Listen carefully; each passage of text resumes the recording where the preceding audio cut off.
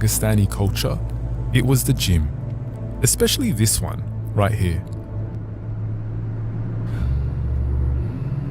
So we've arrived at the official gym of Abdulmanap Nurmagomedov for a training session, inshallah, with some of the Dagestanis.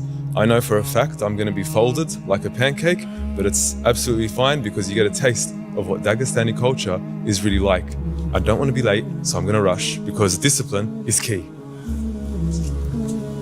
Honestly, I can feel my stomach in my throat. It's very intimidating walking to a gym with everyone that looks like Khabib and has no moustache and a beard, and I'm a bit worried, but inshallah khair. Make dua for me.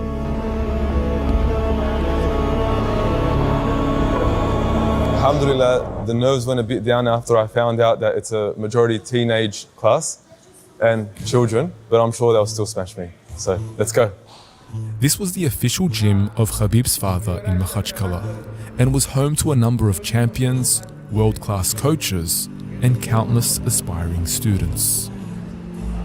Just training in the gym, it's a bit difficult when you don't understand the language, but we all understand tap, tap, tap. Alhamdulillah.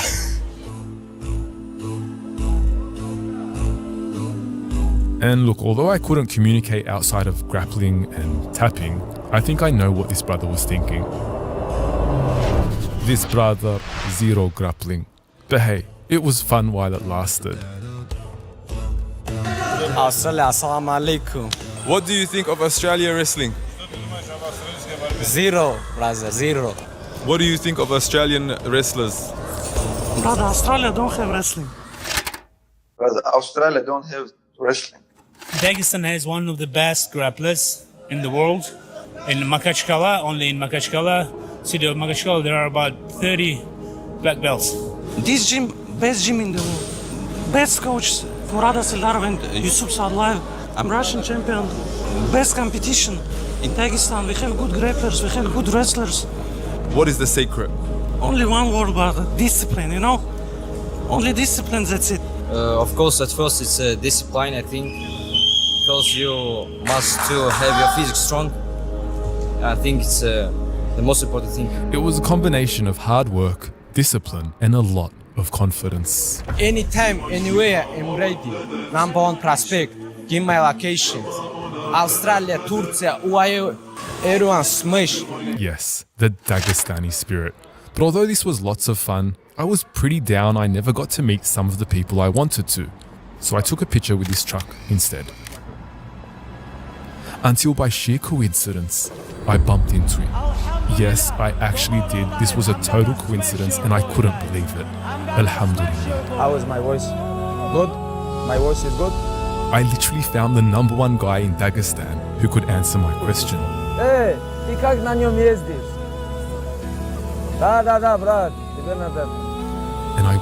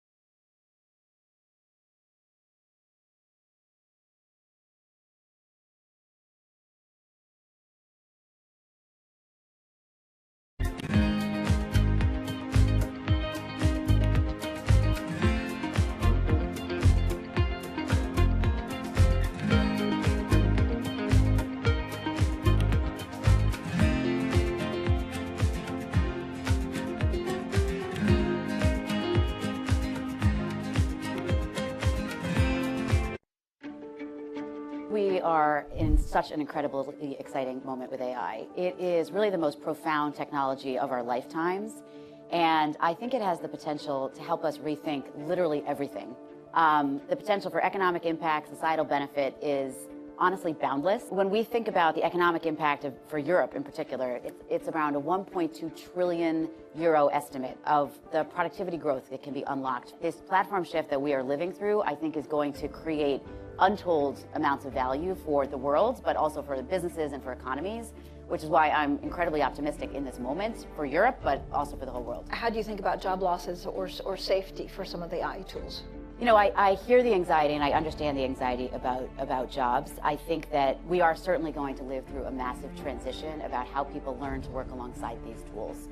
I mean, the reality is I do think there'll be some number of jobs that are displaced. I think it is a smaller number maybe than some anticipate. We estimate it's around 7%. And I think what's important is that we have programs that help those 7% transition into new fields of work. I think what is more likely is that most of us are going to learn to work alongside these tools. So we estimate about 2/3 of us. If you think about the tasks you do in your daily life, when you look at every industry, there are administrative tasks happening everywhere, and that's what AI is most helpful in improving. Making money isn't about drowning in emotions. It's about understanding what's actually happening. Markets are the best way to glean signal from noise, and that is what we try to do every morning. This is Bloomberg Surveillance. Join me each week on Wall Street Week for stories of capitalism from business, markets, economics, tech, and climate. More than what you need to know, it's what you need to think about.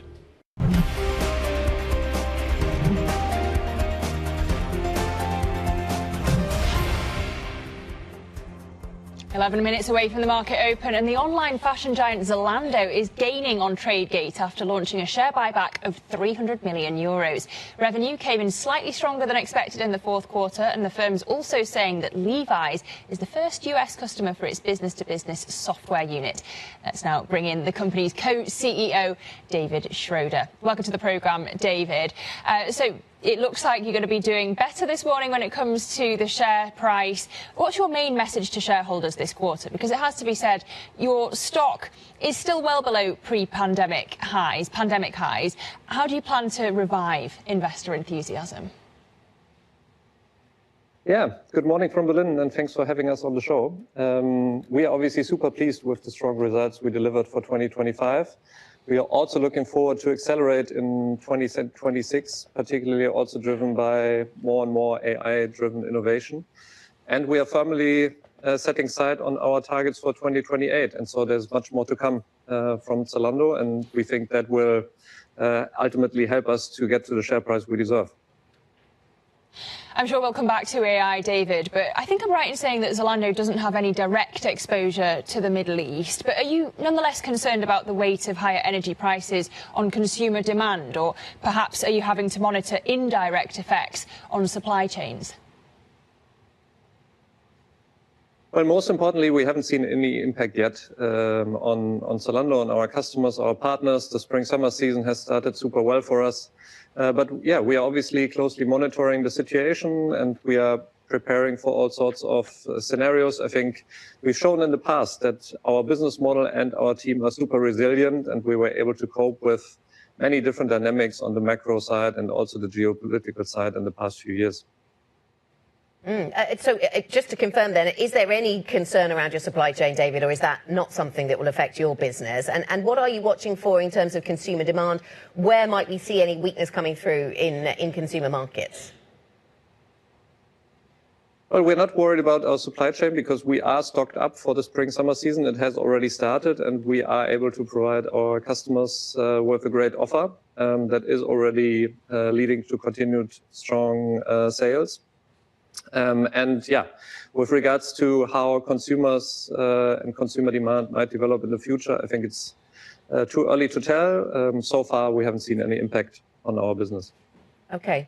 Can I ask you about the competition then, David? TikTok Shop has been pushing into Europe. I wonder if you see that as somewhere that's going to divert demand from more traditional marketplaces. Is that something that you're concerned about? Well, social commerce is a great channel to drive awareness, to build your brand. We also use it a lot in terms of our marketing activities to reach new consumers and engage with them. But we also know it's not the right channel to drive volume or profitable growth. We've given it a try ourselves in the UK in this past year. We also have helped several brands to try it out. And we see it's just not a channel where you can drive meaningful volume with a profit. And that's why we think also in the future, the bulk of e-commerce will still happen on platforms like Zalando. David, you mentioned AI. I wonder how Zalando is implementing agentic AI across the marketplace and what level of investment is going to be needed to make the platform agentic AI ready? Well, the good news is we've been using AI for more than 15 years, so it's not a new thing for us. The platform is AI ready and it is AI powered already. We are using it in marketing, in payments, in logistics, in almost all areas of the company. But obviously we are super excited about the rapid advancements of the technology, particularly in the last few years. And we think it will be a strong catalyst for our business going forward, both in terms of increasing our impact in the industry, but also accelerating our progress. When we talk about that impact, we think it's going to help us both to drive growth by enabling experiences that previously weren't possible, like an even better size advice, an even more personalized end-to-end experience. But also on the efficiency side, we've seen strong traction with more AI-generated marketing campaigns on the website. Now already more than 90% of our marketing campaigns are AI-generated. We are coding faster than ever before with our engineering team. That is the largest engineering team focused on fashion and lifestyle in Europe with more than 3,000 people. So lots of things to be excited about. And we think that will drive us forward in the future. Okay, so you seem more excited by the AI opportunities than you were around social channels for selling. You work a lot with third-party brands, David. Do you think that your business needs a sort of own brand merchandise to try and retain customers, to create more loyalty to the platform? Well, first and foremost, we partner with brands. More than 7,000 brands sell on Zalando and also use the opportunity to meet more than 60 million Europeans across 29 different markets. And that's really what we stand for, right? We are here to help brands be successful on our platforms and beyond with our B2B offering. David, thank you very much. Thanks for your time. We appreciate it. The Zalando co-CEO, David Schroeder, joining us there from Berlin. As that company, Lizzie, puts out its numbers, we'll watch for maybe a bounce in that stock at the open. That seems to be what we're looking at. BMW also out with numbers. Maybe that one's flat. Daimler Truck also in the mix. We have a few earnings stories to factor in, but broadly futures pointing lower. Yeah, Daimler's EBIT forecast missing estimates, so that one indicated lower on TradeGate. Of course, we've got to watch energy once again, all the energy names, as we see oil just below that $100 a barrel level. Once again, 95.71 is where we trade. Brent up more than 4%. We're 5 minutes away from the open. Stay with us. Futures pointing lower on both sides of the Atlantic. This is Bloomberg.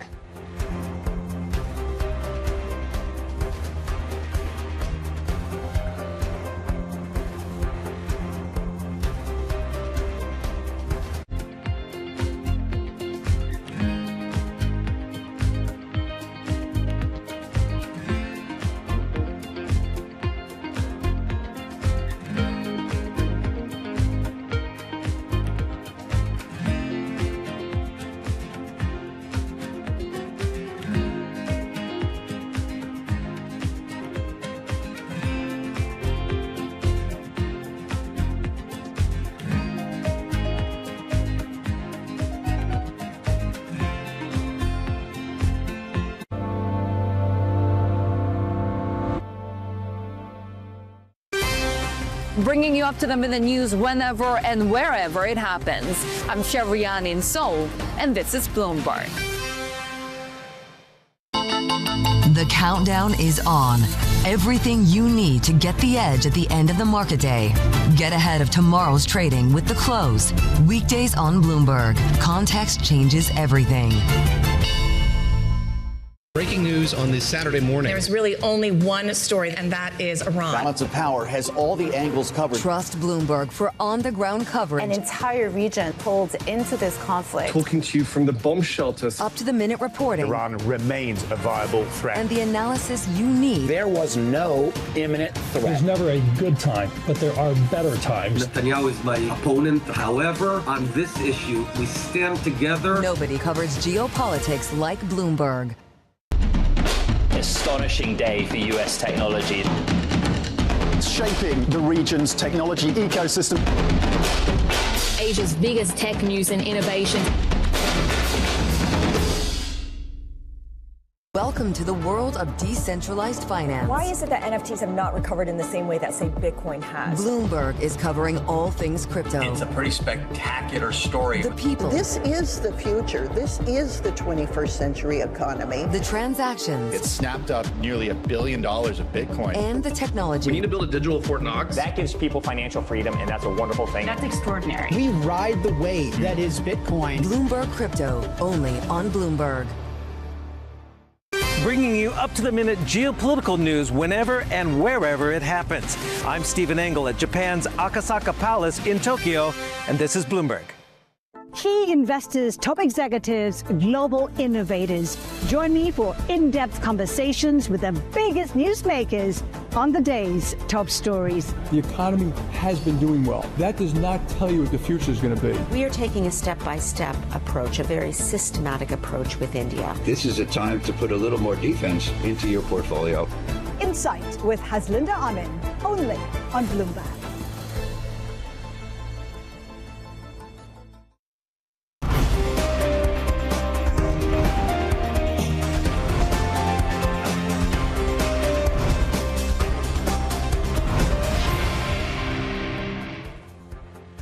Welcome back. A few minutes to go until the start of the cash equities trading session for this, Thursday morning. Let's have a look at these markets then. This is the session of yesterday over in the US. We've got CPI data that didn't seem to move the dial too much, didn't cut through, when really what we're all focused on is oil prices and the impact that's having on bond yields and inflation expectations. So then we kind of trod water on the US session after that. But you'll see in the European futures picture, we are expecting to go a little bit weaker. Interesting that we've got CAC futures a little bit weaker than DAX futures this morning. So DAX futures are down by 0.5%. CAC futures down a little bit more than that. I wonder if luxury stocks might be in focus. We're focused in on the impact of the higher oil price. Also, the tariff conversation is back. Some of that was in the market yesterday. Certainly, oil volatility has been a feature of these markets for some time. But we'll look to see whether we get this kind of negativity at the start of trade, down 0.4% or so on Euro Stoxx 50 futures. Then, Lizzie, the FTSE could be a little more resilient. What are you watching? And that could be because of the exposure to energy stocks, Anna. We have seen oil higher this morning because of the latest events in the Middle East. So do keep an eye on energy stocks at the open. We also have various companies out with earnings to be minding. So Daimler Truck missing estimates on its adjusted EBIT forecast, indicated lower on TradeGate. We've also this programme heard from the BMW CEO off the back of their earnings, projecting flat automaking margin over tariff costs. And do keep an eye on the other tariff exposed sectors after President Trump's Plan B, the Section 301 of the Trade Act, being used to rebuild his tariff wall. So mind autos and luxury, as you say, an eye on Paris as we head towards the open, Anna. So that's what we're watching as we head towards the start of the trading day then, Lizzie. Interesting with that focus on energy, because oil went once again above $100 a barrel on Brent. Energy was the best performing sector yesterday. Real estate was the worst. So will we see another day that reflects an ongoing focus on upside for energy stocks, downside for anything that is interest rate sensitive, such as real estate? So the London market getting into its stride early this morning and down just a touch. We would expect, if energy is the focus once again, that we will see a bit of resilience here in London, but it won't escape the selling, and that's what we saw in yesterday's session, certainly. So we'll see whether we get energy as the only sector in positive territory, or maybe there'll be a few others. There were a few others in positive yesterday at the end of the European trading day, but we're waiting to see where we open on the DAX. The CAC 40 actually in the mix, and actually the FTSE 100 not much more resilient, not at all more resilient than the other markets this morning. So we'll see how that market is performing under the hood. But the FTSE is down by 0.6%. The CAC 40 down around 0.5%. Waiting, Lizzie, as is often the case with the DAX, to open. But we've got this, we've got the complexity of underlying earnings stories coming through. To some degree, they're a little backward looking, but we've got that dynamic rubbing up against the geopolitics, the higher oil prices, higher inflation, higher bond yields. Yeah, the reason perhaps why the FTSE isn't outperforming as much as we might expect is that energy isn't up that much this morning. It's one of only two sectors in positive territory, along with telecoms, but as a sector, only up 7 basis points. Everything else in the red. Travel and leisure at the bottom of the basket, along with banks and consumer products and services, healthcare. But as you say, much of a focus on the earnings story this morning. So we've got Daimler Truck in focus, up more than 2% off the back of their earnings. It had been indicated lower, as I say, so this is a surprise. But we're waiting for BMW and Zalando to open. Just also taking a look at the luxury sector as a whole. Lots of these names in the red this morning off the back perhaps of that tariff news. So LVMH, Hermes, Kering, Burberry, all down more than 1% this morning. Yeah, it is interesting that despite that futures picture suggesting we'd be weaker in Paris, that's not something that's coming through necessarily in these overall market moves. So we're down about 0.5% in London and in Paris right now, still not open over on the DAX. The FTSE MIB holding up pretty well over in Italy. It's only down by 0.1%. So we'll keep an eye on those more peripheral markets. In terms of those sectors then, defence stocks doing OK. So industrial goods and services is the best performing sector. And within that, we see that defence names are strong. So Rent Group and Leonardo both up by more than 4%. Saab, Rheinmetall, Hensoldt all up by more than 2%. And I wonder if that is a reflection of the intensity of what we've seen in the Middle East overnight. It isn't always that simple. Just yesterday we saw that despite plenty of military activity in the Middle East, we didn't see defence names go higher. We had some earnings out yesterday as well. Let's talk about these markets in a bit more detail. We are joined now by Roland Kaloyan, who is the head of European Equity Strategy over at Societe Generale. Roland, very nice to have you on the programme. Thank you for joining us. So we've got another day of some negativity across these European equity markets as oil prices go higher. We're up 4% on Brent at 95.65. What is your base case assumption around oil prices, around the length of this conflict, which must be informing everything you're thinking about when it comes to equity strategy, I imagine? Yeah, first of all, what we can say is that it's quite rational to see the European equity market down when the oil price is going higher, given the energy dependence of Europe. That's the first thing. Secondly, what is also very important is reminding where we stand up with when we have seen the start of the conflict with very high valuation, a lot of optimism on European equities. We are talking a lot about make Europe great again, and expectations were pretty high, valuation were pretty high also. So we are seeing also a kind of normalization on that front when we are looking at where the level we are now in terms of the market, in terms of the stock 600. We are approaching our first quarter target, so closer to the fundamental. So it's important also to have in mind the starting point. Regarding the movement of today, again, European equity, because Europe is very dependent on the energy side, it's very rational to see that a spike in oil price is pushing lower the indices. It's interesting, Roland, this morning we are seeing quite a lot of the earnings stories cutting through, and I wonder what your takeaways are from this earnings season. Zalando rising on the back of earnings, JC&Co also higher on organic revenue numbers, Salvatore Ferragamo. So a host of companies where the share price is moving higher on the back of the earnings stories. Investors are making space to think about these underlying earnings stories in the context of a tense geopolitical situation. How are you leaning into the earnings story right now? The reporting season is pretty good, I would say, in Europe. But what is important also to have in mind is that the bar was set quite low for this quarter. What we have seen over 2025 is that the earnings growth expectation has been revised down all over the year. And so for companies that are reporting now on 25, it's quite easy to beat the expectation. What I'm looking is more the guidance, the 26 expectations, the numbers. For me, they look quite high compared to the macro outlook, I would say. The expectations stand double digits, so more than 10% for the European equity market. And this is, of course, for me, something that could have an impact through 26 on European equities. So this is really where I'm putting a lot of attention now, more than the result for the Q4. It's really what the companies are saying regarding the guidance for 26.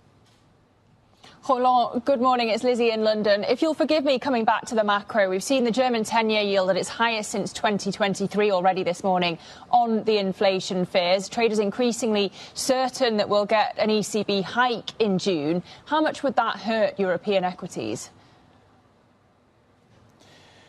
Look, we have a lot of uncertainty right now, but three things that we know. I would say the first one is the longer the conflict lasts, the greater the impact will be on oil price and also on inflation. And the second thing is that central banks are on vigilant mode, on alert mode, and we have seen a strong repricing on the market expectation on the ECB. I remind you that end of February, just before the start of the conflict, the market were expecting 0.5 cuts from the ECB by December. And today we have more than one hike expected by the end of the year.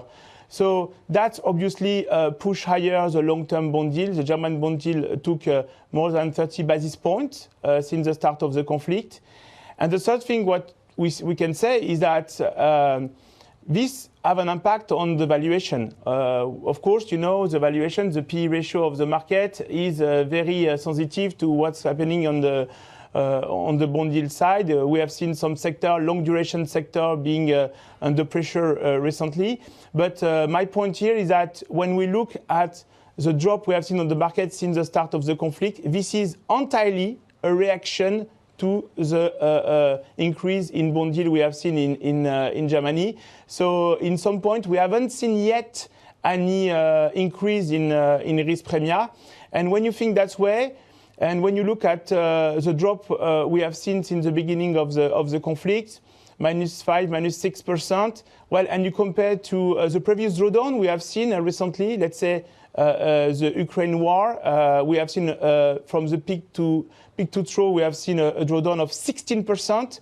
On Liberation Day, we have seen from peak to trough a drop of 17%. So 5%, there is still room for more downside on the equity market, particularly as bond yield is going higher.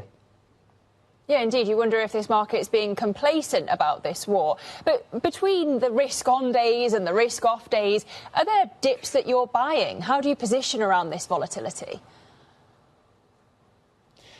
Well, we have been positioning since the beginning of the year on defensive sector because, as I said, for us, 26 earnings expectations are pretty high. Also, when I look at cyclical sector, both valuation and earnings expectation were very high compared to the macro outlook. So defensive sector like utilities, healthcare will bring you some earnings visibility, and they are trading at a quite reasonable level. Secondly, even if it's not the case today, as you mentioned before a few minutes ago, I like the FTSE 100. I think, you know, the sector mix is quite interesting in this environment because you have a mix of commodity-linked sector, but also defensives. We also know that the pound could be quite under pressure in the coming month with what's going on the oil price. So all in all, we think that the FTSE 100, which is very undervalued, could be also one way to find some shelter in this market. It's relative, obviously. We are seeing today that all the indices are down, but for the ones that are managing European equities, we clearly think that there is some opportunity in the UK, but you have to hedge the currency. Right. OK, so that's important. You mentioned earlier on about making Europe great again, Roland, and I know that one of the themes that you are leaning into, investing around, is European sovereignty. How do you express that? What are the best ways to do that? Defence may be one of them, but that's been a sector that's already gained so much. I wonder where you see the best opportunities to still play that story. Well, when you look what is the priority of Europe those days, and this has been highlighted in the Draghi's report, I would say it's the security and defense. It's the energy dependence. It's something we are talking a lot those days.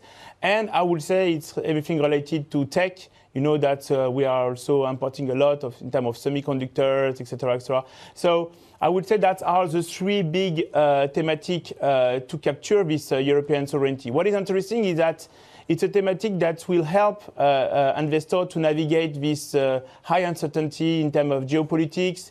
If you look over the last year, we have seen obviously Liberation Day with a tariff. We have seen Greenland. Now we talk about the oil shock. So that's clearly all the news. We have seen all the events are supporting this European sovereignty thematic, which has been doing well over the last year and continue to do well since the beginning of this year. Roland, thank you so much for spending time with us this morning. That's Roland Kaloyan, Head of European Equity Strategy over at Société Générale. Well, let's take a look at the Core 6 now, shall we? We're just discussing defence there, and Rheinmetall is one of the few gainers this morning, up 3.7% at the moment, perhaps on these signs of an escalating conflict in the Middle East. We also have LVMH here down nearly 1%, again, perhaps on luxury's exposure to tariffs and President Trump bringing into play his plan B when it comes to Section 301 tariffs. But let's get a look at some of the individual stocks that we're looking at this morning with Jennifer Creary. Jennifer. Good morning. Of course, the big story in markets is the energy story, is the oil story. Those companies broadly flat on the open, hovering around 0 to 1%. Of course, that's after the news that the International Energy Agency had approved the release of 400 million barrels of oil reserves. The US also approving the release of oil reserves as well to combat rising oil prices following conflict in the Middle East. But investors still very much in wait-and-see mode, waiting for more kind of concrete developments before moving. Next up, we've also got Leonardo, the Italian defense company, up 7.5% on the open. That's after it lifted its full-year guidance. It also said it's pinning its growth strategy on higher margin defense electronics, one of the winners from larger European military spend following rising geopolitical tensions. Next up, we've also got BMW. Those shares are down 2.7% on the open. That's after the German autos maker said that it expects profitability to remain broadly flat for the year due to the rising cost of tariffs, but also intensifying competition in China. Now, that's not the only autos maker reporting earnings this week. We also had Porsche and Volkswagen issuing similar warnings as well. Next up, we've got Zalando, the German retailer, reporting fourth quarter earnings. Those shares are up 7.4% on the open. That's after the retailer issued a fairly bullish guidance. It also said that its first customer in its business-to-business software scale is jeans maker Levi Strauss. That's part of Zalando's efforts to broaden its capabilities beyond its customer-facing shopping platform. Those shares are up on the open. Back to you. Jennifer, thank you. Jennifer Creary with a focus on those movers this morning. I'll add another one, and Jennifer rightly focused on the large caps there. There's another much smaller business listed in London, which I mentioned because it's moving quite a lot itself. This is On the Beach. It's down by 11.6% this morning. But I also mention it because it gives us a bit of insight into where perhaps we'll see weakness for other travel and leisure businesses. They've had to withdraw their guidance, and they talk about how the conflict is particularly impacting demand for holidays to Turkey, Greece, Cyprus and Egypt, as you would expect, I suppose, but interesting to get that confirmation. Coming up on the programme, we stick with the earnings stories. BMW expects profitability to stay roughly flat this year. We will tell you more about the story there next. This is Bloomberg.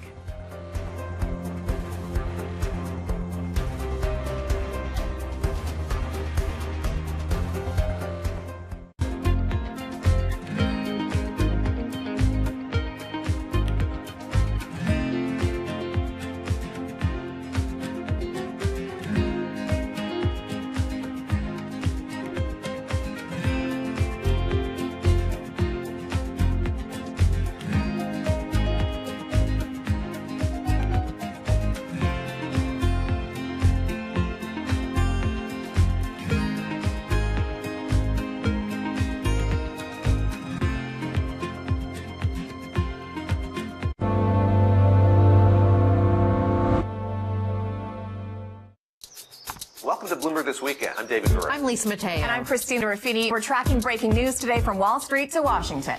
Let's start overseas. The sector is really propelling this deal forward. Yeah, the hope is this will open up new markets and provide some additional liquidity. Of course, now they're going to have competitors.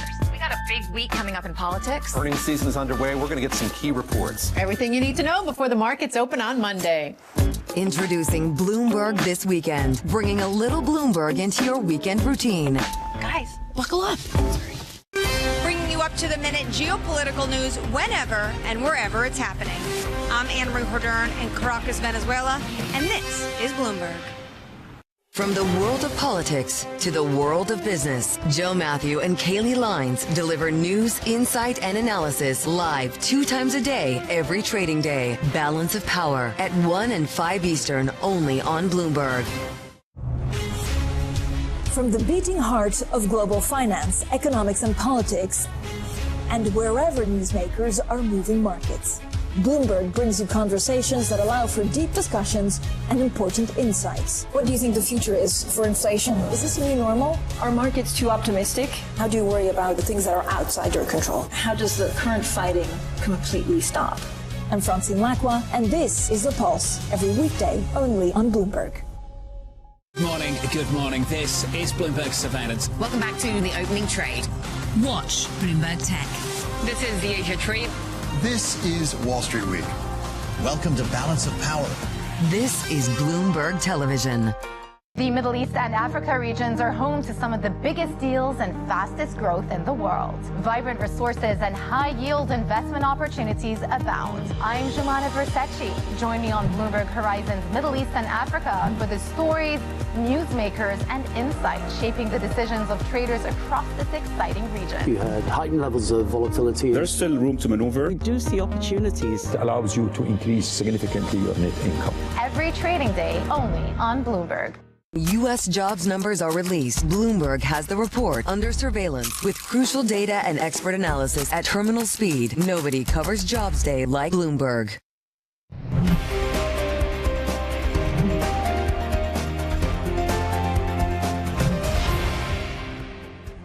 We are an exporter.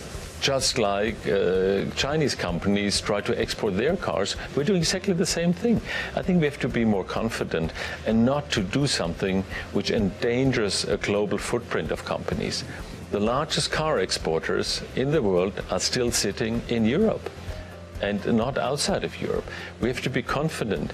And I think we have, and I can only speak for BMW, we have what it takes to conquer that competition which is coming up. The BMW CEO speaking earlier to Bloomberg's chief Europe correspondent, Oliver Crook.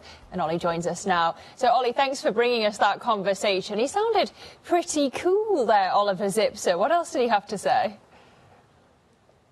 Yeah, an intensely serene CEO of BMW this morning, and I think that's actually kind of the message that they would like to project in a very difficult moment for the automotive industry in Germany and in Europe overall, that BMW really wants to say that we are actually the stable company in this and that we're going to actually see this weather this storm through, not just last year, but into next year. So looking into some of the results that we got overall, they managed to eke out a little bit of sales growth in 2025, which shouldn't be sort of under sort of estimated just because it's been such a difficult year. But again, looking at the individual markets, and this is absolutely key. In China, sales down 12.5%.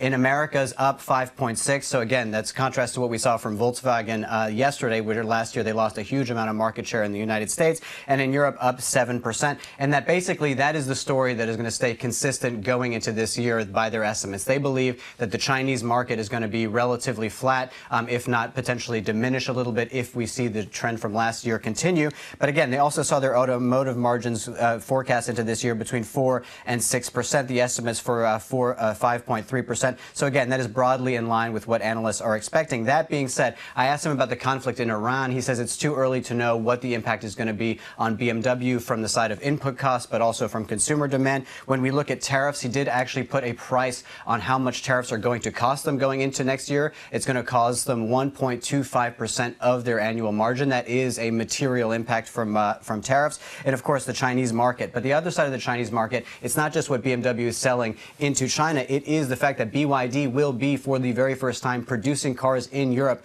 in the coming months. What I did enjoy from him there is saying basically a little bit of swagger, a little bit more confidence than we're used to hearing from the German auto industry, basically saying, bring on the competition, we're ready to conquer them. Yes, and given he's leaving the business, really interesting that he's leaving in that mood.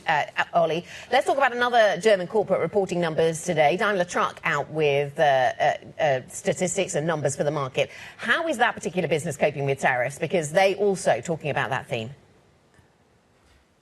Yeah, not particularly well, because this is a business that is truly very, very highly exposed to the tariff story within the United States, particularly because they really are a market leader on heavy trucks in the United States. So looking through some of their numbers, their operating earnings more than halved looking into last year. Deliveries were down 27%, so that's down by almost a third. And it's their Freightliner brand, which really leads in the United States. A lot of those trucks are assembled over in Mexico. That is coming under a huge amount of pressure, and they do about 90,000 in terms of volume of units in the United States, so it's something that they watch very closely. But also thinking about the Iran situation and all the effects that that is going to have, not just on the auto industry. We've talked about the upstream, right? We're talking about the input costs of energy, potentially to suppliers and raw materials. For the freight sort of companies and trucking companies, there's also the downstream. So that is consumer sentiment, generally very sensitive to whether there's any sort of contraction within the sort of economy. But of course, it takes a lot of fuel to run these trucks. So the longer that this goes on, this is going to continue to be another headwind for Daimler Trucks.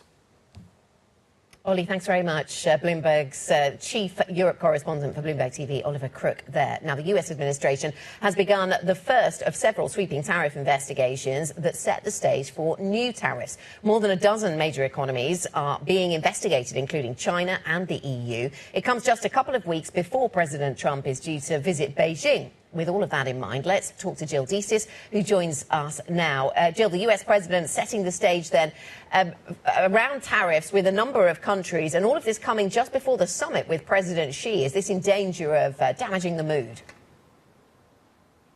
Morning. Well, I think, there's certainly other things that may be in danger of damaging the mood just as much. I mean, you've still got a lot of, tensions surrounding the war with Iran. So I do think that, there's plenty as we head toward that Trump-Xi meeting that I think serves as a backdrop there. When it comes to tariffs specifically, I mean, we did know that this was ultimately on the table. I mean, we knew this last year that, the thing with these, the original tariffs handed down by executive order, those reciprocal tariffs, is that those were to be challenged in court. Obviously, we're now in a situation where what the Trump administration is ultimately trying to do here is to try to find something that may stick a little bit more. And by pursuing tariffs under these probes through Section 301, that's looking at things through the lens of, allegations of excess manufacturing capacity, overcapacity. Again, not something that is, new in terms of the Trump administration's criticism of some of these economies. I mean, we certainly heard this a bit during the Biden administration when it came to China, those allegations of overcapacity there.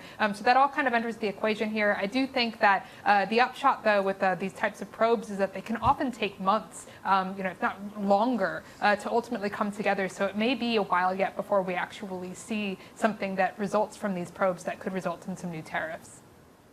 And so may it be that we actually see Plan C and D coming into force as well, Jill, alongside these Section 301 tariffs? Because we know that there is the 10% and 15% tariff rate due to expire after a short period. Is it likely that the administration is going to come up with other ways to rebuild the tariff wall?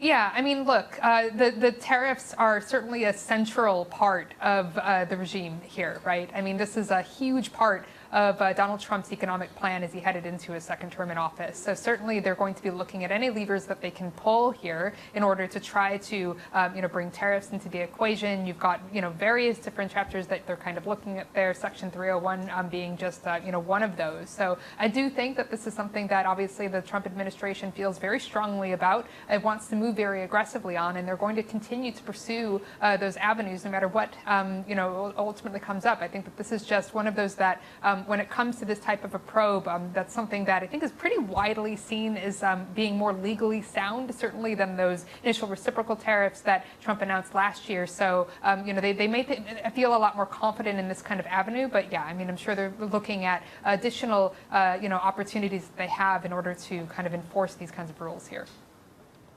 Jill, great to see you. Thank you so much. That's Bloomberg News Desk Managing Editor Jill Desis with the latest on tariffs. Well, we talked earlier about those outsized moves when it came to German bund yields. In fact, they've somewhat reversed now. So the 10-year is only up a basis point at 2.93%, Anna, and the 2-year up 2 basis points at 2.39%. It just is reflective of how volatile these markets are. We're following, of course, the moves on oil and what's happening in the Middle East. Yeah, definitely following the moves on oil, and gilt markets also responding to that. So we are up a little more on the gilt curve, across the curve, in fact. So up by 4 basis points at the short end and around the similar amount, actually, at the longer end on the gilt curve. So it does seem as if this is something that's still in the market's thinking. But yes, on the German side of things, it's been maybe moved to the sidelines a little bit for the moment. Repricing, constant repricing of the ECB based on what's happening with oil prices and what that means for the possible moves in inflation. And, of course, that impacting the private credit story too. So coming up, as investors get jittery, we'll discuss whether this is private credit's moment of reckoning. That's next. This is Bloomberg.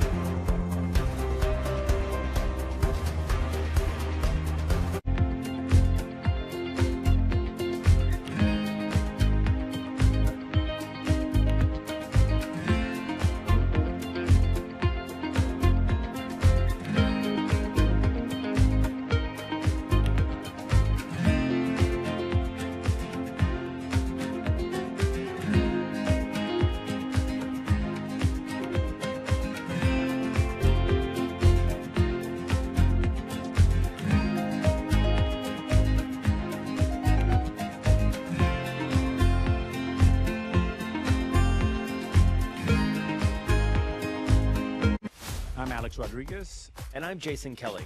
And we're back with another season of The Deal. With athletes and entrepreneurs who are changing the game on and off the field. Jerry Jones.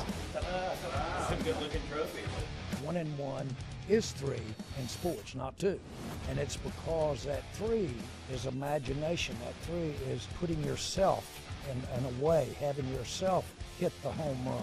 Erica Ayers-Badon. I'm a high-energy board member. I'm very passionate. I have a lot of opinions. Robin Arzón. I want to light fires in people's lives, and that is still one of my core mandates for all of my businesses. Justin Tuck. I tell all of my friends that play in leagues now, make these relationships now while you're hot. Don't wait till you're your 12th year in and you're just hanging on.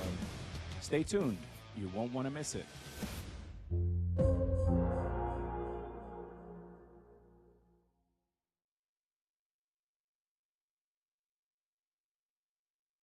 Breaking news on this Saturday morning. There's really only one story, and that is Iran. Balance of Power has all the angles covered. Trust Bloomberg for on-the-ground coverage. An entire region pulled into this conflict. Talking to you from the bomb shelters. Up-to-the-minute reporting. Iran remains a viable threat. And the analysis you need. There was no imminent threat. There's never a good time, but there are better times. Netanyahu is my opponent. However, on this issue, we stand together. Nobody covers geopolitics like Bloomberg.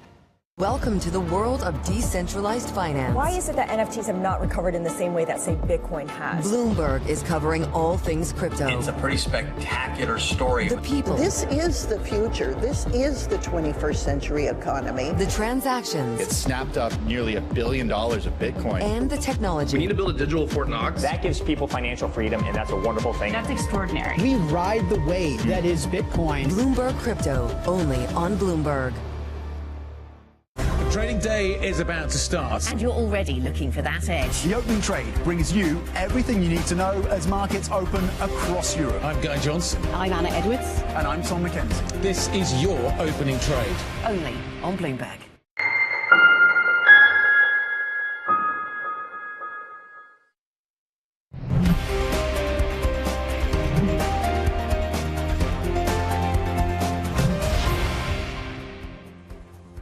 Welcome back, everybody. This is the opening trade, 30 minutes into today's session, and European equity markets, another day where we're in negative territory. The CAC 40 then is down by 0.8%. So that is one of the worst performers in terms of these major markets. A little bit more resilience was expected in the FTSE 100, but we're not necessarily seeing that. Basic resources as a sector doing okay. There are a few sectors in positive territory, but the balance of sector moves is to the downside. Banks in particular coming under a bit of pressure today. Maybe the wrong kind of inflation triggering the wrong kind of higher interest rates for the banking sector. And once again, it is a day where we are weaker on stocks, higher on oil, Lizzie, and worrying about the inflation dynamics. Well, when we look at the breakdown of individual movers, Anna, the balance here too is to the downside. 458 members of the Stock 600 in the red, 129 in the green, and volumes are lower notably this morning. But let's take a look at the leaders and laggards today. We've flagged that defence is doing well. Leonardo in particular up more than 8%.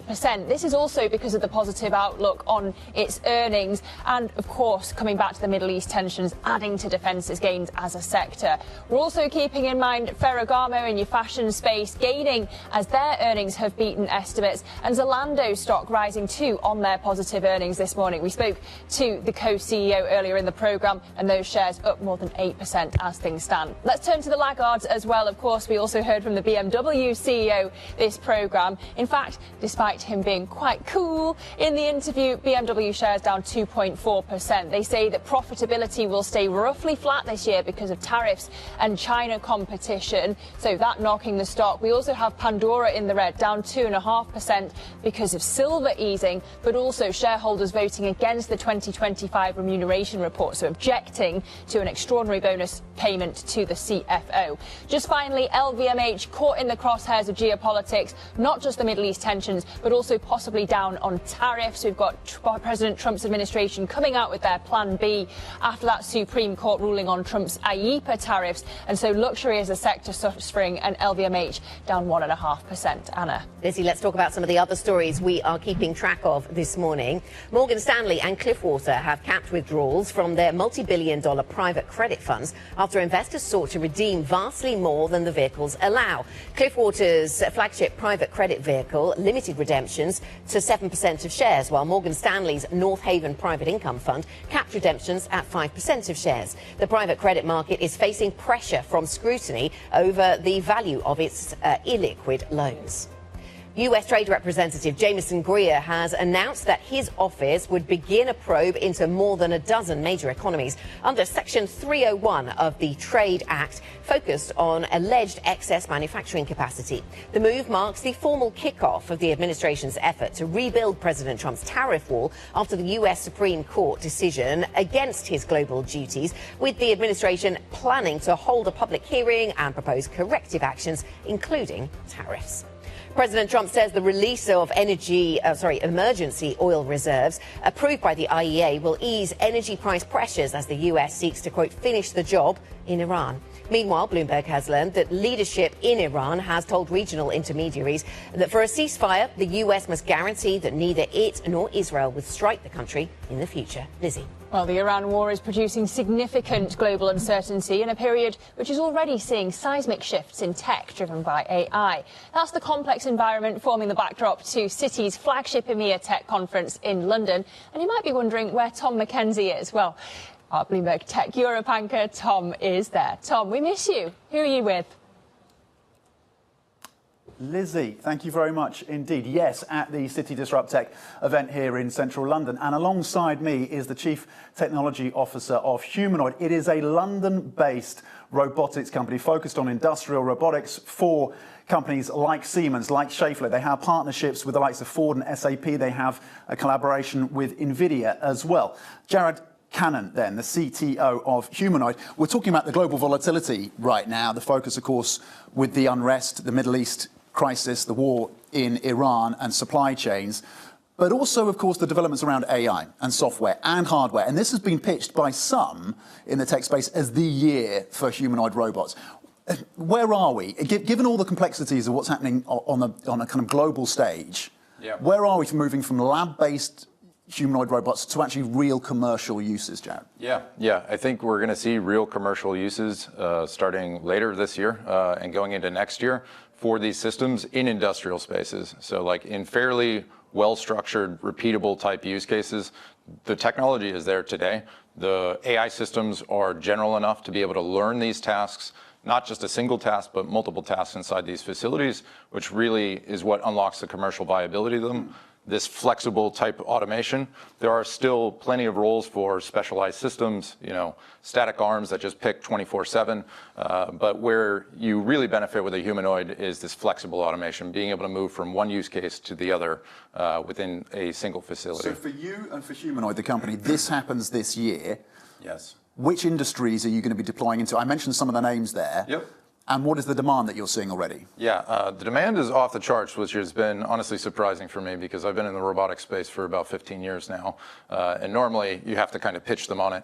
What I've been seeing is in a lot of cases, these companies already have humanoid strategies. They are figuring out in advance of the technology being available to them commercially, how are we going to use these to augment our workforce?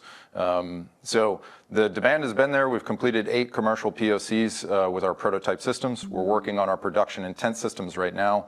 The first systems for the production intent design are coming online later this year. And how many units do you expect to be shipping, say, by the end of 2027? Do you have a target in mind? Yeah, basically high hundreds to low thousands is the target by the end of 2027. What is driving that demand? Is it a shortage of labor? Is it because the unit economics now make more sense when it comes to robotics versus humans? What is driving that, what you describe as significant demand? Yeah, I would say the biggest signal we're getting is shortage of labor. So the use cases that we're going after are in warehouses, in logistics facilities, in automotive suppliers and so forth. And these jobs are sometimes in areas that are just very hard to staff. And even the ones that are in the more densely populated areas, they're just not the jobs that Western society is going after right now as heavily as they had in the past. And so these are allowing us to augment the labor force in a way that just wasn't possible with more specialized automation before because the ROI wasn't there. For a single use case, if you need to dedicate a robot for that, you need maximum usage of that system.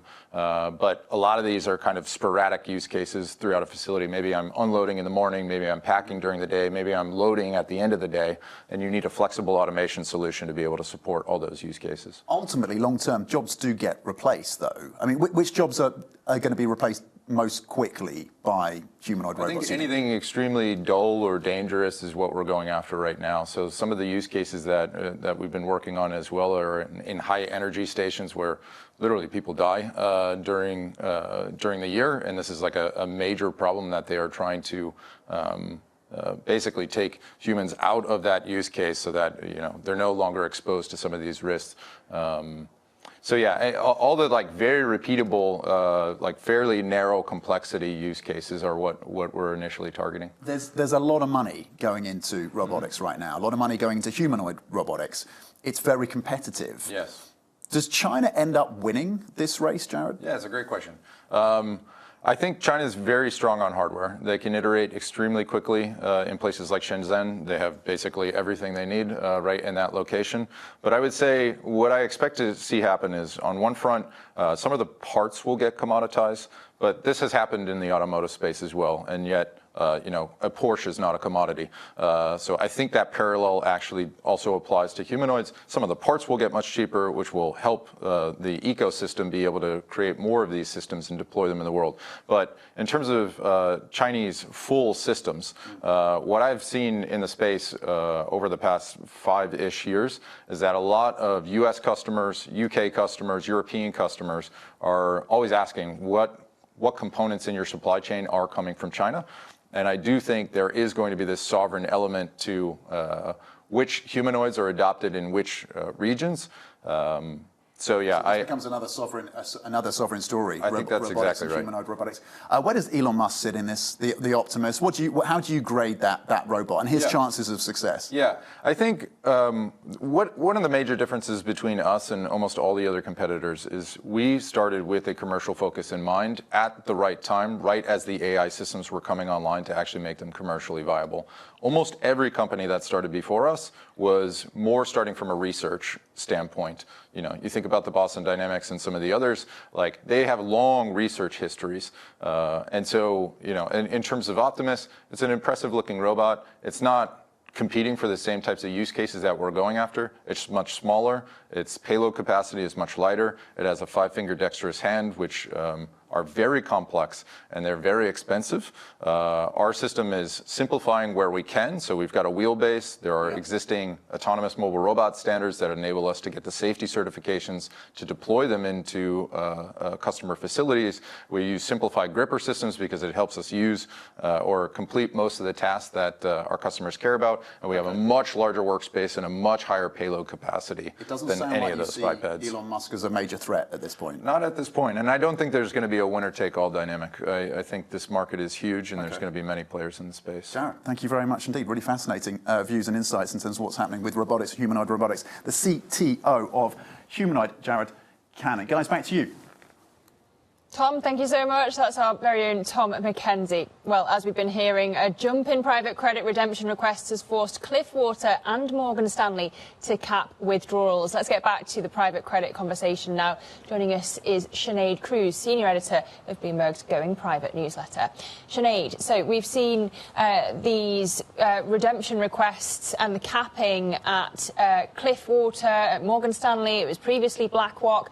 Is this a snowball effect? Is it like every time it happens, sentiment sours and we can just expect more and more? Yeah, I mean, it has been quite a fortnight for private capital. And yes, we have seen a wave of redemptions from significant funds. And not just funds managed by anybody, funds managed by BlackRock, Blackstone, Blue Owl, and now Morgan Stanley and Cliffwater. And you have to ask the question, where does the negative sentiment stop? It's tricky to answer that because the key issues in private credit remain. It's got a problem with opacity, it's got a problem with liquidity, and yet there are still many, many retail investors exposed to this sector who are now getting nervous about the scale of the sector's exposures to software. Yeah. As we've just heard. I mean, one of the features of this market is that it's private. It has lower transparency, and it is supposed to, some of these assets are deliberately supposed to be locked up for a while, aren't they, so that you can't get your money back, which is such an interesting dynamic of all this. But I note that some in the private market space are trying to increase transparency a little bit, thinking that that might calm nerves. What are we seeing being done? Yeah, so we have heard for very many months people like Apollo's Mark Rowan mount a defence, a robust defence of the asset class, saying that all these allegations of opacity and untimely evaluations are not right. Now, what's the first lesson we learn in journalism school is show, not tell. And Apollo are trying to do exactly that because they're now looking to provide much more regular insights into the values of their assets. They'll start, hopefully, by valuing those assets on a monthly basis before progressing then to daily NAV valuations. That should, in theory, help to calm some of the nerves that investors have about the performance of the assets they're exposed to. Sinead, is it fair to say that this is less of a problem in Europe than it is in the US? That's what the M&G boss was telling us earlier in the programme, and he was saying that they're less exposed because they have less exposure to retail investors. Is that the way to protect yourself, to just go the institutional? And less exposure to software stocks in the sort of underlying assets. He was saying, less involvement of retail, a less crowded private credit market. All of those reasons. Yeah, for sure. I mean, the US market is a lot more sophisticated, a lot more evolved and mature than the European market. But that doesn't mean to say that European funds will not have similar problems with managing sentiment here. Who knows? When the retail investors act, then we might actually see institutions start to withdraw some of their support from the sector. We're already seeing some banks start to peel back support. JP Morgan is now restricting some lending to private credit funds following some markdowns in some software-related loans. The private credit market cannot afford to lose the confidence of investors and the banks. Yes, that's interesting. So, because I was wondering, if it's in the terms and conditions that withdrawals, redemptions can be capped, because you need to match the duration of the assets with the liabilities to the investors. I mean, at some level, you ask, well, why can't they just enforce the caps and say, well, we said that's what we do because you can't have instant access? Yeah. The problem is when you enforce caps, sometimes that can amplify worries about problems that aren't actually even there. Now, we are seeing some modest increases in default rates, some modest increases in non-accrual rates, which tracks the amount of interest being paid on loans. But ultimately, lots of these assets are still performing. And when you have a massive rush to the exit and these funds, those managers, in order to meet those, might have to fire sale assets, which is not what they want to do.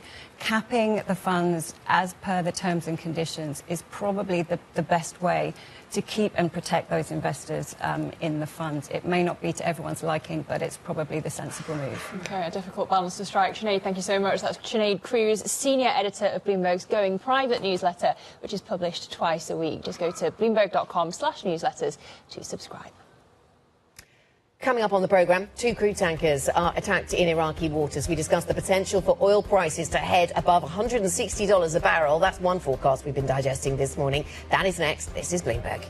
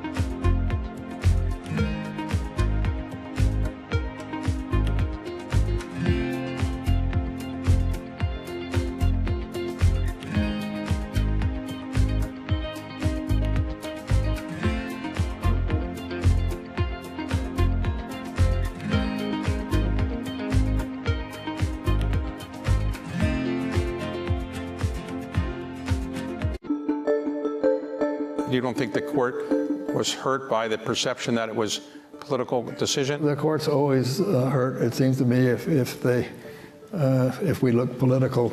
One of my concerns, my present-day concerns, is there's too much partisanship.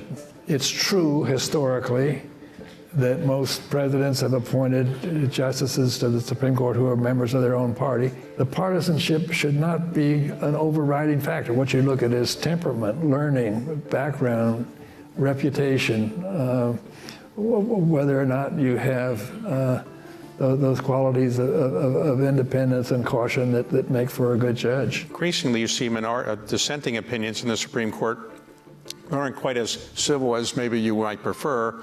And is that of concern to you? Yes, it's of great concern to me that our civil discourse, our civic discourse, is not civil enough.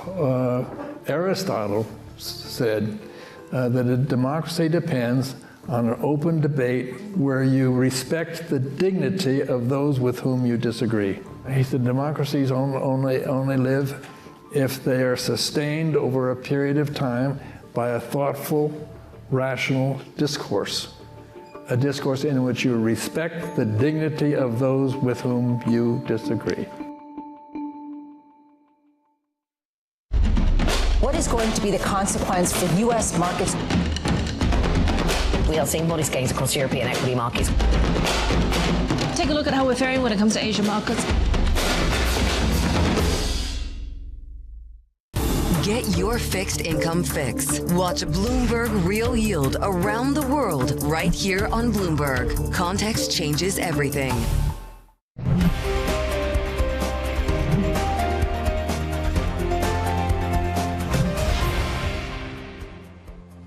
Welcome back to the opening trade. 49 minutes into a European equity session that is negative on the back foot, down by 0.4%. Off earlier lows, though, it does seem.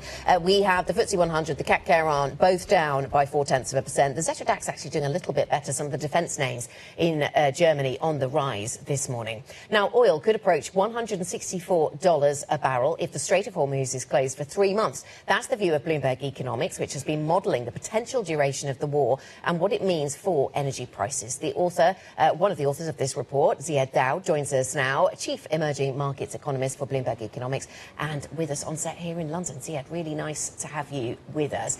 Talk us through then the analysis that you've been doing and the scenarios that you have been sketching out. Sure. So as far as the war is concerned, it's no longer about intensity. Every day we lose about 20% of global oil supplies. If that's not the largest supply disruption in recent history, it is one of the largest. So the question now is not about intensity, it's about duration.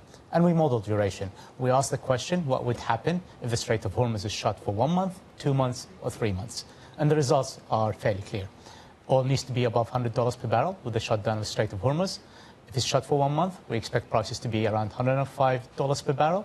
If they're shut for 3 months, we're talking about $164 per barrel. Now, you'd expect maybe with such a large supply shock that the impact would be larger, but economies do adapt. With high oil prices, you get demand destruction, you get more supply, people find alternative routes, and maybe even the war ends with high prices. But Ziad, keeping the strait closed is surely Iran's leverage here. President Trump can declare an end to the war, but he can't reopen the strait. What's your base case then when it comes to oil? That's basically our view on the war as well. We don't think the war at this intensity can last for many more weeks. There are so many costs there, and things will move to either a ceasefire or still warfare, but at a much lower intensity. And what would end it? We think 3 things could end the war. 1, economic cost, that's mainly coming from high oil prices. 2, equipment. If Iran runs out of drones and missiles, if the Gulf runs out of defense equipment, that could bring an end to the war. And the 3rd thing is popular opinion in the US. If that starts biting, then President Trump can maybe claim victory and declare an end to the war. It's interesting thinking about the war and this very kinetic phase of it that we're in, and the Straits of Hormuz, and wondering if you can disconnect the two. It was interesting, I was reading some Bloomberg opinion piece recently talking about if there are mines, and we are not necessarily clear on that, but if there are mines, it could take months to fully clear them. So I suppose that takes us to thinking about this lasting for a little bit longer, at least the closure of the strait.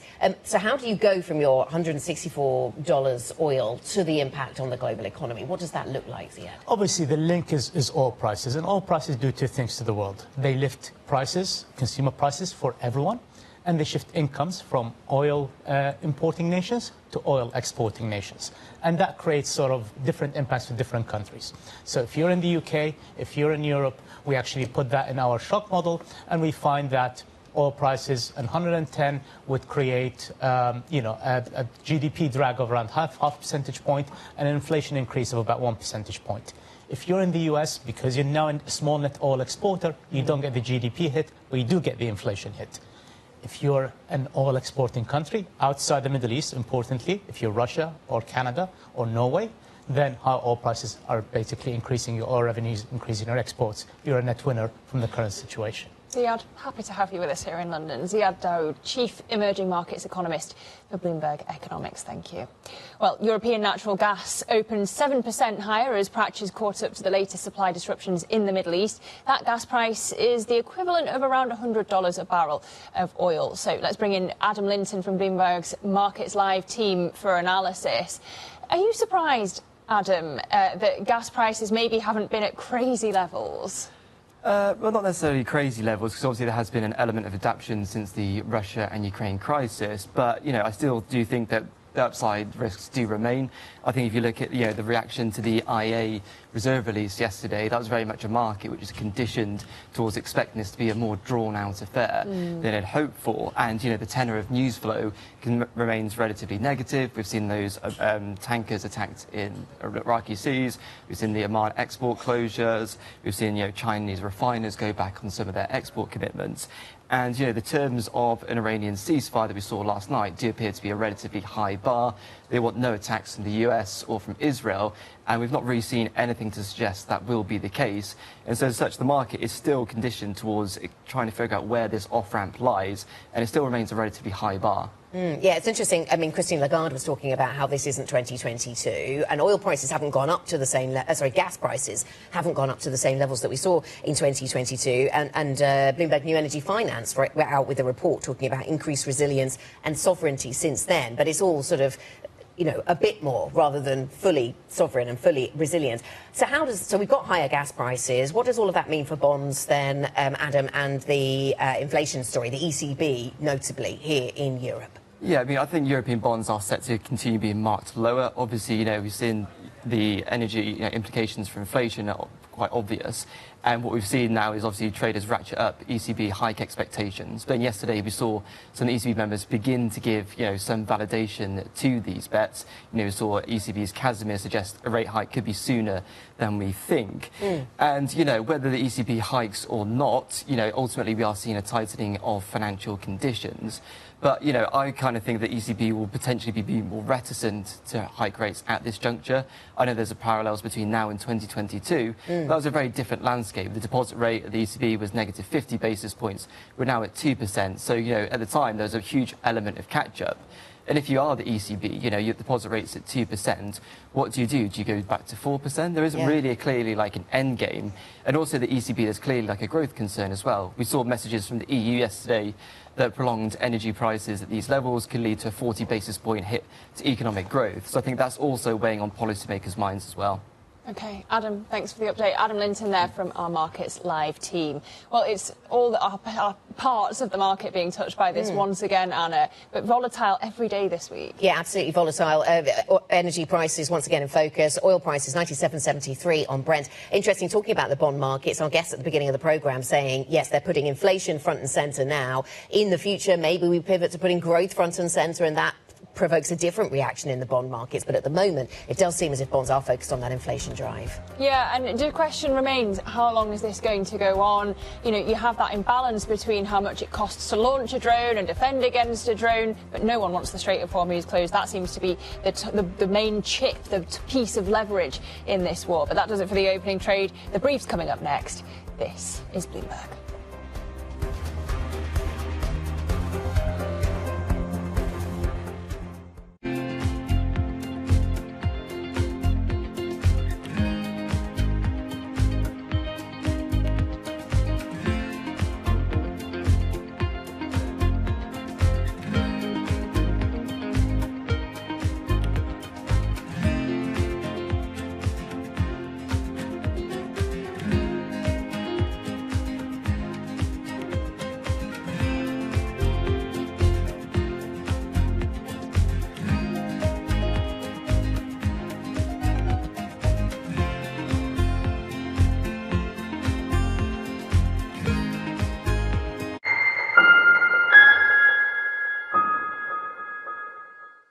Key investors, top executives, global innovators. Join me for in-depth conversations with the biggest newsmakers on the day's top stories. The economy has been doing well. That does not tell you what the future is going to be. We are taking a step-by-step approach, a very systematic approach with India. This is a time to put a little more defense into your portfolio.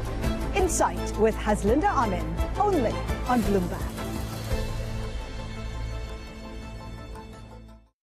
Bringing you up-to-the-minute political news whenever and wherever it happens. I'm Tyler Kendall in Washington, and this is Bloomberg. We're at the epicenter of a global realignment on a scale not seen for decades. At the intersection between markets, economics, and geopolitics, a forum for sophisticated conversation. This is Bloomberg Surveillance. Making money isn't about drowning in emotions. It's about understanding what's actually happening. Markets are the best way to glean signal from noise, and that is what we try to do every morning. This is Bloomberg Surveillance. Welcome to Bloomberg This Weekend. I'm David Murray. I'm Lisa Mateo. And I'm Christina Ruffini. We're tracking breaking news today from Wall Street to Washington. Let's start overseas. The sector is really propelling this deal forward. Yeah, the hope is this will open up new markets and provide some additional liquidity. Of course, now they're going to have competitors. We got got a big week coming up in politics. Earnings season is underway. We're going to get some key reports. Everything you need to know before the markets open on Monday. Introducing Bloomberg This Weekend, bringing a little Bloomberg into your weekend routine. Guys, buckle up.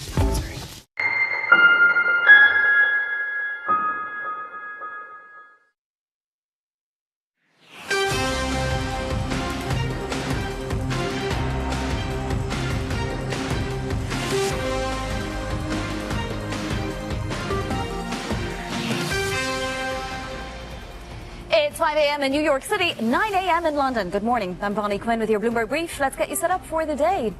Crisis worsening. Oil tankers hit in Iraqi waters, raising risks around global energy supply.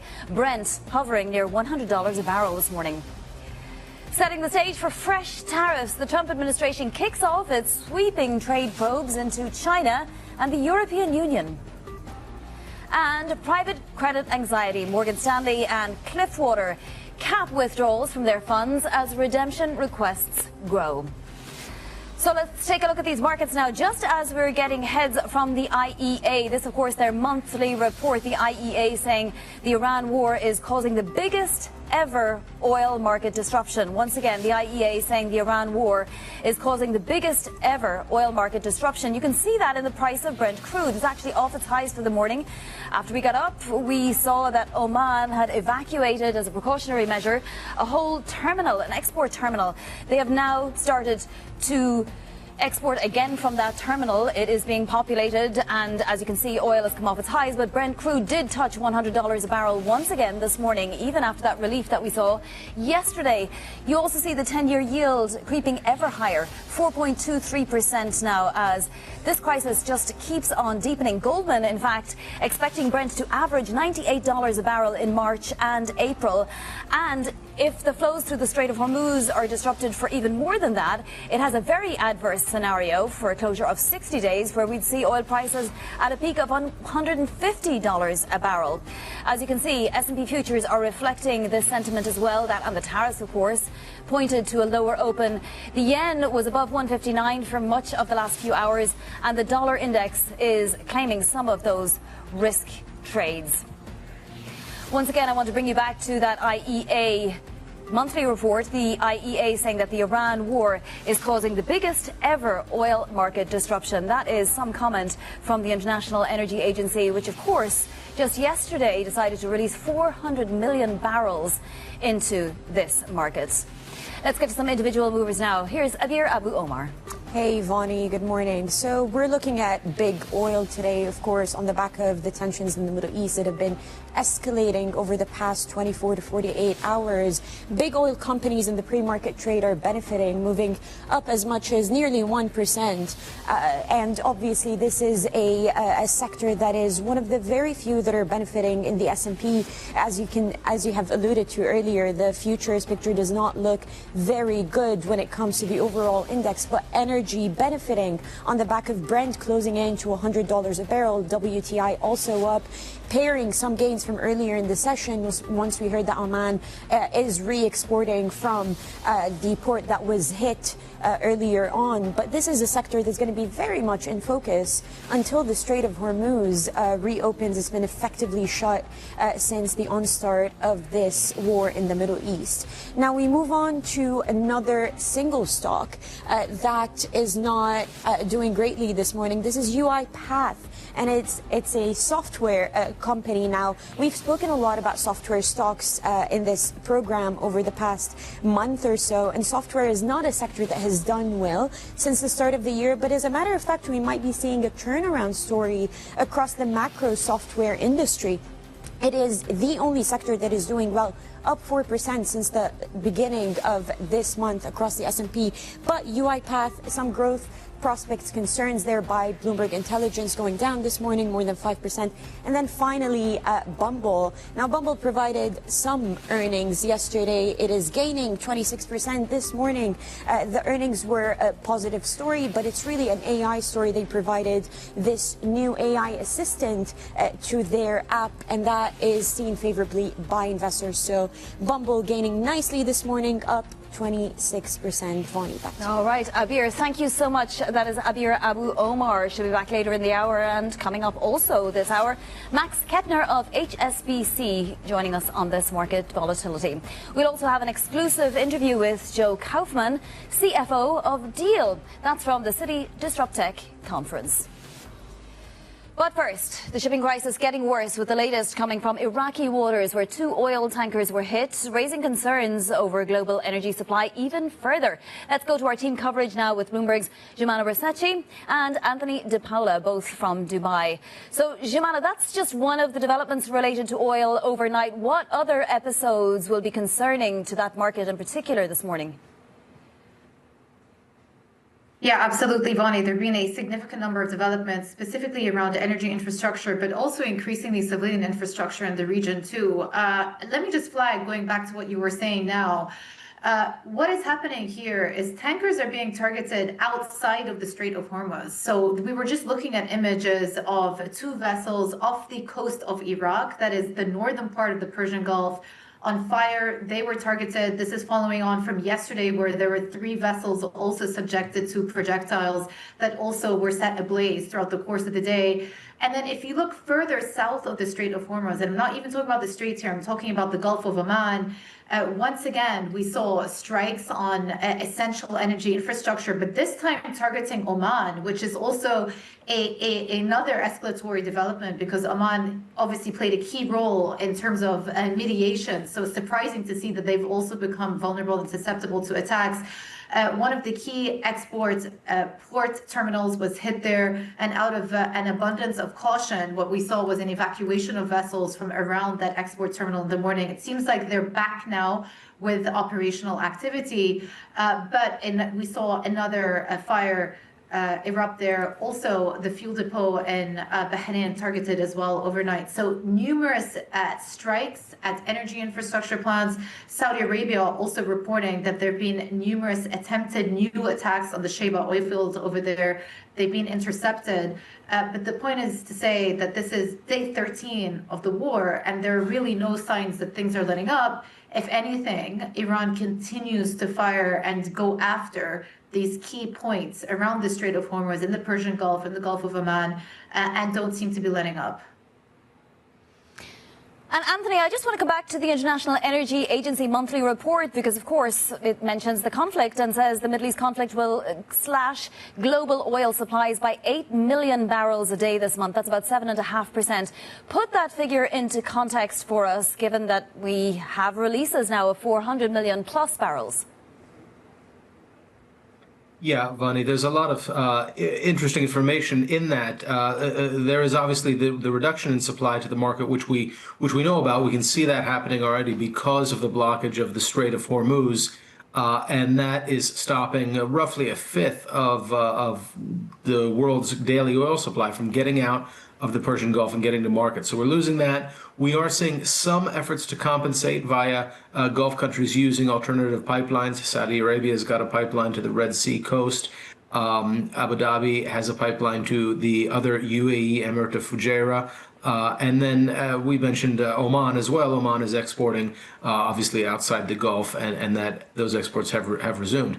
The release by IEA member states will be limited, because it's limited to a certain amount of oil that they can release each day.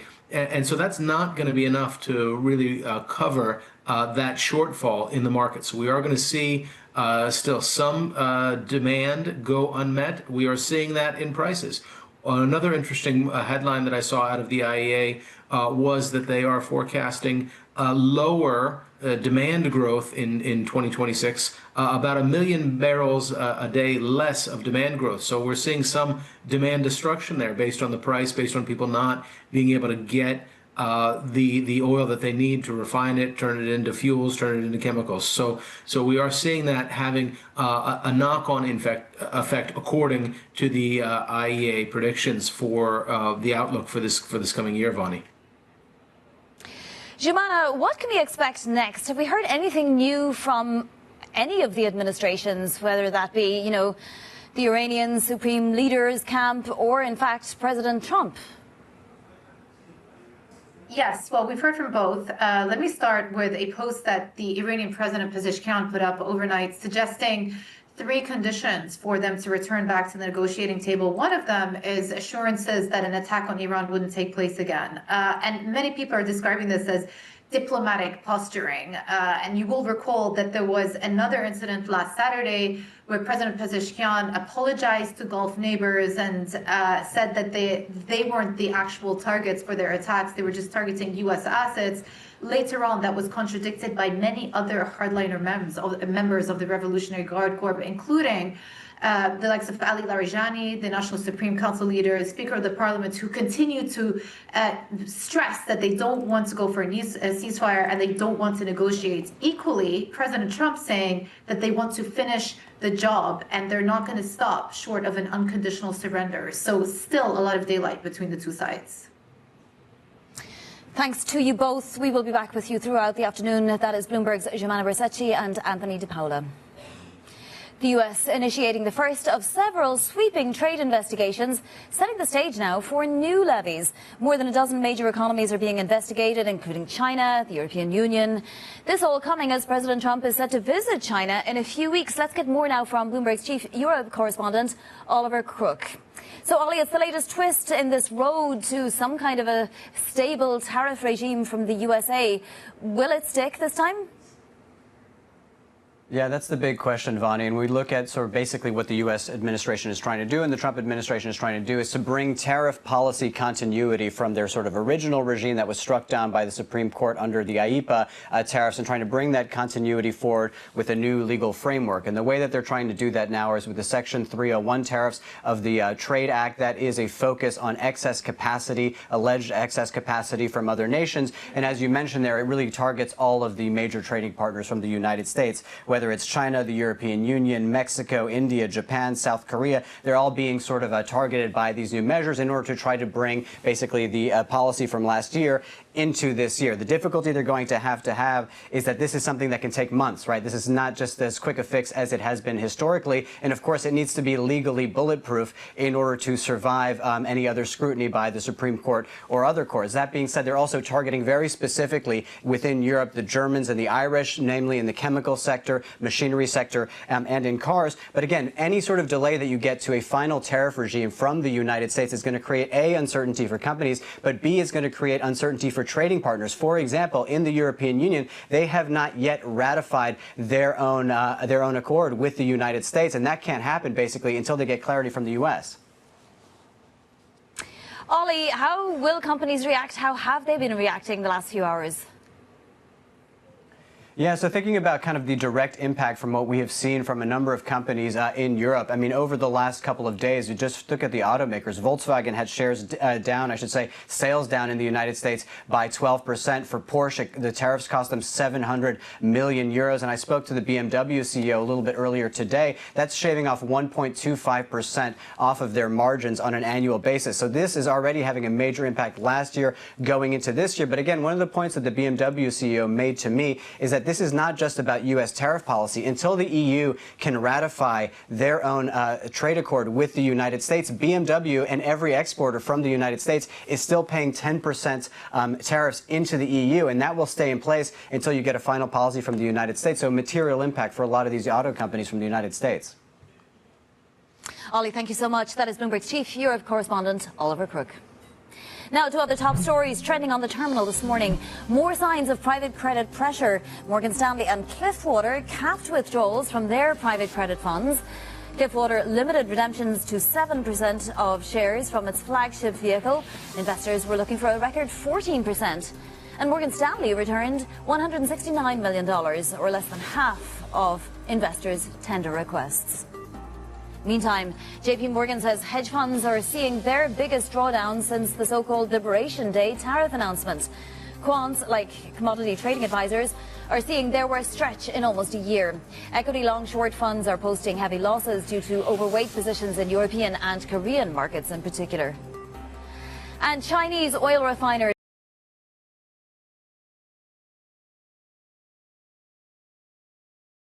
Are cancelling refined fuel export cargoes as the Iran war hits their oil supply.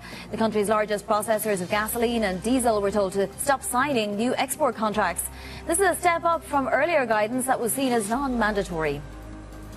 Coming up, HSBC's Max Kettner joins us next on some of the positioning he sees flashing pandemic-type signs. This is Bloomberg.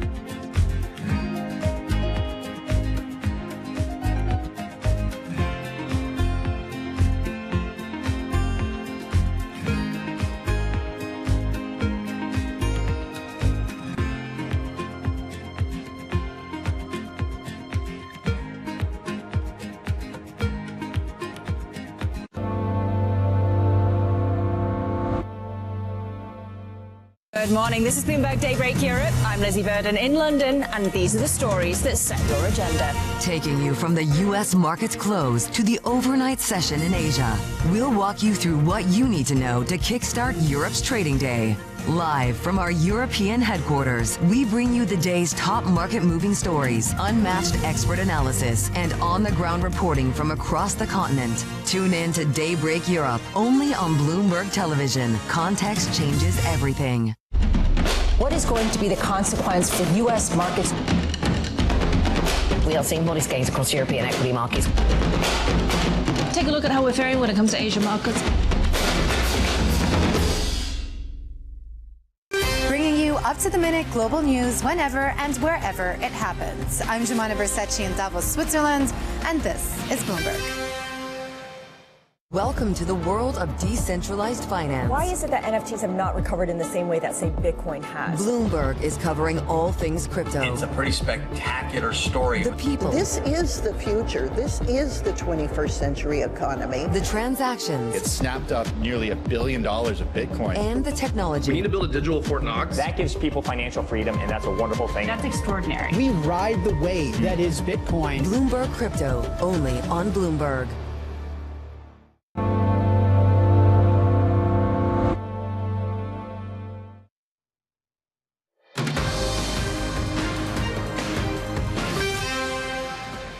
This is Bloomberg Brief. I'm Bonnie Quinn in London. Investors grappling with uncertainties, to say the least, from the conflict in the Middle East, with oil briefly jumping back to $100 a barrel. Joining us now is Max Kettner, Chief Multi-Asset Strategist at HSBC. Max, how are you handling these days? It seems like it's not just headline risk, but it's, every next port that gets evacuated or ship that gets hit. It just completely flummoxes this market. Yeah, look, I think there's probably two things that we can do. The one is, of course, that it's incredibly volatile, right? It's incredibly volatile. Look at oil, the oil price action in the last 2-3 days. You either can trade that intraday, but I don't think it's particularly helpful to say, look, my oil price target by the end of this year is X dollars, right? Because it depends about the path over the next couple of days and couple of weeks, what that then means for equities, for credit, for rates, and so on. So that's probably more the sort of day in, day out trading, right? The intraday trading. The other thing is to take a step back and say, right, do I really need to look at the ins and outs of what's happening on the ground? Or does actually some historical perspective, right? Does that help? And when we look at history, what you can tell is you look at things like, let's say, the biggest escalations in the last 35, 40 years. Typically, what you can tell is there is typically really an awful lot of hedging going on straight after these events happen, right?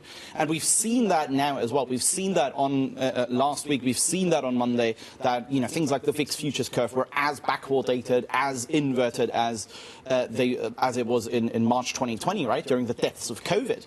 And when you then look at the forward performance, let's say a month out, of equities, of IG, high yield spreads, of things like emerging market currencies, you actually start to see that hit ratios are turning quite positive, so that people are starting to fade those geopolitical escalations, because then it gets back, after a certain time, it gets back to focusing on the fundamentals. So how does that affect my earnings outlook? How does it affect my top-down growth outlook, and so on and so on? Which would be great news, except that if this does last longer than a couple of more weeks, we are talking about a month, right? And at that point, then we are going to see an impact on GDP, for example, in the United States and elsewhere too. What do central banks do? 10 of them are meeting next week.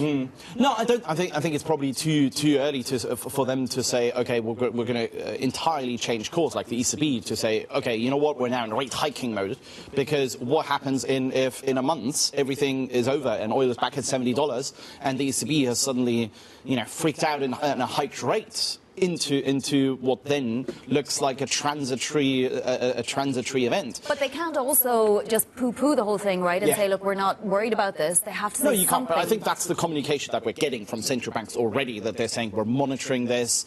There might have to be some communication and some discussion around rate hikes. We've seen that yesterday from Kuzmin from the ECB, right? Admittedly, a hawk, absolutely. But we are seeing that central banks are getting a little bit, I wouldn't say worried, but they're saying, right, there's something happening. If that sticks, then we need to take that into account. But I think the worst decision would be to say, right, something's been happening now. We don't care whether it's transitory or not. We're immediately reacting and immediately hiking rates. I think that's unlikely. So, I mean, in the worst of all scenarios, we start to see the labour market fall off in the United States, right, at the same time as we're getting an inflation boost from this, oil price hike, which may or may not last. In that situation, how does the Fed come to any kind of a consensus, given that they're already predisposed to not being in consensus? Yeah, then it gets incredibly tricky. But I would say on the labour market, when you look at the US labour market, I'm less concerned about the February data, to be honest, the February payroll data. Because when you look at under the hood, you look at, for example, the payroll diffusion index over the last month. Even in February, despite the negative payroll print, actually the net number of sectors hiring in payrolls has actually still gone up in February, right? So under the hood, the sort of the diffusion index, or the net number, or the distribution within payrolls is actually getting still slightly better. That's number one. Number two is when you look under the hood and you look at some more high frequency data on the labour market, again, there is very little warning sign. You look at advanced firing notices, we know that there was a big jump in January, but that was mostly due to firing in the mega caps. We know that some labour market stress indices are actually turning way lower. We know that things like temporary workers, that is still going up. That's the sort of stuff that typically goes up only at the early stages of the cycle. Max, very briefly, what are you most concerned will break? I'm most concerned really about the earnings outlook more towards the third and fourth quarter, because there the earnings expectations are super high. We're talking now in Q1 versus Q4, minus 5% sequential earnings growth. But when you look at Q3 and Q4, we're going from $70 to $84 expected. That is something I think towards the second half of the year where I'm worried about. Max Kettner of HSBC, thank you so much. Do stay tuned. This is Bloomberg.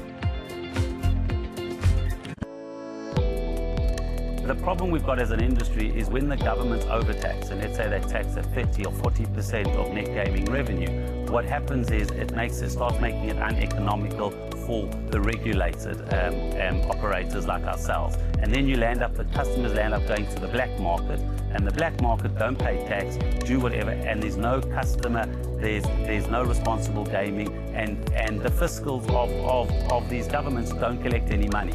So it's finding a balance between overtaxing and then not regulating. Anything from 15 to 25% of the net gaming revenue paid on tax is probably the right number. And when you start going above that, the metrics start becoming a bit more complicated for lots of the operators.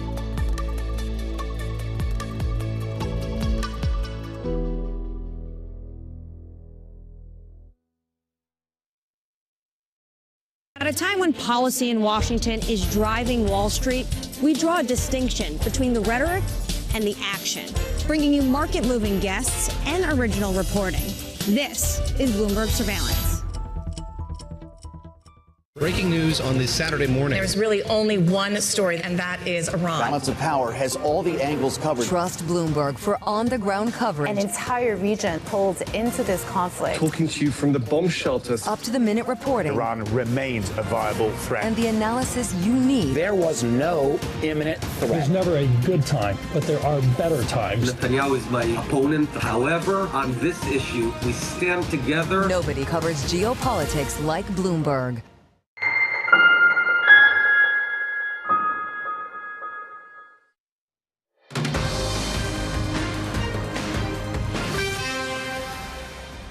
Time now for your front page news. And first up, the Financial Times reporting a top Goldman Sachs executive saying the bank's clients in the private capital industry are, quote, glad the Iran war is providing a so-called distraction from questions over the sector's exposure to software.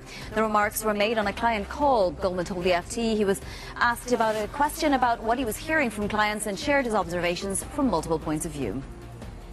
Next up, the Washington Post reports the Iranian elementary school where scores of children were killed was on a U.S. target list, but it may have been mistaken for a military site.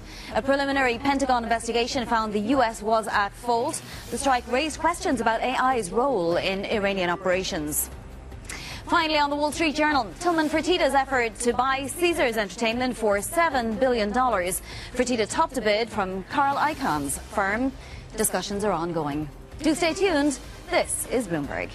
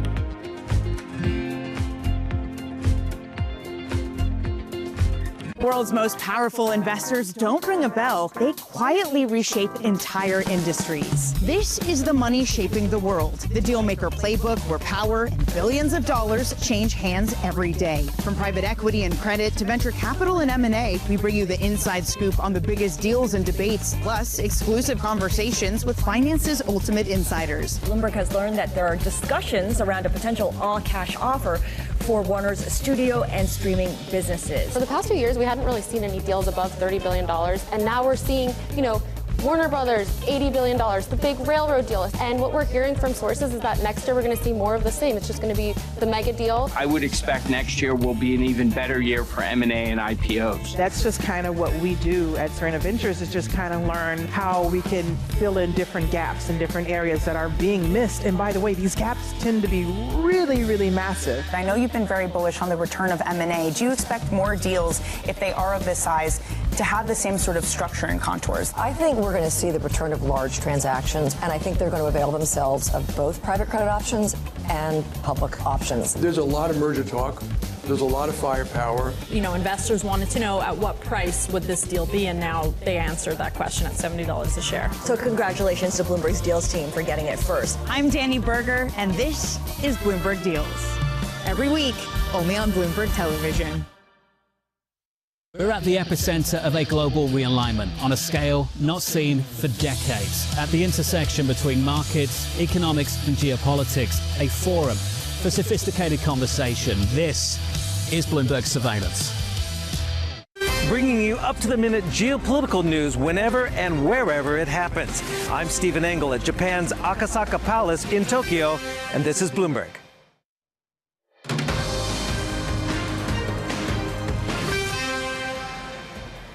It's 5:30 a.m. in New York City, 9:30 a.m. in London. Good morning, I'm Bonnie Quinn with your Bloomberg Brief. Let's get you set up for the day.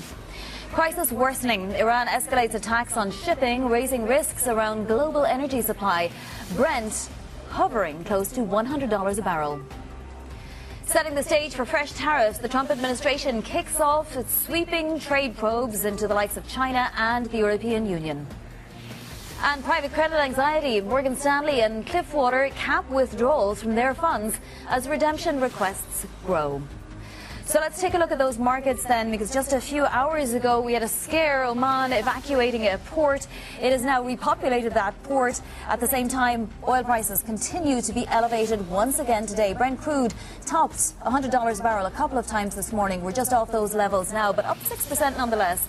That 10-year yield as well is just climbing ever higher. We're well past the 420 mark now, and obviously concerns. Central banks around the world are all meeting next week, at least 10 of them, including the majors. Let's take a look at some other asset classes, because as you might imagine, equity index futures are pointed to lower opens here in the United States. And of course, the yen as well also is weakening. It is now just below 159, but it was above that essentially for several hours there, and will no doubt be giving the BOJ lots of headaches. The Bloomberg Dollar Index, one of those safety trades that continues to be in play. Gold still hovering just below $5,200 an ounce. It's a fascinating watch. Let's get to some individual movers now. Here's Abir Abu Omar. Abir. Good morning, Vonnie. We have oil stocks or energy stocks in focus this morning, obviously on the back of what is happening in the Middle East and the escalations there. Now, Brent coming close to $100 a barrel, pairing some of those gains, WTI doing the same thing. But we've got the likes of Exxon, Chevron moving up almost 1% in the case of Exxon here. And, you know, this is net negative news for the rest of the S&P. But when it comes to energy stocks across the board, this is positive news. We've got Bloomberg Economics estimating that if the Strait of Hormuz is shut down for 3 months, oil prices could come close to $164 a barrel in one of their scenarios. But we move on from energy stocks to, if we flip the board, we take a look at a software story. That is Atlassian, which is moving up 2%, a little bit over 2%, and that is on the back of some job cuts, on the back of AI. Now, software stocks have not had a positive start to the year, but as a matter of fact, since the beginning of this month, they are 4% up, so doing pretty well. And then finally, we take a look at Bumble, pairing some gains from earlier in the session, but still advancing 24% on an upward trajectory. Also an AI story. It's doing quite well on a new AI assistant that is personalized for people using the dating app. And now, Vonnie, back to you. All right, Abir, thank you so much. Might have to try it out. That's Abir Abu Omar. Back to our top story then. Iran ramping up attacks on parts of Dubai and shipping assets, heightening concerns over oil supply risks. This as President Trump vows to, quote, finish the job in Iran. Joining us now from Washington is Mika Sumler of Bloomberg Government. Mika, take the temperature for us in Washington. What is President Trump's current stated view? We won't ask you what his state of mind is or state of thinking, but what has he said he wants to do? Yeah, the administration is taking concrete steps to try and mitigate any spike in oil prices, and that's going to trickle down to gas prices and consumers at the pump. We saw that the U.S. and with U.S. partners and allies are starting to tap into these emergency reserves that were created in the 70s under the Arab oil embargo. So, I think the White House is very hopeful that they can try and calm these markets. But so far, it seems like there's been little shift in that. But the president and those around him are in his orbit are very, very cognizant of the potential crisis that this may have for consumers ultimately if this war continues longer. You know, it's funny because those comments that he made that were really only a few hours ago and seemed like days ago, you know, that this would be over soon. It doesn't seem to be the case that that is what the market is thinking now, at least. We also know that President Putin had an envoy that said he discussed the energy crisis with Trump officials. Do we know anything more about details that were discussed? Yeah, I think that the conversation has been relatively quiet when it comes to details, but you know, Russia has been in talks with U.S. officials, and I think that the White House has been really keeping this under wraps. But we do know that you know, this is going to be a huge potential economic winner for Russia. So they're definitely going to be you know, taking a big stake in what's happening in Iran. So this is a big move in terms of lifting some sanctions. Yeah. Mika, these trade probes, I mean, we're talking about more than 16 of them, and it's not just China and the EU, but it's all sorts of other countries that are, you know, friendly to the United States. Cowen saying today that we could be expecting them to be implemented by July 24th when the Section 122 tariffs expire. How long will it take for these investigations to get done?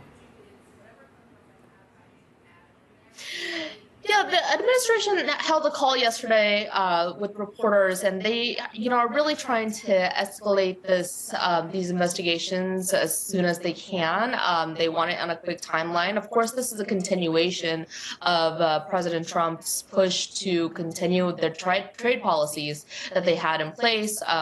You know, we all saw the Supreme Court strike down its initial push. So this is just kind of putting those checks and balances in place. But I know that the White House is very adamant to try and root out any kind of unfair practices that they see fit and try and continue with their original plan, was to put tariffs in place to U.S. allies, including U.S. allies. Mika, thank you so much. That is Mika Zollner of Bloomberg Government. Well, also causing fear in the markets today, a jump in private credit redemption requests, forcing asset managers to cap withdrawals. Cliffwater and Morgan Stanley joining BlackRock on the move. Redemption requests from Cliffwater's flagship private credit fund hit a record 14%. Bloomberg's Sinead Cruz joins us now for more. So more investors pulling their money, Sinead, from private credit funds. Just put the latest moves into context for us, given that, you know, these things tend to breed fast. Yeah, they do, definitely. It's been quite a fortnight for private capital. So last week, the story was all about redemptions. Everyday investors, like you and me, deciding that they were worried enough about the scale of private credit's exposures to software to start pulling their money out of a various number of listed and non-traded private credit funds. Now, not just any funds run by the biggest managers in the market: BlackRock, Blackstone, Blue Owl, and now Cliffwater and Morgan Stanley. So the problem is, when people rush to the gates like this, it then forces managers to make a decision. Do they cap the exits in order to protect the investors who want to stay involved, or do they let the want-away investors take their money out? I mean, it's supposed to be long-term money anyway, right? These investors are supposed to be just shutting their eyes and looking the other way for the most part, but I guess that's not what's happening. What are these funds doing to placate people? I mean, I guess some of them are allowing them to redeem their money, but are there any other tools they have in their toolbox? Yeah, so this is an interesting development that we saw yesterday. So Apollo's Mark Rowan, we've listened to him for many months now, staunchly defending the asset class against allegations of opacity and providing untimely information to investors on valuations. They are now looking to change that. They are now looking to provide much more regular updates to investors on their private credit exposures. It will start on a monthly basis and hopefully progress to daily pricing. That should go some way in calming investors' fears about the quality of the investments that they have exposure to. Whether that means that other firms will follow suit, it remains to be seen. Yeah, it's certainly setting the bar high for other firms, right? Sinead, thank you so much. I have to give it to Ed Yardeni. He's on a roll this week. His note's titled Black and Blue Owl. All right, that is Sinead Cruz, senior editor of Bloomberg's Going Private newsletter. And you can see that newsletter, which is published twice a week, by heading to bloomberg.com/newsletters. Do subscribe. Now, in the world of hedge funds, JP Morgan strategists saying the industry is experiencing the biggest drawdown since President Trump's tariff kick off back in April. For more, I'm joined by Bloomberg's Nishant Kumar. Nishant, what are driving, I mean, it's obvious, right, but the heavy losses, for the most part, how were hedge funds caught off guard? Well, what you saw last week was a classic hedge fund headache. Everything moved at once. They moved big, and it all moved on headlines. So equities sold off, rates market got rattled, and oil market had a wild swing, briefly, surging towards 120 and then reversing. So when you get that kind of violent cross-asset volatility, it's brutal for hedge funds, including the multi-strats, as we have seen. I mean, they are known for steady returns, but when correlations are high, I mean, they get whipsawed as well. Particularly rates market in UK short end was very painful, but also commodities market. And that's where, these two, asset classes are partly responsible for most of the losses last week. Nishant, if they hold on, I mean, could those losses be reversed, or are these hedge funds out of these positions that so affected them now? I mean, there is a risk management going on, so some of the losing positions are by design have to be cut or hedged. So we need to see if the market reverses. Obviously, a lot of the pain will go away, and with them, they will reverse some of their losses. And we are seeing some signs of that happening this week. But last week was really, really brutal. Like, some of the losses were historic, even for the biggest multi-strategy hedge funds, the blue chip names in the industry. Yeah, I mean, on the one hand, it's these type of events that hedge funds live for, right? On the other hand, they're absolutely terrifying. What were some of the funds most affected? So, yeah, I mean, there were some funds who made money as well, like D. Shaw in the multi-strat space. They made money. We see Andurand Commodities Hedge Fund, they made money. But mostly it's on the negative side. If we look at our table that we have published, the bottom hedge funds are, Citadel's GFI, which is a macro-driven hedge fund, Staula, again, macro hedge fund. And even at some of the largest hedge funds, it's the fixed income desk, the macro traders who got hit the hardest. Yeah, absolutely. It was really a binary trade. Nishant, thank you so much. That's Bloomberg's Nishant Kumar. Coming up, an exclusive interview with Joe Kaufman, President and CFO of Deal. That's from the City DisruptTech conference on how AI is reshaping the workforce. This is Bloomberg.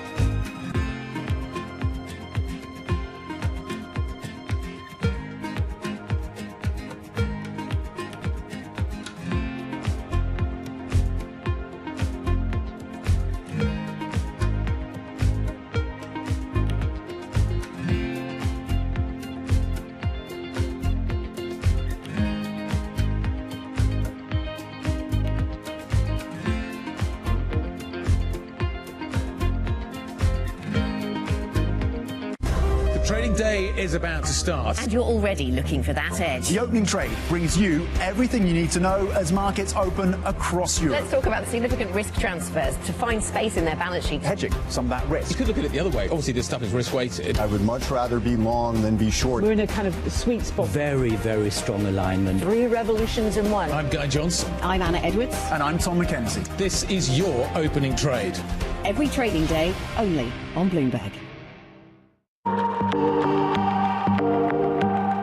We have 2 crises, 2 essential crises, and for both it's now or never: democracy and climate, and they are absolutely interlinked, and we have to solve them together. We're losing the democratic infrastructure and norms to deal with the climate, and we're losing the climate stability that is essential for a democracy. We have to solve them together. We've never faced a threat like this to our democracy at a time when it's a perfect storm, at a time when we're being told by climate scientists, some of you may be in this room, that we have to cut our emissions, fossil fuel emissions, in half in 5 years now. You know, when I started to realize what was happening, it was 12 years, and we haven't done it. Know how the market day started. Find out how it finishes. Public markets to private markets. From the micro to the macro. Covering retail, entertainment, the business of sports. The supply chains, trade policy, how it all is impacting the U.S. equity market as we drive to the closing bell at 4 p.m. A holistic approach to covering financial markets. If it matters to your life, we're covering it.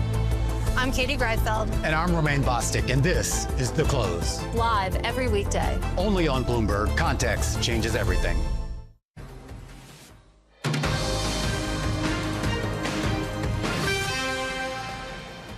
This is Bloomberg Brief. I'm Bonnie Quinn in London. Let's head now to the City Disrupt Tech conference here in London, where Bloomberg Tech Europe anchor Tom McKenzie is with Deal President Joe Kaufman. Tom. Bonnie, thank you very much indeed. Yes, Joe Kaufman, as you say, CFO and president of Deal, joins us now, a company that's valued at, what, about north of $17 billion US dollars. Right. You've got about 40,000 clients. You operate in about 150 different countries. So you offer a platform that offers things like HR and compliance and right. payroll. That's right. Given all the global uncertainty that we're seeing right now, whether it's the war in the Middle East or the AI disruption, how much demand are you seeing from that client base at this point? Yeah, it's actually been extremely robust. We grew over 60% last year and actually re-accelerated in Q4. So we're seeing even more customer adoption. We're finding that it's actually a tailwind for our business, because the way to think about our business is actually managing for kind of supply and demand across labor pools. And our job is to connect the best talent with the best companies, and especially now, that's extremely relevant. So uncertainty in itself, global uncertainty is a tailwind as companies and your clients have to adjust, or the changes in terms of the labor market? I would say the changes in terms of the labor market. I don't think uncertainty necessarily hurts us, but the changes in the labor market are really profoundly helping our business. We just released a global work report yesterday. We have an economist on staff that was looking at labor pools around the world. And of course, like AI software engineers is a big area. That's an opportunity for us. If you think about the vast majority of SMB, mid-market, and some enterprise clients, it's very hard for them to compete for AI talent with the whales in the room, yet there's great AI talent all over the world. And we're able to connect those best software developers to the best companies in ways that are flexible. And then there's all the other areas around AI developers. So AI trainers, for example, is a huge area of growth in our business. And then there are areas that I think of as more resilient, like tech sales or business development, those areas where there's less disruption from AI, and it becomes even more important to have local people who know the local culture in the local geography that are speaking as well. So in this report, it talks about some of our fastest growing job profiles across, as you mentioned, 40,000 customers, 1.5 million employees. So we have a pretty good sample size across those 120 different countries. And these are areas that are growing for us. So that's what I meant by tailwind. Okay. There's a lot of concern right now about the disruption of legacy software names, enterprise names, SaaS, as a result of AI. How defensible is Deal, given some of the AI innovations? How deep is that moat? Yeah, we believe it's really deep. We started in an area called the employer of record business, which is essentially, if you're looking for global talent to fill one of these roles that I was talking about, you don't necessarily have boots on the ground in a location where you found talent. Let's use Estonia as an example. We have legal entities, over 300 legal entities across 120 countries. And our role is to get that employee paid compliantly within the jurisdiction without your having to go through all of the hassle of setting up legal entities and all of those kind of things. So if you think about that business, it's extremely defensible. Is it that complexity that stops your clients just vibe coding your solutions? I mean, what does stop your clients just using a Lovable or a Cursor to vibe code these platforms? Yeah, I mean, up till now, and we'll see, but I feel like, in order to have statutory compliance of entities in these local jurisdictions, it's still people on the ground getting wet signatures from local authorities, the red stamp in certain areas. like AI agents are going to have trouble doing that for the foreseeable future. Even robots, I think, will have trouble doing that in the foreseeable future. So that aspect of the business, I think, is incredibly defensible. And then we have this other aspect of the business around, as people move from that to payroll generally, which you mentioned, there's a lot of infrastructure in the payroll rails themselves, and then we actually will allow people to get paid in whatever currency, whatever jurisdiction they want. So if they're working in this example of Estonia, but they want to get paid in stablecoin, we'll allow that. If they want to be paid in a bank, we'll allow that. So all of that is, in my view, defensible. To the question around vibe coding, we actually see that as a plus of our model. So we're very modular in our approach. We don't try to sell you the whole package all in one. If you have an existing HRIS that you really enjoy, but you want to use us for payroll, great. We can plug and play that. If you like your HRIS and payroll, but you want to use us for IT services, great. So on the vibe coding point, if you actually don't like your HRIS, you don't want to use us, but you want to vibe code your own HRIS and put it into our platform, great. That does sound like it could constrain margins going forward. Actually, I'm trying to get a sense for why you might think that. From my lens, margins, we're a high gross margin business.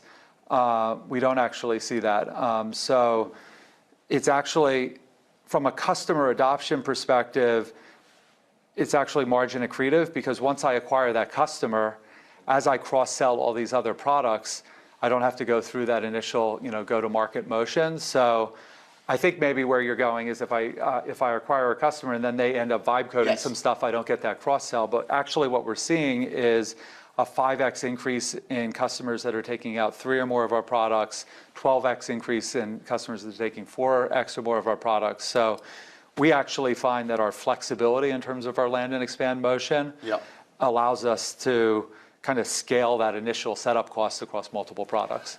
You raised $300 million in October of last year. You're valued, as I said, north of $17 billion US. Is an IPO in the cards for 2026? What are the IPO ambitions at this point? Yeah, we're really lucky in that not only have we raised recently, but we've been able to raise over time from a lot of really credible investors. So we have a good amount of money on the balance sheet. And not only are we growing top line north of 60%, but we're highly profitable. So have a good amount of free cash flow going back into the business as well.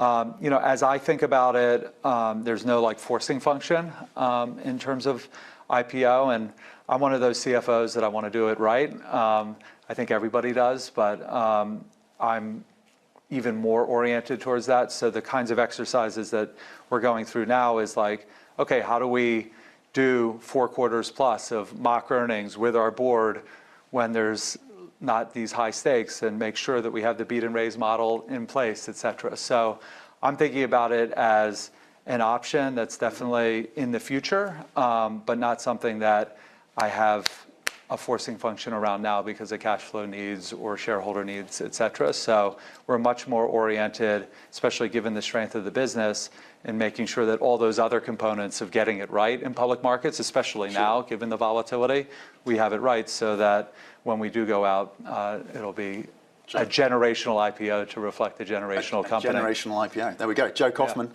CFO and President of Deal. Thank you very much indeed for your time. Vonnie, back to you. Good stuff, Tom. Thank you. And tomorrow, Tom takes a deep dive into Sweden's tech scene to look at why it's been such an innovation powerhouse. Bloomberg Tech Europe airs Friday at 4:30 a.m. New York time, 8:30 a.m. London time. You can also watch it, of course, on the terminal, YouTube, and on our video hub at bloomberg.com/video. This is Bloomberg.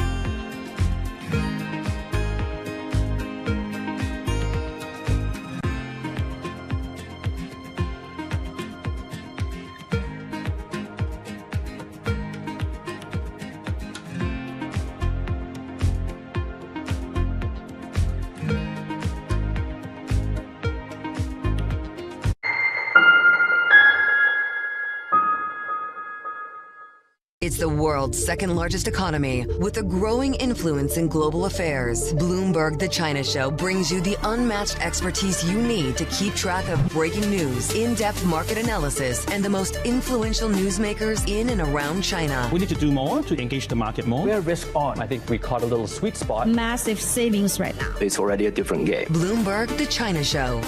Weekdays around the world, right here on Bloomberg. Context changes everything. Get your fixed income fix. Watch Bloomberg Real Yield around the world right here on Bloomberg. Context changes everything. Good morning. Good morning. This is Bloomberg Surveillance. Welcome back to the opening trade. Watch Bloomberg Tech. This is the Asia Trade. This is Wall Street Week. Welcome to Balance of Power. This is Bloomberg Television. Welcome to Bloomberg This Weekend. I'm David Gura. I'm Lisa Mateo. And I'm Christina Ruffini. We're tracking breaking news today from Wall Street to Washington. Let's start overseas. The sector is really propelling this deal forward. Yeah, the hope is this will open up new markets and provide some additional liquidity. Of course, now they're going to have competitors.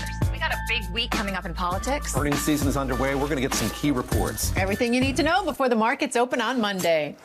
Introducing Bloomberg This Weekend, bringing a little Bloomberg into your weekend routine. Guys, buckle up. U.S. jobs numbers are released. Bloomberg has the report under surveillance with crucial data and expert analysis at terminal speed. Nobody covers Jobs Day like Bloomberg.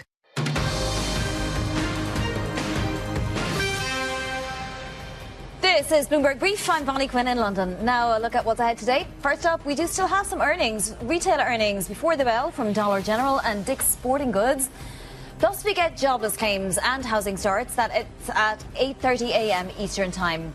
And then after the market close, we get earnings from Adobe and Ulta. So let's take a look at your macro environment as we head into the U.S. trading session. This is where all eyes will be today. Brent crude. It did top $100 a barrel a couple of times already today. It's back now, just a little calmer as that Omani report gets producing again. Your 10-year yield as well staying above 420 and your futures lower. Surveillance is next.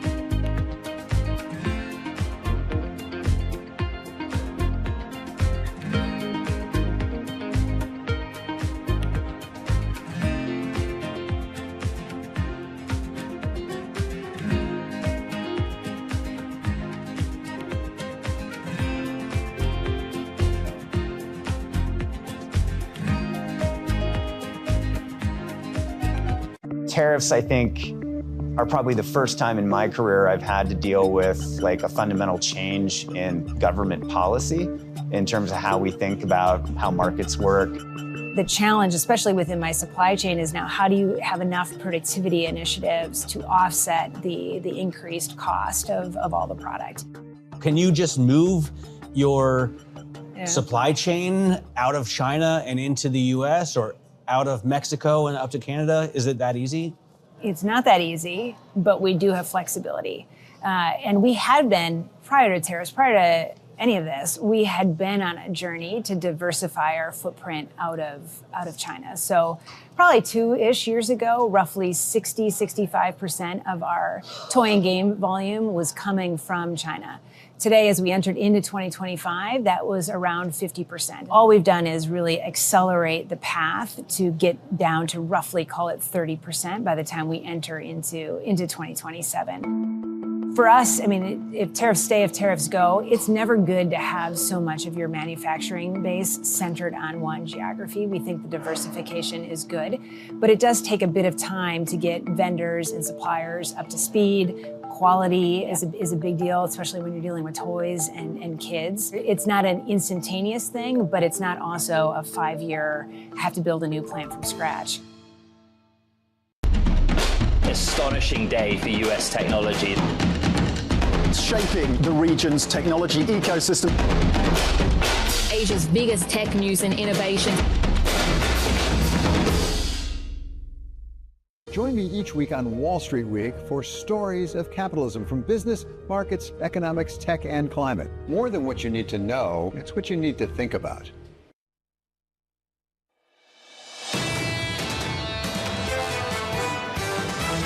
There's a systematic upward bias in equity markets. The market is trying to look through the valley here. If it's a 1 month shock, the market has to price in the risk that it might be 2 months. There's just been absolute violence in terms of the rotation. Be watchful rather than making massive structural changes. This is Bloomberg Surveillance with Jonathan Farrow, Lisa Abramowitz, and Anne-Marie Hordern. Live from New York City this morning. Good morning, good morning. For our audience worldwide, Bloomberg Surveillance starts right now. Coming into Thursday, no end in sight. The International Energy Agency agreed to coordinate the release of a record 400 million barrels of oil, which will substantially reduce the oil prices as we end this threat to America and this threat to the world. Crude rallying despite officials announcing a major release of energy reserves. The tension deepening, leaving tankers coming under fire across the Middle East, and banks telling their Dubai staff to stay away from the office until further notice. Brent briefly breaking triple digits once again. The big question was, why are officials releasing so many barrels of oil unless they see something that we don't see? Why are they doing the biggest release in history? The why is right here. The International Energy Agency came out this morning and said the war in the Middle East is creating the largest supply disruption in the history of the global oil market, saying it is hitting 7.5% of global oil supply. You have that kind of hit, try pricing that in, it just means oil price is higher. The headlines keep coming. 2 oil tankers coming under fire. The numbers keep climbing. Huge fire at a facility in Oman. The pressure building in places like Asia. China once again tightening fuel export curbs. It's headline after headline. And Secretary Wright said last night on Fox News that basically this is just to tide the world over until you have the conflict basically ending. But guess what? This is not enough oil per day. Jeff Curry yesterday talked about the flow to tide us over. If the Strait of Hormuz right now and the flows going through that are 90% down. And it's not even just the fact that it's such a big bazooka of oil. Individuals are concerned about how long this will last. It's the fact that you're seeing this. You're seeing tankers on fires. And the market is starting to say this is going to be potentially very prolonged. Which market? Crude? Equities right now, pretty calm. Equity futures negative by 1/3%. Equities and equity investors are looking through the pain at spot, looking out further out along the futures curve. But you're starting to see a rally there at the back end as well, particularly around the end of this year. New forecast from Goldman. Take a listen to this. Fourth quarter Brent average, $76 a barrel. If it's a 30-day disruption, if it extends to 60, you're talking about a $93 a barrel average price in the fourth quarter. That is a major change to the outlook. And there's an exponential shift higher in terms of pricing expectations the longer this goes on. Bloomberg Economics putting out a forecast with 1 month, $105 a barrel. With 3 months, they're talking $163 a barrel. So to your point, to Goldman's point, the longer this goes on, it's not necessarily just a linear change. It is a step change, and it really potentially could impact the economy. Brent crude this morning, 96.30, WTI around 91. Coming up this hour, we'll catch up with Keith Lerner of Truist with markets focused on the Middle East. Matt Gerken of BCA Research as President Trump vows to finish the job in Iran. And Jorge Leon of Rystad Energy on how crude could top 130. We begin this hour with our top story. Fresh attacks on tankers in the Persian Gulf sending crude higher and prompting massive evacuations across the region. Bloomberg's Jemana Basenji joins us now from Dubai for more. Jemana, it's day 13. And as you look at the region at the moment, it's difficult, I imagine, to say things are getting better because it looks like things are getting worse. That's indeed the situation. And President Trump saying yesterday that the strait is in good shape. And actually, the reality on the ground paints a very different picture. Just in the last 12 hours, we've seen multiple developments at key energy infrastructure sites in and around, by the way, not just the strait, but around the broader region to Persian Gulf. 2 vessels off the coast of Iraq, and that is the most northern part of the Persian Gulf, were targeted. They were set ablaze and were on fire in the early hours of this morning, causing disruption on export terminals over there. And then if you go all the way to the bottom of the Arabian Peninsula, the Salalah port in Oman, that's a fuel depot, also targeted as well. And then throughout the course of the evening, another export terminal on the Gulf of Oman, one of the biggest actually around the Gulf of Oman, and a key export terminal for Oman, which exports 1 million barrels a day. They were also targeted, which led to the evacuation of vessels from the area. Now, they have said that they have resumed operations in the last few hours, but still just underscores that not only is the strait and the transit through the strait becoming an issue, but more broadly, the entire region, the Persian Gulf, the Gulf of Oman are also increasingly targeted. Bahrain also got targeted once again, their fuel depot over there. They have halted operations. And then overnight, this has been happening for several days now. It isn't getting as much attention because the projectiles have been intercepted, but multiple attempts of the Shaiba oil field in Saudi Arabia being targeted as well. Saudi Arabia alone intercepted 43 projectiles overnight. So for all intents and purposes, the conflict seems to be expanding. No sign whatsoever that things are letting up. And if anything, Iran keep going after key logistics and energy infrastructure hubs in the region. Jumana, let's finish up by talking about Dubai. You moved to Dubai, like many other people. Dubai has done so much to attract international talent. To see the headlines cross recently from Goldman, Citi, Standard Chartered, telling their staff to stay away from the office. How much has changed where you are in just a few weeks? Well, I'm broadcasting from home today as well. And out of an abundance of caution, what you're hearing from financial institutions, including the ones that you just mentioned, is that they are advising their employees and personnel to stay away from the office, to work from home, continue working from home for the foreseeable future. Many institutions have also allowed for temporary relocation of staff, again, out of an abundance of caution. Now, this isn't a formal evacuation notice, I should say, out of the DIFC, but the intensity of strikes over the UAE has picked up once again. I should mention that the interception rate has been extremely high, north of something like 93, 94% for all of the incoming ballistic missiles. But anecdotally, in the past 16 hours, we have all, as residents of this country, received incoming missile alerts. And just in the past 6 hours, we've heard of debris causing a significant amount of damage or some damage in some residential areas. And so on the back of that, I think many institutions around here are erring on the side of caution. That is not to say there's been a formal evacuation notice, but the feeling is very much one of wait and see how this all evolves. But for the time being, again, there are no signs that things are beginning to let up. So better to be safe. Jumana, stay safe and stay close. We'll catch up with you in the next hour or so. The tension in the region, compare and contrast that with the calm in the equity market. Equity futures right now in the S&P down by about 1/3 of 1%. Here's the view on Wall Street this morning. Keith Lerner of Truist writing the following: the bull market still deserves the benefit of the doubt, though we expect choppy, range-bound trading to persist given the geopolitical backdrop. Keith joins us now for more. Keith, welcome to the programme. Let's just get to that calm in this equity market compared to the tension elsewhere. What's anchoring the bullish view? Yeah, well, first, good morning to you all. It's one of those years, Jonathan, that I'm glad I didn't have the headlines ahead of time writing the outlook, because as you mentioned, we've had this kind of ongoing, what I call the carousel of concerns. As one concern recedes, another one comes up, and obviously Iran is front and center. I think to your question, like why is the market somewhat stable, is, think about the last 5 years, everything the market has gone through, whether it's, COVID, supply chain disruptions, the fastest rate increase by the Fed since the 80s, the highest inflation since the 70s. And despite all that, the market is still close to all-time highs. And I think the North Star of this bull market has been earnings. Earnings at this point are still trending higher.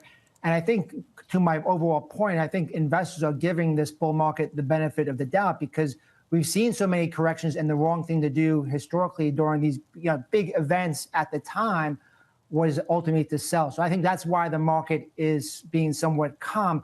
I'd actually like to see a little bit more panic to set up a better buying opportunity relative to where we are right now. Steve Hoth, the Federated Hermes, yesterday came on and said that when oil prices get on average above $90 a barrel, that would change his constructive view, because it would start to do damage to the underlying economy. Do you have a thesis like that, where suddenly you start to get more concerned about the cycle of the economy right now? Yeah, I don't know that there's an exact number per se, but we do follow a weight of the evidence approach. Part of that is on the economy. So if our economic group in general starts to shave back our forecast, that would be a concern. We look at relative prices, we look at the credit markets, and I think those earning trends and the earnings momentum in general are all things that we're watching closely to say, hey, should we be adjusting our overall position? Right now, we still are maintaining a modest overweight to equities, but we also wrote a note earlier this week, suggesting that this is not the time. We haven't had enough of a correction relative to the risk to say this is some type of buying opportunity. And what's also notable is look at the indexes relative, as Jonathan alluded to, like the ACWI or global equities are still up about 1%. The S&P's down 1%. The US dollar's up 1%. So if you didn't have the headlines, you would think this is kind of a normal kind of uneventful year. Right now, I'm just struck by the fact that people have been conditioned to buy the dip, and they've been conditioned year after year after year, partly because there is a policy response that can be delivered, right? 2020, we got what we got from the Fed as well as the bazooka from the federal government. 2022, there was a sense that also there was going to be some response and there was more momentum in the economy. Is there that same policy lever this time around? Yeah, it's an open question. A lot of debate right now is, it looks like the administration may be looking for an off-ramp, but it may not be fully up to them because obviously the Iranians have a lot to do with this as well. But I do think big picture that, there is a focus from the administration. And then also China, there's a lot of China's imports go through the strait as well. So it may not just be U.S., it may be China as well. So I think ultimately there is likely some type of off-ramp.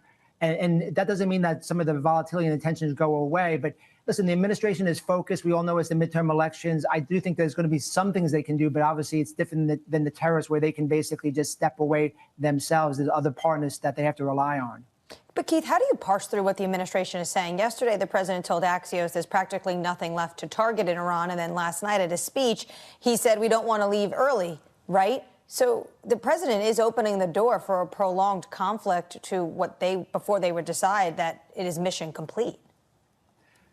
Yeah, well, the one thing I would be thinking about, obviously, as you look at even consumer confidence surveys over time, and inflation expectations, they correlate very highly with gas prices. So I just think, again, no one knows exactly how long, what the pain threshold is, but ultimately, high gas prices isn't going to be helpful going into a midterm election. So I think that's going to be front and center. And the open question that no one can really say is, does that mean the threshold is, 2 weeks, 2 months? It's hard to say.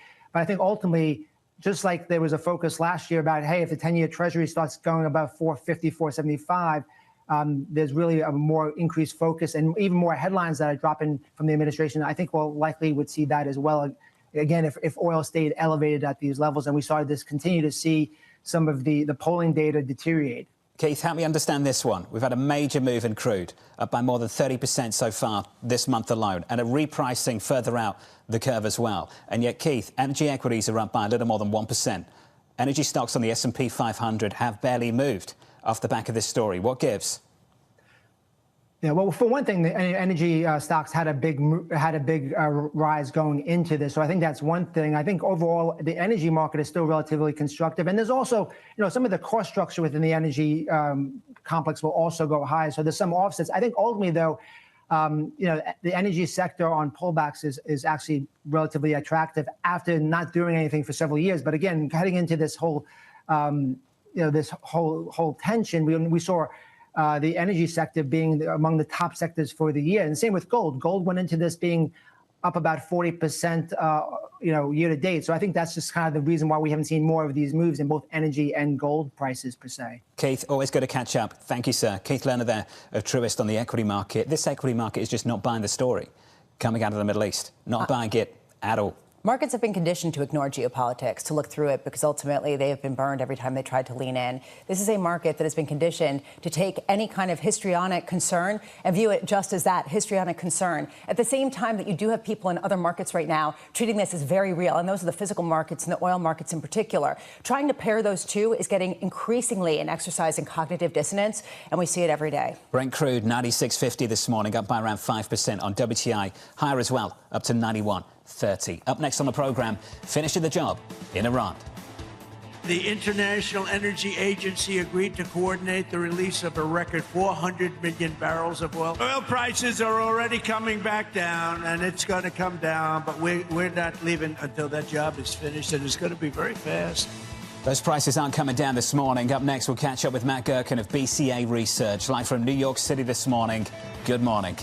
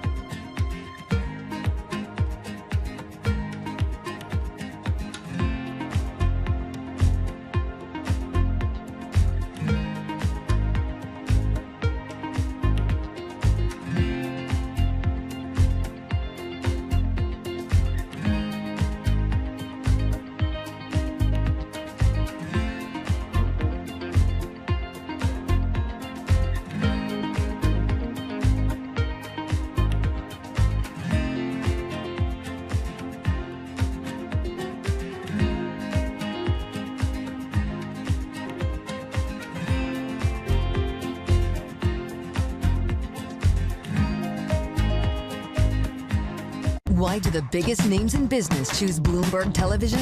That's a great question. It's a very good question. Interesting question. Good question. Great question. I so appreciate that question. You certainly ask interesting questions. Bloomberg Television. Top experts, great questions. Technology is embedded in every aspect of our lives and laying the foundation for the future. From finance to defense, AI to entertainment, and from the road to the stars. Bloomberg brings you the latest stories of the people and companies pushing the tech sector to new frontiers. and the politics that shape global tech markets. I'm Caroline Hyde in New York. And I'm Ed Ludlow in San Francisco.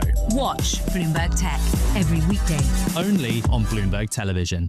From the world of politics to the world of business, Joe Matthew and Kaylee Lines deliver news, insight, and analysis live 2 times a day, every trading day. Balance of Power at 1 and 5 Eastern, only on Bloomberg.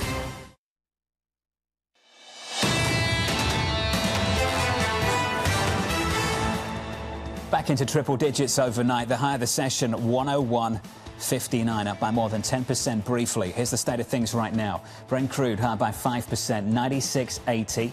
WTI around 91.70, also higher by about 5 percentage points. In the equity market, seemingly ignoring most of it. Equity futures down by about 0.4%. Where there is some pain, if any, it's small caps. The Russell, negative 0.9. It's a double whammy there. On one hand, you've got benchmark rates that are going up in anticipation of a Fed and central banks globally either remaining on hold or even hiking rates. Meanwhile, you also have this idea of a downward trajectory for growth, given the fact that consumers are going to have a huge hit to their budgets as a result of rising gas prices. And the Federal Reserve's not stepping in anytime soon. 2-year bond yields at the highs of the year, 365 on 2s, on 10s, about 422. Under Savannah's this morning, finishing the job in Iran. The International Energy Agency agreed to coordinate the release of a record 400 million barrels of oil, which will substantially reduce the oil prices as we end this threat to America and this threat to the world. We don't want to leave early, do we, huh? We got to finish the job, right? Oil prices are already coming back down, and it's going to come down, but we're not leaving until that job is finished, and it's going to be very fast. So here's the latest this morning. The White House vowed to release millions of barrels from the Strategic Petroleum Reserve to ease surging energy costs. Crude still pushing higher following attacks on tankers across the Persian Gulf. Bloomberg's Tyler Kendall joins us now for the latest from Washington. Good morning, Tyler. Hey, John, good morning. Well, this move perhaps underscores that continued disruptions in the Strait of Hormuz show no signs of abating, as the Trump administration is now set to tap the Strategic Petroleum Reserve for 172 million barrels. The U.S. Energy Secretary Christopher Wright saying that it will take about 4 months to fully deliver those supplies. And the U.S. is now vowing to replenish the SPR with about 200 million barrels by the end of this year. But the move does mark a reversal for the Trump administration, which reportedly reportedly told G7 allies on a call earlier this week that it would oppose any intervention in oil markets amid concerns that it could be premature, according to the Wall Street Journal. That tracks with what has been some mixed signals from the administration regarding its policies when it comes to the war with Iran. In those remarks yesterday, President Trump had indicated again that we could see the war end early, in his words, as he maintains that the U.S. is ahead of schedule in achieving its objectives. But then he went on to say that he is willing to sustain the military conflict for as long as it takes. As you heard, the president did mention how this is part of this coordinated release with the International Energy Agency, which, as you mentioned on the program earlier, reported in a new report this morning that we are expected to see global oil supply slashed by about 8 million barrels per day this month. John, against that backdrop, we know the Trump administration is mulling a few different options to help curb prices at the pump for retail consumers here in the U.S. And that includes new reporting by Bloomberg News that President Trump is considering invoking the Defense Production Act and emergency power to spur offshore oil production off the coast of California in a bid to boost domestic supplies. Tyler Kendall with the latest in Washington. Tyler, thank you. We already produce here in the United States something between 13 to 14 million barrels of crude a day. How much more can you get out of production here? The issue is the Strait of Hormuz. And the Wall Street Journal this morning has reporting that the U.S. has turned down repeated asks from oil companies for the Navy to escort them through the Strait of Hormuz, according to the Wall Street Journal, citing Gulf officials. So that is what needs to be reopened in order for prices to be depressed, not some potential new drilling that won't come online for years. Brent crude, 96.36. Matt Gertkin, the chief geopolitical strategist of BCA, writing the following. The US and Iran are now too deeply involved in conflict to avoid significant negative economic ramifications. Matt joins us now for more. Matt, welcome to the programme. I understand Iran has offered some conditions to end this. How far apart are these two sides? Thanks very much. Pleasure to be with you. Look, I think the key thing is that Iran chose war over dismantling their nuclear program forever. They've had multiple rounds of negotiations. What they saw was domestic unrest and that they could save the regime by facing a conflict or enduring a conflict with the U.S. and Israel. And so they've made this choice, and that shows that they're ready to escalate beyond the pain point that Donald Trump was hoping to wind down the war at. Matt, do you think the Iranians really understand that the threshold for this president is $100 crude? Yeah, of course they do. I think it's easy to see that President Obama, in the wake of GFC, had over $100 per barrel oil, and it was one of the reasons it was a malaise sort of in the country, and he faced troubles in midterm elections. President Biden, of course, was sort of ruined by high energy prices as well as inflation. So I think it's well known that the pain point for the American population is quite low, and they can see the polls. I mean, the problem is this war is starting with a very low level of popular approval, and over time, popular approval tends to wane. At the same time, we have heard from President Pezeshkian in the most specific matters yet in terms of what would it need to take to bring the Iranians to the table. Do you think this is real, or do you think this is just diplomatic fodder for public consumption? Well, I do think it's real in the sense that ultimately the Iranians do need to come to the table, because if the U.S. resorts to indiscriminate bombing and, just overwhelming military force, then the U.S. can probably destroy the regime. It's hard to destroy a regime from the air, but if there ever a case in which it could be accomplished, this is probably one of them. So Iran doesn't have an incentive to push that far.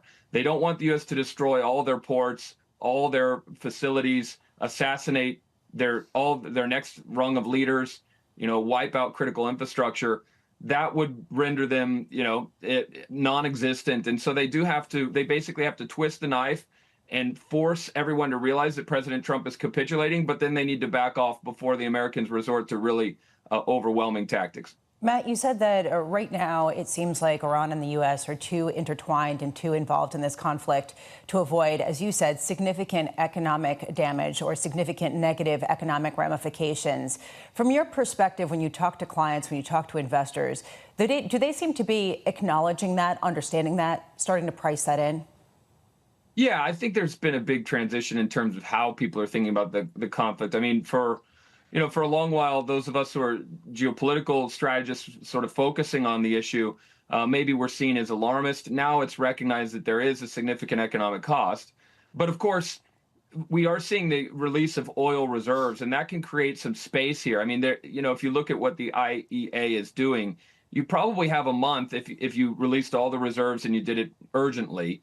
You have a month where the U.S. Armed Forces can try to clear the passage in the Strait. So that does buy time. So I think it's just an issue now of vigilance. Basically, investors know that this could create a massive shock. It could create an economic recession in the worst case. But they're not going to leap to that conclusion until they see that there is extensive damage to the physical oil production infrastructure in the region. Matt, do you think that people are going to try to avoid the Strait of Hormuz going forward just because of the specter of danger that will still lurk over the region? Yeah, I think that conclusion is warranted. I think anyone seeing this understands now and in the future, even in the best case scenarios we have today, everyone will still recognize that these geographic choke points are still relevant. But for that very reason, renewable energy and alternative supply lines are going to become very important. So for the U.S. and its allies and for free countries around the world, that can mean investing and opening up new production in places like the Americas or in Africa. But for China in particular, it will mean building pipelines and production in Central Asia and Siberia, working with Russia because they need to find a way to avoid interdiction by American military and naval forces. Hey, Matt, good to catch up. Thanks for being here. Matt Gerken there of BCA Research. It always depends on what hat you wear. If you're an equity strategist right now, I imagine you find some of this alarmist. For the guys who are tracking the story on the ground, though, this is just an accurate depiction of what is taking place right now. Yeah, people are looking elsewhere. I am struck by the fact that who's benefiting the most? Russia. Guess who's exporting that much more oil and benefiting on the cost side? That nation, which is currently in a war with Ukraine. Up next on the programme, Jorge Leon of Rystad Energy as crude nears triple digits plus. We'll get you some morning movers this morning. We'll check out Morgan Stanley in the pre-market. From New York City, you're watching Bloomberg TV.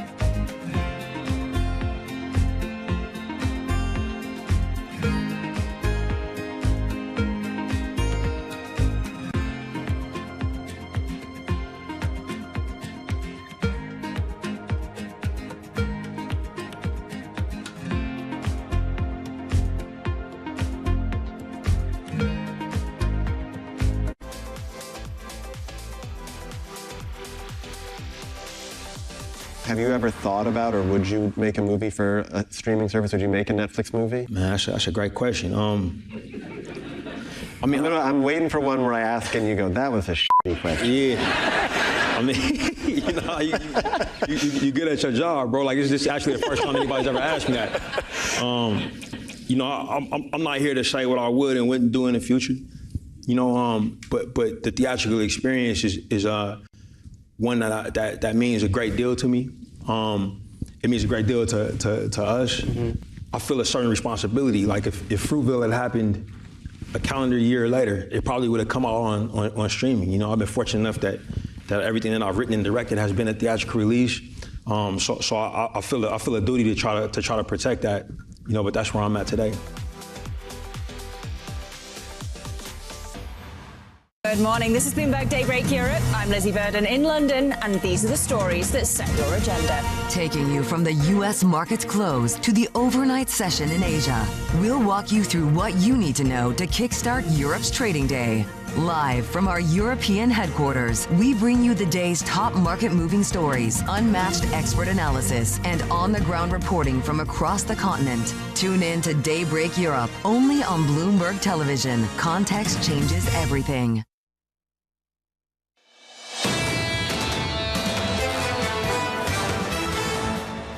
2-day losing streak on the S&P, looking to avoid day 3 in the hands of what happens here. To an extent, Brent, WTI. Brent crude this morning higher by 5%, 96.64. Jeff Curry of Carlyle put it well just yesterday. Policy options are unlikely to break crude's ascent, while Hormuz remains blocked. And blocked it remains. That's the picture for oil. Here's the picture for the equity market. The S&P, the Nasdaq, the Russell shaping up as follows. Futures, negative 0.4 on the S&P. On the Nasdaq, we're down by 0.3. On the Russell, we're negative by 0.9. Are we starting to rethink the outlook? Now you're starting to see bigger and bigger moves further out the crude curve. So far, analysts who we've spoken to have seemed to split up on different sides of this. On one hand, they're saying the cyclical rotation can still remain in place based on where the pricing was and based on the fact that consumers are still getting that tax return that could potentially bolster them. And then you have other people saying, hold on a second. You start looking at discretionary income, you start looking at how much it gets eaten away by higher gas prices and higher prices in general. This is starting to look like a less robust economy. Barclays out with a note talking about how if the oil price spike is persistent, which at this moment it looks like potentially this is going to be at minimum a few more weeks, the higher the downside risk to earnings and valuations. What does it mean? We have another supply shock and it hits GDP. There's going to be negative effects, and maybe at some point the equity market will start waking up to that. Let's talk about some single names. It's not just about energy. It's where the headlines are. But there's an ongoing story. And the tension keeps building in private markets. I want to talk about Morgan Stanley. Check it out in the pre-market. Not just this name, but others as well. So the latest headline, they're capping redemptions. This is about private credit funds. We've seen those headlines from Cliffwater, limiting redemptions. JP Morgan, you saw that just yesterday. Restricted lending to private credit funds, marking down the value of certain loans. The tension, Lisa, keeps building. Now, over the last 10 years or so, every now and again, you see a fund, this happens, and you hear about the word gating. This is happening almost all at once and everywhere. The redemption requests that the likes of Cliffwater and Morgan Stanley have been getting, a Morgan Stanley fund, I should say, are significantly bigger than what they're willing to allow or leave the fund. Morgan Stanley said, well, the structure of the company was intentionally designed to balance the desire to offer investors the opportunity for periodic liquidity with the less liquid characteristics of the portfolio. That said, there is a feeling that maybe some of these loans are not marked according to where they could actually trade in markets, which is the reason why Apollo is saying we're going to create public marks and we're going to show you what they are. But that is the fear right now. What are some of these companies not disclosing and trying to cover up by not necessarily liquidating the underlying assets? So how comfortable can you be in this moment in financial markets? The energy story leading to a reappraisal of the future path of monetary policy in places like the Federal Reserve, less easing, places like the ECB, maybe an interest rate hike. But at the same time, capital markets are still open. We heard that from Kevin Foley of JP Morgan talking to us earlier this week. Deals are getting done.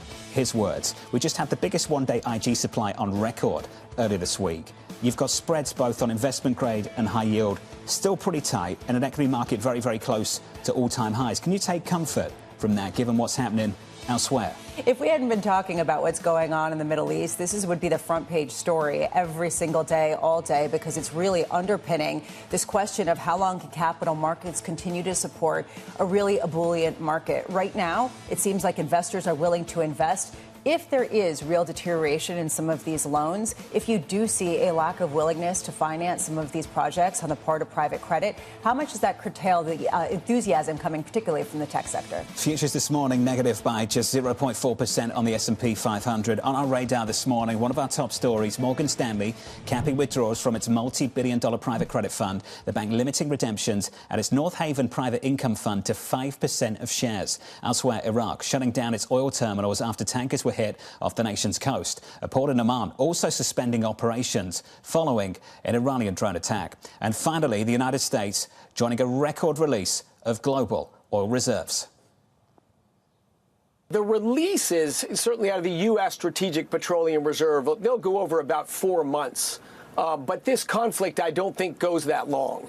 I think we will have the Straits of Hormuz open well before then. Hopefully in the next few weeks, we will see ship traffic returning. The White House pledging to add 172 million barrels of oil to market, with average gasoline prices hitting $3.60 per gallon. And that price, that average price has increased more than 20% in the past less than 2 weeks. So it gives you a sense of the urgency of why.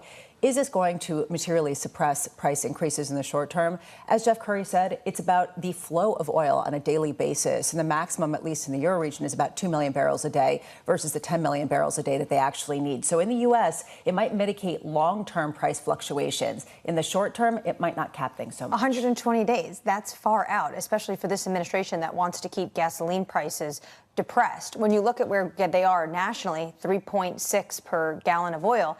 In the president's beloved state of Florida, it's actually 3.7. They're going to keep going up. They are closer to 4 than closer to 3, and that is a huge problem. And it all comes down to the Strait of Hormuz. Secretary Wright talking about at some point the Navy will be able to do this, even though he did tweet and then deleted the tweet that they couldn't.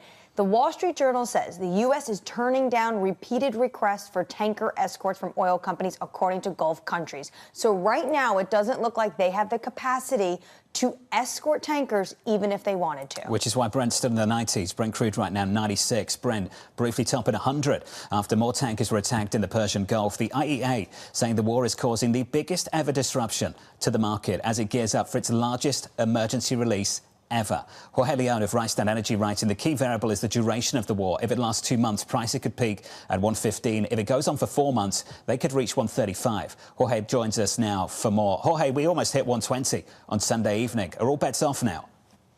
I think so. I think it really depends on the duration. And as Lisa correctly mentioned, the idea of escorting vessels, I think right now we don't see any progress there. So at the end of the day, this really comes down to maths. The Strait of Hormuz, around 10 million barrels per day that we think are going to be closed because of the situation. SPRs, 400 million barrels. That is not going to upset any upside price pressure that we're seeing right now. And interestingly, when the announcement of the 400 million barrels where it was done, prices barely reacted because I think that the market already assumed that something was going to happen. But last time that we saw SPRs being released was in March 2022 in the middle of the Russia-Ukraine war. And back then, when the announcement was made, prices fell by $5 per barrel. Right now, they didn't. And this really shows how important, how critical the situation is at the moment. Oh, hey, we've seen production being cut. You've seen certain shut-ins taking place in certain places. Restarting from there isn't necessarily painless. And I wonder from your perspective what kind of damage we're already doing to supply chains. That's the key. Supply chain. I mean, you've really hit the supply chain. And more importantly, from the geology point of view, the moment that you shut in production, you are changing the pressure of the reservoir. And that could potentially damage your reservoir forever. So we think that coming back to normal production, steady state production is not a matter of days. It's essentially a matter of weeks, if not months. So yes, the Strait of Hormuz could be reopened tomorrow. It will take a few weeks to clear up all the logistic backlog. But then you also have the problem of ramping up production again. And some countries, especially Iraq, might have severe problems doing that. In response to higher oil prices, you've seen a lot of flights that have been either canceled or prices of the tickets go up substantially. You've seen mandates to use either carpooling or bike to work in certain places, particularly in Southeast Asia. How much demand destruction have you already started to see emerge? Excellent point. I think that demand destruction is one of the important levers that how the market is going to react. We've seen during March, at the start of the conflict, around 1.4 million barrels per day of demand destruction. That is quite significant, 1.4 million barrels per day. Initially aviation, and now gradually that impact is going to be translated into transport fuels and heating oil. And if the conflict lasts for longer, then we are probably going to see a refueling of inflation, which could change the attitude of central banks around the world. To give you a data point, before the war, we thought that oil demand was going to grow by 1 million barrels per day. If the war extends for around 4 months, let's say, oil demand growth is cut down to just 400,000 barrels per day. So that's really showing you how important the demand destruction could be in the coming days and weeks. One of the other levers, Jorge, is more production from other areas that aren't as affected, like Russia. Do you have a sense of how much more Russia is earning as a result of higher energy prices and the fact that it's actually increasing production to help meet the needs of its allies like China? Sure. We've seen the waivers that India received to continue importing Russian crude. Before the sanctions, Russia was exporting around 1.6 million barrels per day to India. Then last numbers before the war was around 800,000 barrels per day, so quite a significant decrease. And with the waivers, we think that there's a little bit of an upside potential, around 1.2 million barrels per day. But importantly, there is a lot of Russian oil right now in offshore storage. So the fact that India is going to be able to increase its purchases of Russian crude does not directly mean that Russia could start pumping up more. I think what it means is that the offshore storage will be gradually cleared up. And going forward, we think that the upside potential for Russia is actually quite limited, no more than 200, 300,000 barrels per day. Apart from that, you don't really have much reaction in the very short term. Yes, shale can react, but that is something towards the end of the year. And again, very limited. I don't think more than 300,000 barrels per day. There was a report even just this morning about Indian oil purchases from Russia increased by nearly 45% in March. So basically, does Russia just get back their entire export capacity that they had in India before the United States started putting pressure on New Delhi? Probably yes. Now, the big question there is what happens when the war ends. Will those waivers expire? At the moment, those waivers are supposed to expire at the end of April. Now, when the war ends, will those sanctions be put back into place or not? And my hunch here is that once you lift the waivers, once you lift the sanctions, it is pretty difficult to go back and implementing them again. I remember when the Red Sea was shut basically for months, and tankers and cargo ships didn't want to go through it because of what was going on with the Houthis. Even if the United States, Jorge, is able to reopen the Strait of Hormuz, when will it go back to quote unquote normal?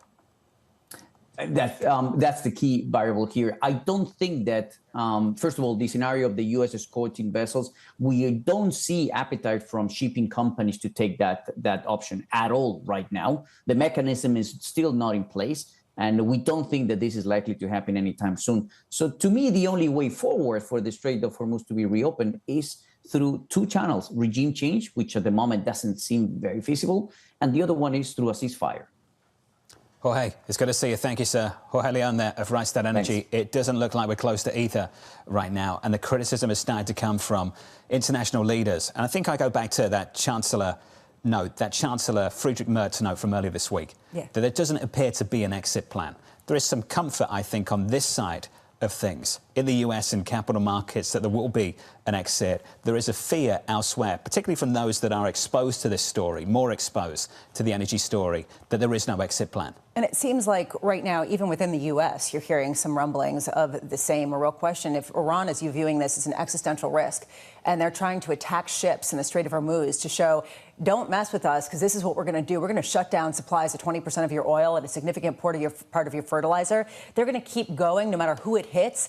That doesn't seem to be something easily counterable or really reopenable unless you add some serious force. And when you hear from the president, you hear almost both sides. He said yesterday practically there's nothing left to target in Iran, which makes you think potentially this is going to unwind pretty soon. And then last night he said we don't want to leave early, right? Basically saying we want to finish the job. Well, what does that finishing the job look like? Is it regime change? We're going to be there a lot longer. WTI 91, Brent crude this morning 96. We'll keep tracking those prices for you. Up next on the programme, fueling inflation fears. When oil prices go up, headline inflation goes up, that gets much bigger. The damage is going to take months to unwind. There is no policy response that can stop this ascent in crude. None. That was Jeff Curry. We'll have more on that in just a moment. Plus, we'll catch up with Veronica Clark of Citi from New York City this morning. Good morning. You're watching Bloomberg TV.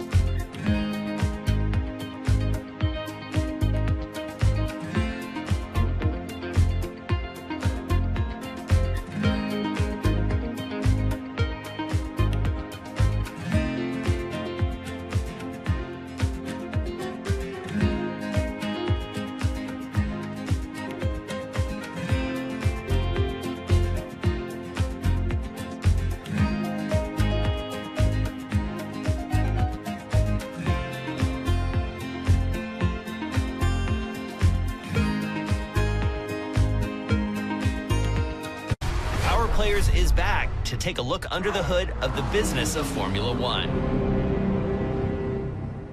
Hi, I'm here to see Pierre Gasly. Welcome to my workplace. Do you feel pressure? Massive pressure. Ferrari is the best example that we can be very proud of the past to look after the future. From the iconic brand setting the standard. Oh boy. Can you imagine Ferrari without racing? No, and I say no, no, no. To the newcomers forging ahead. I grew up my whole life racing against the boys. This global phenomenon continues to chart new territory. This was a tennis court 8 days ago. I can't even believe that. And the speed of the business has never moved faster. My career might stop, but I'll still be driving some. Yeah. Probably very fast. Yeah. This is so exciting! This season, we're along for the ride. Welcome to the world of decentralized finance. Why is it that NFTs have not recovered in the same way that, say, Bitcoin has? Bloomberg is covering all things crypto. It's a pretty spectacular story. The people. This is the future. This is the 21st century economy. The transactions. It snapped up nearly $1 billion of Bitcoin. And the technology. We need to build a digital Fort Knox. That gives people financial freedom, and that's a wonderful thing. That's extraordinary. We ride the wave that is Bitcoin. Bloomberg Crypto, only on Bloomberg. Key investors, top executives, global innovators. Join me for in-depth conversations with the biggest newsmakers on the day's top stories. Insight with Haslinda Amin, only on Bloomberg. Bringing you up-to-the-minute political news whenever and wherever it happens. I'm Tyler Kendall in Washington, and this is Bloomberg.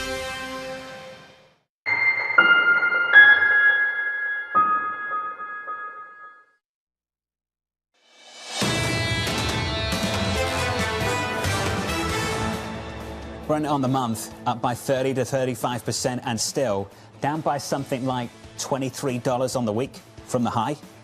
Just gives you an idea of this wild ride over the month so far, and particularly the last few days on Brent crude. Brent crude 96.20 and up by 4.6% on the session. WTI just north of 90, pushing 91, up by more than 4% also. How many times have you heard this take? This was Deepak Puri of Deutsche Bank yesterday. Any major price increase would be tackled by the administration through a combination of measures. Comfort. This from Chris Harvey of CIBC. Stable credit spreads, decent EPS growth implies the current slump will be a buyable pullback. Once again, comfort. And you see that in the equity market so far this morning, down by just 0.4% on the S&P 500. On the NASDAQ, down by a third. People feel somewhat comfortable with this situation. Part of the reason why is because of the policy response. They expect either withdrawal from the region and end the war, some sort of pivot from President Trump, or maybe some sort of win that they can then announce and then end this.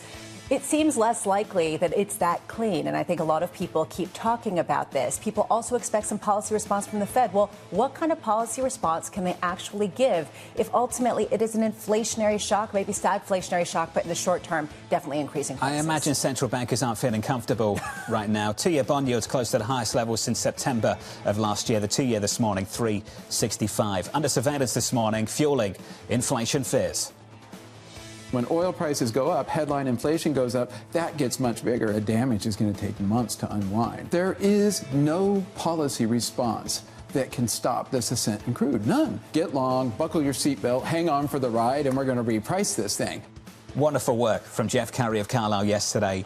Direct, blunt. Here's the latest this morning. Surging crude costs adding to inflation concerns for the global economy. Average gasoline prices in the US hitting their highest level since May of 24. Veronica Clark of Citi writing inflation risks so far are mostly for headline, but the longer it lasts, there could be more pass-through to core. Veronica joins us now for more. Veronica, good morning. Good morning. You'd slated 3 cuts, 75 basis points, I believe, an April start. Yeah. Have you changed your view on things? No, not yet. Obviously, risk that those cuts could start later, but we are still expecting 75 basis points. We'll obviously have to see how the latest developments unfold, but there has been a pretty clear pattern the last couple years in the labor market data where it's really spring and summer we start to see that weakening, and of course we've already had some weaker labor market data recently, but in recent years that means the Fed is cutting by the fall. So what do you say about this move that we're seeing? How do you characterize this energy shock right now? Does it fuel inflation? Does it hit growth? Or is it something you can ignore? It's both. Yeah, it is, raising those stagflation, scenarios back to the table again.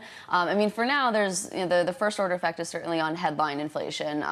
It is, we're not even halfway through March yet. We'll see what gas prices do for the whole month. But yeah, we're probably looking at something like a 50 basis point boost to March headline CPI. That's big. But that's from gas prices. And then, the longer it lasts, of course, the risks for core get more. Look for things like airfares to potentially rise, core goods prices.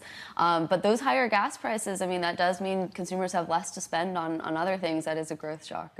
I hear the point about long term. It could be disinflationary. It could reduce spending power in other categories. That said, from a perception standpoint, inflation's already above target. Core PCE is expected to actually be a little bit uncomfortably hot that we get later tomorrow. Goldman Sachs cutting their forecast in terms of how much the Fed can cut, saying it just isn't plausible given this backdrop. Why do you think it is? Yeah, so I think it is a supply shock, right? And the last supply shock we had were, reminiscent of the pandemic. But this is a very different macro backdrop than we had in the pandemic. I'm very encouraged still by what I see in slowing wage growth. That's what you get with a loosening labor market. Yesterday's CPI data, shelter inflation is slowing a lot. That should continue. Should be abnormally weak even maybe this year. So this is not the demand backdrop that supports more persistent inflation. What you would want to watch for is if inflation expectations start to rise, then of course that gets more concerning. And that's why for now the Fed is going to be cautious. They're not doing anything now, but we'll see how we get to the summer. Citi's house view has been different from the rest of Wall Street. You have thought that this was a weaker economy than a lot of people imagined, that the labor market actually was experiencing cracks that people weren't imagining. Based on this shock, which is a shock and is going to cause increased oil prices, is there a greater chance of even rolling over into recession? I mean, does it change the parameters of what could happen based on the starting point of this type of weakness? Yeah, it feels really uncomfortable that this has been a very gradually weakening labor market for a couple years while we've had very strong growth and while we've had easing financial conditions. That seems to be changing now. And so I would worry that, business, transportation, energy costs and everything are going up. You've already been looking to cut labor costs for a couple years. What if that gets you to that final stage of some larger layoffs? Or at least, not hiring. And it does feel a little bit like we're a frog in a pot of boiling water where the unemployment rate every year does still rise something like 3 to 4 tenths. And at some point, it's not so low anymore. You mentioned airlines and the cost potentially for ticket prices. Willie Walsh, who runs the International Air Transportation Association, this morning said you're looking at probably an 8 or 9% increase. He said it's inevitable. We already see that with a lot of Asia carriers as well because of where jet fuel is. Don't you think that is going to be incredibly difficult for inflation going forward? Yeah, that airline component is the first one that you would watch, airfares of core inflation. It's really maybe like a 1 to 3 month lag. It happens pretty quickly where we start to see those rising. That is in our forecast a bit. But I think the big question for broader inflation is, the consumer has been weakening somewhat. Spending power will be coming down just as job growth is slowing. How much are you able to pass on these higher costs to final price? But don't we see it potentially a knock-on effect like where our farm to table kind of economy that we saw during the pandemic when then the Fed said inflation was transitory and ended up not being transitory? Yeah. This is just a very different labor market, though, than we had then. We had a very tight labor market. We had unemployment benefits that were keeping people out of the labor force. You had very strong wage growth. Short-term expectations probably mattered a lot more than where you were seeing prices rise. You would ask for a higher wage. You would get that higher wage because there was no one else to hire. That is a very different transmission mechanism this time. We're just tracking this cascade through international supply chains, and this headline just crossed the Bloomberg that India is asking China for a form of fertilizer, urea, as the war-induced gas crunch hits plants. You're just seeing it more and more. It's not just the oil story. It's the product story, particularly in places like Asia. An even bigger proportion of urea goes through the Strait of Hormuz. And the reason why this is so concerning is it is the season when you have to be planting. And this is the reason why you've seen actually agricultural spot commodity prices increase by the most going back to 2023. People are starting to sniff this out. This could be a bigger concern. This is what we eat every day. And that's the reason why people are looking beyond just the oil shock. And look at potentially diesel prices. That's what the entire construction, manufacturing, factory orders, that's what they all run on, even in the United States. There could be knock-on effects of this that aren't just hitting crude barrels. And this is the point that Jeff is making, Jeff Curry of Carlyle, of course, that even if you lead to a period of de-escalation here, let's say there is an off-ramp. Don't know where it comes from or when it comes, but let's say there is one. After that, what are the lessons you've learned? Do you just move on, back to normal? Jeff Curry doesn't think so. It leads to a period of hoarding. The Chinese right now are curbing exports. Everyone starts to buckle down and prioritise their own electorate. Not China, there are no elections, but their own people. That's always going to be the priority. So where India asks China, of course, there's some kind of geopolitical relationship there they might explore, don't know. But in the future, you start to see hoarding. That's the bull case that Jeff is suggesting here. Frankly, we saw that in 2020 after the pandemic. We saw people rejigger their supply chain lines, talk about keeping greater inventories. It became a hanging cost. At the same time, people thought it was worthwhile for insurance. To the extent that people were getting a little bit complacent, this just really highlights how they can't do that. Veronica, when does this become too hard to ignore? Yeah, I mean, we're only a week and a half into it or so. 13 days. Yeah, 14 days, 2 weeks. Yeah, I think after a whole month, you're definitely getting more worried. Veronica, thank you. Appreciate it. Veronica Clark there of Citi. The headlines keep coming, and right now Wall Street, comfortable still, to a degree, to look through the shock. There's been a shift in the past couple of days where maybe an off-ramp isn't as easy as President Trump saying, I want this war over, victory accomplished. Right now, it seems like there is a shift looking at whether Iran is willing to play ball and what it'll take to reopen the Strait of Hormuz. Stocks this morning down by 0.5% on the S&P 500. In the next hour, we'll catch up with Jean Bavin of BlackRock, Libby Cantrell of PIMCO, Stephen Major of Tradition, Sunil Desai of Franklin Templeton Fixed Income from New York City. Good morning to you all. The second hour of Bloomberg Surveillance up next.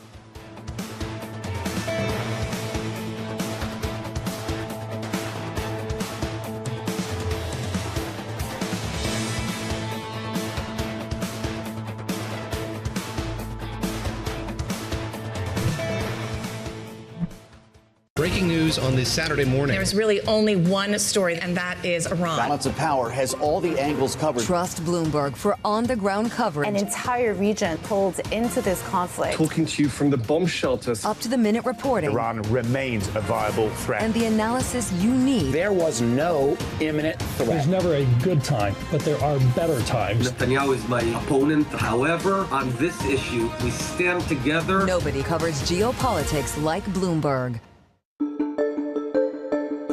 AI, some people would say that there's maybe a little bit of a bubble in AI. When you have companies with market caps of $5 trillion, you don't see any bubble there at all? Whenever we have an acceleration in technology and people get excited about it, you have significant capital formation around new companies that are trying to capitalize on that opportunity. And, you know, we've seen this before through history, and you're seeing it now. It won't be a straight line. The opportunity set with AI is enormous. There will be winners and losers. And it's hard to pick the winners and losers now. And certainly a lot of the capital that's being deployed will not produce adequate returns. And a bunch of the capital that's being deployed will actually not produce any returns. But it's hard, it's hard to call the timing on these things. And the thing I'd point to just from a historical lens is in the fall of 1996, Alan Greenspan talked about irrational exuberance in stock markets, and the NASDAQ was at 1,300. And the NASDAQ peaked 3.5 years later at over 5,000. So, these things can go on for a long time, but ultimately, there are adjustments, there will be drawdowns, there'll be rebalancing, and just, it's hard to call it because the technology trend and the investment is real.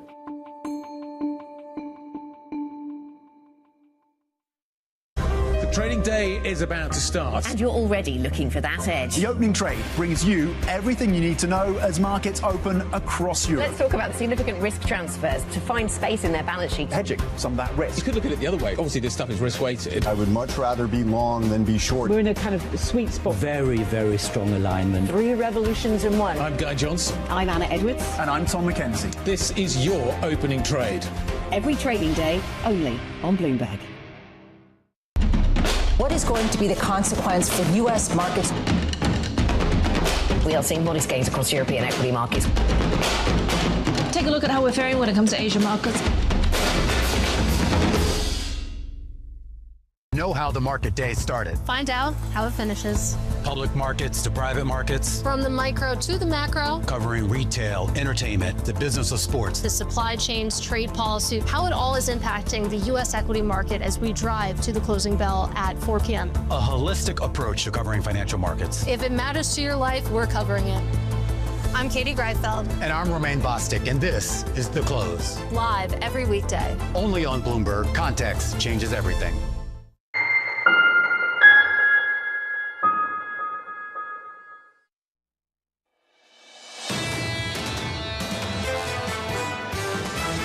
You're going to feel that pressure of higher oil prices. So there's no escaping that. If oil stays up for 2 or 3 months, it bleeds into a broader inflation. I think both on goods and energy, we have a problem. The headwinds for the consumer are building. Get long, buckle your seatbelt, hang on for the ride, and we're going to reprice this thing. This is Bloomberg Surveillance with Jonathan Farrow, Lisa Abramowitz, and Anne-Marie Hordern. Live from New York City this morning. Good morning for our audience worldwide. The second hour of Bloomberg Surveillance starts right now, and your scores. The price action looks like this. Let's start with crude. Brent and WTI. Brent briefly, triple digits once again overnight. This morning, 96.42, up by 4.8%. WTI up by 4.5, a 91 handle on WTI crude. In the equity market, push it through stocks. A slight pullback on the S&P 500, down by 0.5 on the Russell. It's where the pain is, if you can call it that. We're down by 1% on the Russell so far this morning. Yeah, a lot of people in risk assets are trying to wrap their heads around how long this could possibly take, not getting any answers. We're in a sort of void of any real information about the trajectory of this conflict. The here and now, though, is scary and potentially a real dampening factor to growth and a boosting factor to inflation. It's a toxic mix of stagflation that nobody wants to see. Some asset classes are taking that seriously, others not so much. We've talked about this a few times. In equities, there is comfort that this will be over, and you can look through it. On the ground, the facts are still very concerning. Goldman, Citi, Standard Chartered telling their Dubai staff to work from home. And we've seen energy and energy infrastructure take a hit across the region. Tankers, a few of them, catching fire. Absolutely. And when you hear from Jeff Curry, he's saying there is no policy response that can stop this ascent we are seeing in crude oil and crude prices. And then it comes down to other things like you were mentioning, fertilizer, diesel, the product of crude. All of this is moving higher. And at some point, if this is persistent, it is going to hit growth. And that's what the equity market's going to have to grapple with. We talk about the boiling frog. Turning up the heat, just slowly, every single day, private markets. I just want to go back to the headlines. Morgan Stanley capping redemptions, Cliffwater limiting redemptions, JP Morgan, this is all this week, restricting lending to private credit funds, marking down the value of certain loans. It's hit after hit after hit, and it just slowly turns the heat up every day. And there are two issues here. On one hand, it's a question of liquidity, selling some of these illiquid loans to retail investors through different vehicles, and a question of what happens when they want to leave and whether that causes prices to go down. That's something people can handle, and you see some of the big investment managers saying, all right, we can take advantage of this and actually consolidate some of this market share. On the other hand, if you have that in addition to a geopolitical shock that pressures the economy, is there real credit risk that starts to build, especially if a lot of investors feel burned and pull back some of their balance sheets? That's kind of the question that people are grappling with at this moment. The shock is coming at precisely the wrong time. Equity futures right now in the S&P negative by 0.5%. Coming up this hour, we'll catch up with Jean Bavin of BlackRock as crude climbs, Libby Cantrell of PIMCO as Iran tightens its grip on Hormuz, and Steve Major of Tradition as the spectre of stagflation hoards global bond markets. We begin this hour with crude prices rallying as the war in the Middle East widens. Bloomberg's Jemana Basechi joins us now for more. Jemana, welcome back to the program. We talked briefly about the tension in the region so far this morning. The Iranians did put out a list of conditions to end this thing. What's the distance between the sides at the moment? Well, they did put a list out of conditions out. That was, you're referring to a post put up by the Iranian President Pezeshkian, which, by the way, appears to not have a lot of influence over overall decision making. We saw a similar situation over the course of the weekend when he sort of apologized to Gulf states for targeting them, saying that if they did harbor U.S. assets, then they would be subject to attacks. But later on, he was contradicted and almost pushed aside by more hardliner members of the Revolutionary Guard, who went on to say that they have no plans to negotiate whatsoever with the United States. They're not planning on looking for a ceasefire at any point soon. And I think from the Iranian perspective now, it's very clear that they are intent on inflicting as much economic cost as possible with these key targets on energy, on infrastructure hubs, on logistics hubs, on airports. The attacks are not diminishing. They're actually increasing with intensity and with specific targets in mind. One thing that I would say also is there's a lot of daylight between what the US are asking the Iranians for and what the Iranians have put on the table overnight. They say that they will only come back to the negotiating table if the US give them reassurances that they won't attack again. Under what situation would the US underwrite that possibility? It's not going to happen. President Trump also saying that he wants to see unconditional surrender. So still a massive amount of distance between the two sides. And you could say that, the events of the last couple of days, irrespective of, the policy adjustments that the Trump administration has introduced, the IEA announcement, hasn't made such an impact on the market, because at the end of the day, the strait is still effectively shut, and it is dangerous for vessels to pass through not just the strait, but the Persian Gulf and around the Gulf of Oman and even the bottom of the Arabian Peninsula now. Jumana, out of an abundance of caution, you're broadcasting from home today. Our colleagues are working from home in Dubai. Citi, Goldman, Standard Chartered telling their staff ultimately to stay away from the office. Jumana, how long before Gulf nations need to make a difficult decision about whether to step in and fight this too? Look, that is a calculus that I think, many people have been asking. But at the same time, the hope out of Gulf nations is that this somehow does de-escalate. They want to bring down the temperature. They are intercepting a huge number of projectiles that have been fired towards them. You just think about the UAE alone. We're getting up to 2,000 projectiles being fired just towards the UAE since the beginning of the war. That surpasses the number of projectiles that Iran sent over to Israel in the 12-day war, right? And this is not technically an enemy, quote unquote, of Iran. But what has happened is overnight, we started to see bits of debris hitting residential buildings, some areas that are very close to the financial district. And there is concern, obviously, that the interception of some of these drones could sustain some more civilian infrastructure damage. And on the back of that, many institutions, including banks, Goldman Sachs, HSBC, Citi, we've been reporting on them this morning, have advised their employees to stay home out of an abundance of caution. This is not a formal evacuation order from the DIFC. Bloomberg ourselves, you can see I'm not in the office today. We equally are staying back out of an abundance of caution. But the hope from the Gulf states is that this does die down. They have maintained their right to self-defense. But equally, they have said that the primary objective here is to find a diplomatic solution out of it. No signals that they want to get involved militarily. Jumana, we know this is an immensely stressful moment for our colleagues in the region, so thanks for making some time for us this morning. Jumana Basechi there out of Dubai this morning. That's the path we don't want to go down at all. That's the road to escalation. The issue is that Dubai and other areas, other cities in the region have built a whole economy on being a sort of safe bastion, on being the cross-section between the East and the West when it comes to finances. How much does this potentially undermine that? At what point does this have to go on for people to say, wait a second, maybe it's not worth the level of expansion that we had planned? 97 on Brent this morning. Here's the view on Wall Street. Jean Bavin of BlackRock writing, the energy-led supply chain shock is likely to be short-lived. We see disruptions measured in weeks rather than in months. Jean joins us now for more. Jean, it's good to see you. Good to see you. Can you ignore this? No, cannot ignore it. But I think we need to, two things need to be tracked, right? We need to see the disruptions that they continue to evolve, and the Strait of Hormuz is the thing to watch. How many flows of tankers and so on we see going through? We're about 16% in our analysis of the normal level. So this is clearly a massive shock for now.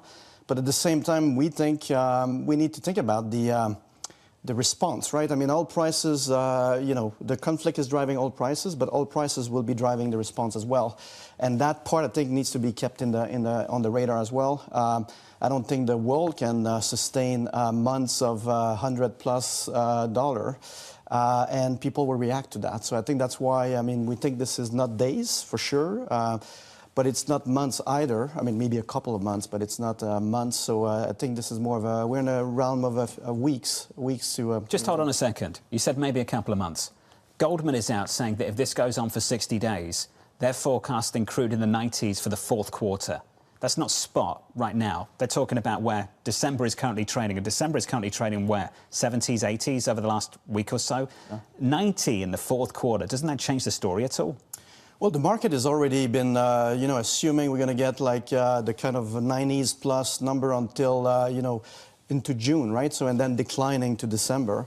That's already a couple of months, and that's the wall I'm describing here. So if we go with what the curve is pricing, I think it's a shock. It's going to add to an inflation narrative, or it's going to challenge the benign inflation narrative that's been prevalent before. So I think that is a big story there.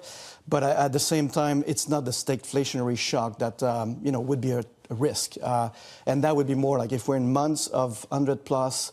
Then it's shaving 0.5% on growth, and it's an additional 1 percentage point on inflation globally in this environment. So that would be a significant risk. When you talk about policy response, usually people are talking not just about fiscal, not just about political, but also about the monetary policy response. And right now, the market is pricing out the chance of the Federal Reserve in particular cutting rates. And they're talking about the ECB hiking rates. I'm just wondering how that changes your expectation, why you still think this is long-term inflationary, even if policymakers are going to tighten the screws on global growth. I think it's long-term inflationary because for us, like even before the conflict, where I've been talking about here on occasion about this, we think that there's a structural inflation story in this environment. This is a world that was shaped by supply because of big mega force. AI we thought was like inflationary before, it's going to be deflationary, and the geopolitical fragmentation is the world becoming less efficient from an economic perspective, and as a result, costs on an ongoing basis, being higher, and that pushing inflation. So that was the basis. We thought that the Fed would be cutting rates. It's not because necessarily we thought it was obvious from a macro perspective that it was needed, but like that was pretty much baked in.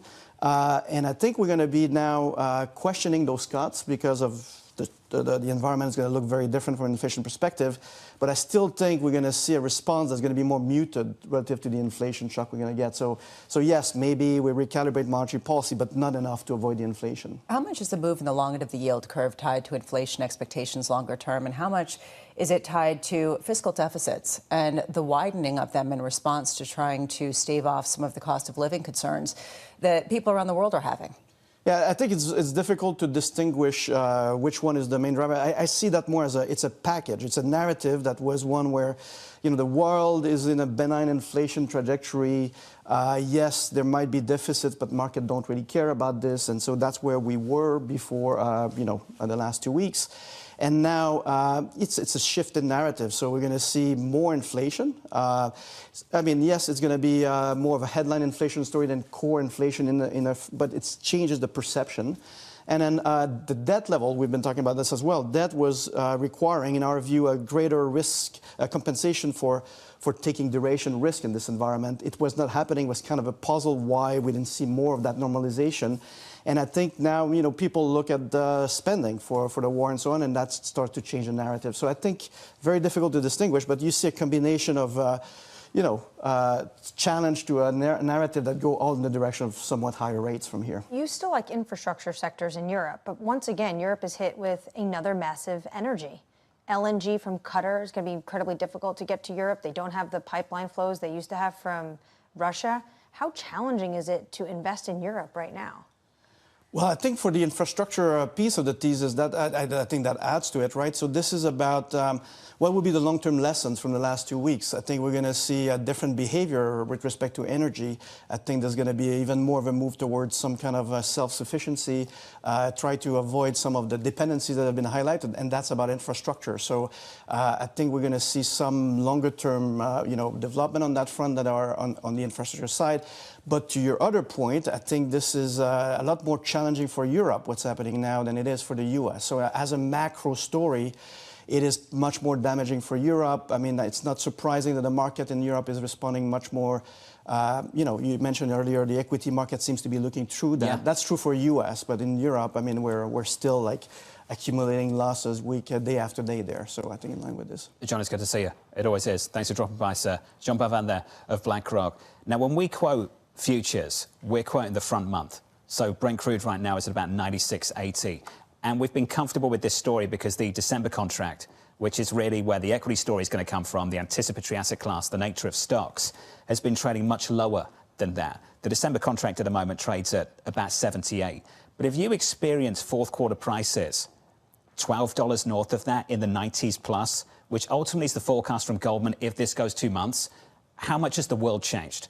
And under those conditions, can the stock market really ignore the story if you start to see a bigger move further out? Steve Auth of Federated Hermes said that that was sort of the line in the sand for him. $90 a barrel on average for the United States would curtail growth, would actually curtail consumption. How many people start to come around to that as those forward prices start to change? Brent crude this morning, 96.98, just short of 97. We're up by 5% on the session. Up next on the program, fighting to the finish.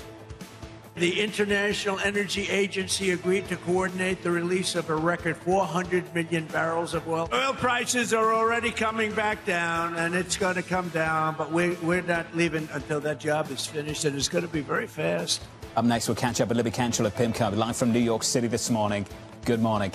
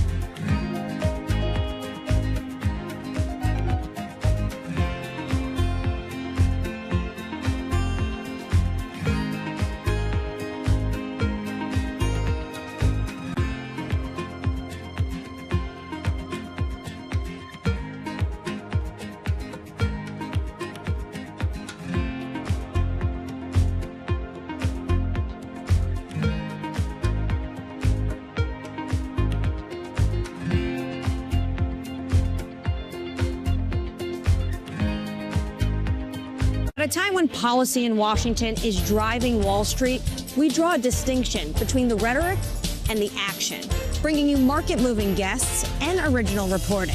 This is Bloomberg Surveillance.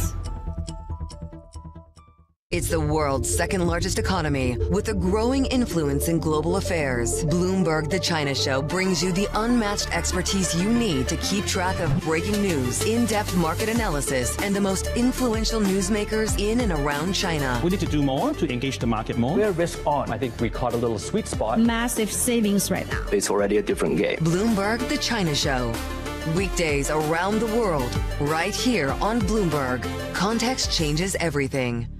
We're at the epicenter of a global realignment on a scale not seen for decades. At the intersection between markets, economics and geopolitics, a forum for sophisticated conversation. This is Bloomberg Surveillance.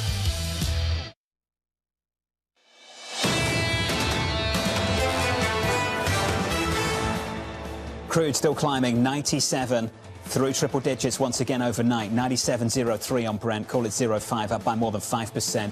WTI 81.70 and up by 5% also. This from Jeff Curry of Carlyle just yesterday. Policy options are not going to break crude descent while the Strait is closed. The German foreign minister saying nobody here in the region sees themselves in a position to provide the appropriate protection through that waterway. Yeah, and that's the reason why people are not talking about an easy reopening of the Strait of Hormuz. The policy response has been massive, 400 million barrels being released from the IEA in terms of the European region, and that alone has not really suppressed prices. So what will? Under surveillance this morning, fighting to the finish. The International Energy Agency agreed to coordinate the release of a record 400 million barrels of oil, which will substantially reduce the oil prices as we end this threat to America and this threat to the world. We don't want to leave early, do we? We got to finish the job, right? Oil prices are already coming back down, and it's going to come down, but we're not leaving until that job is finished, and it's going to be very fast. So here's the latest this morning. Crude climbing even as President Trump vows to lower prices with a massive release from the U.S. Strategic Petroleum Reserve. Bloomberg's Tyler Kendall has the latest. Hey, Tyler. Hey, John, good morning. Well, as we see this coordinated action from the International Energy Agency, the executive director of the IEA came out and said that the number one thing that could be done to stabilize oil markets would, of course, be a resumption of traffic through the Strait of Hormuz. But as we continue to see disruptions, the Trump administration is now set to release 172 million barrels from the Strategic Petroleum Reserve. But our own analysts at Bloomberg Economics say that the total full coordinated release of 400 million barrels only amounts to about 20 days of flows through the strait. That, of course, is raising questions about the duration of this, as the U.S. Energy Secretary Christopher Wright says that it will take the U.S. about 4 months to fully deliver the supplies. Still, with that said, we are expecting President Trump to come out with perhaps some more details about how this mission is going to continue, as he says that the U.S. could be ahead of schedule. Tyler Kendall in Washington. Tyler, thank you. Libby Cantrell at PIMCO with this to say: the longer this conflict plays out, the more ugly the political environment may become. Libby joins us around the table. Libby, good morning. It's good to see you. Good morning. What do you make of the policy response so far? Yeah, so I think, the expectation was that there would be a dramatic release from the Strategic Petroleum Reserve, and of course that's what we have seen. I do think that, as your previous guests have pointed out, that is only so effective. In terms of other tools, the president is pretty limited. There are obviously Russian sanctions that he can tweak. We saw a little bit of that last week. Export controls, that's really an extreme. Some modifications or exemptions to the Jones Act. But outside of this, is sort of all nibbling around the edges in terms of really addressing the, what looks like maybe $100 oil, and of course then the price of gas, which is really the issue politically, domestically. And this is exactly the opposite of what Republicans' plan was for 2026. It was going to be all about affordability. It was going to be pushing their agenda. Even if maybe they weren't able to get things done, they were going to be at least rhetorically talking about it. And now that's been, completely kind of undermined by this. We came into the new year with the White House squarely focused on affordability. How do they change their message now, going into the summer and going to the midterms, where it's clear the House likely is going to flip? But I'm talking to people who think that there is a chance Republicans lose the Senate.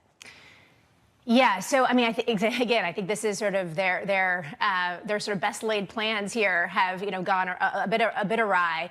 I think what the hope is that this is going to be able to be finished, right, going into the summer months. Now, of course, it sounds sort of flippant, but wars or conflicts are easy to start, much harder to finish, particularly given the complexity of this region. So that intention, of course, may not be realized. I do think, though, just again, you saw a little bit of this yesterday with President Trump trying to get back onto that sort of affordability mantle.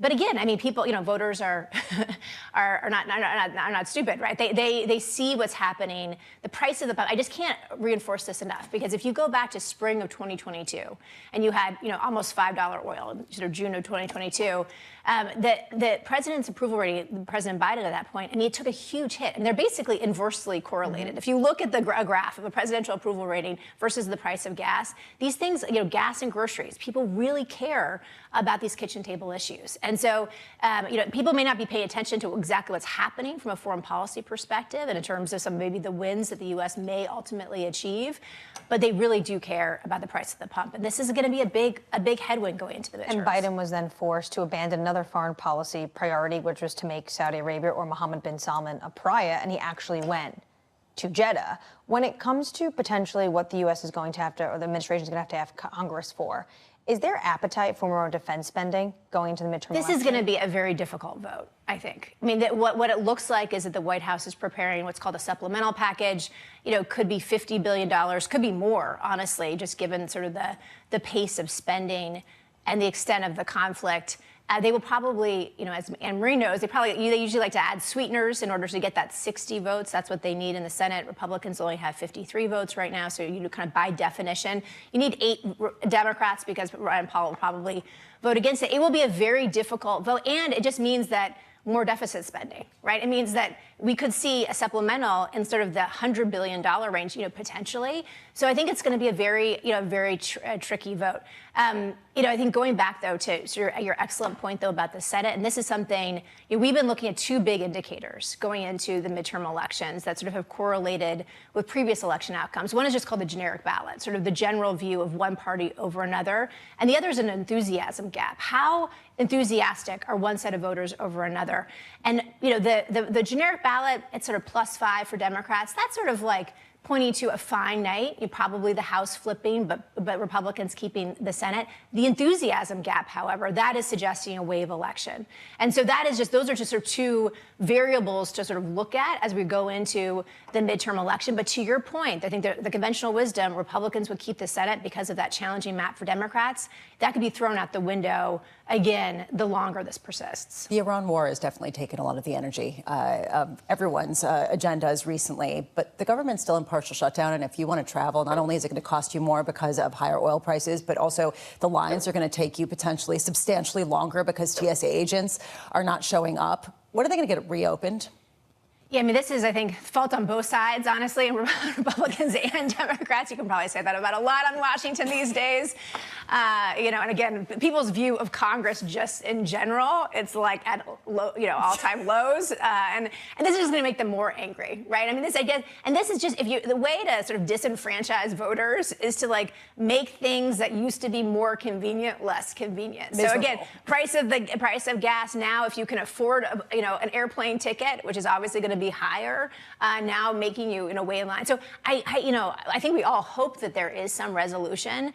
But it does feel a little bit intractable because of what Democrats want on the ice. Now, I think that politically speaking, if you look at sort of the breakdown of President Trump's approval ratings, one issue where he did consistently pull above water was on immigration. And that has changed over the last 3 months. And you are already seeing this pivot away from some of the stronger rhetoric about deportations to kind of a softer, gentler immigration approach. And so you could I think you could sort of see the White House trying to kind of come to a deal on immigration to sort of maybe pivot some of that more draconian rhetoric. The turnaround is crazy there.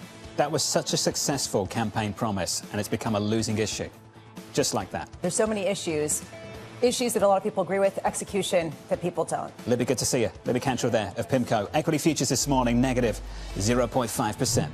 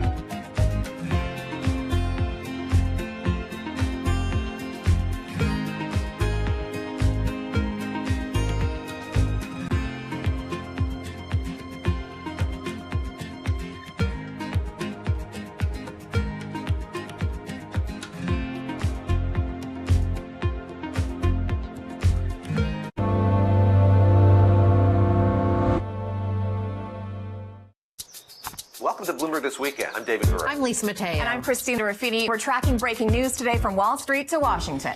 Let's start overseas. The sector is really propelling this deal forward. Yeah, the hope is this will open up new markets and provide some additional liquidity. Of course, now they're going to have competitors. We got got a big week coming up in politics. Earnings season is underway. We're going to get some key reports. Everything you need to know before the markets open on Monday. Introducing Bloomberg This Weekend, bringing a little Bloomberg into your weekend routine. Guys, buckle up. Good morning. Good morning. This is Bloomberg Surveillance. Welcome back to the opening trade.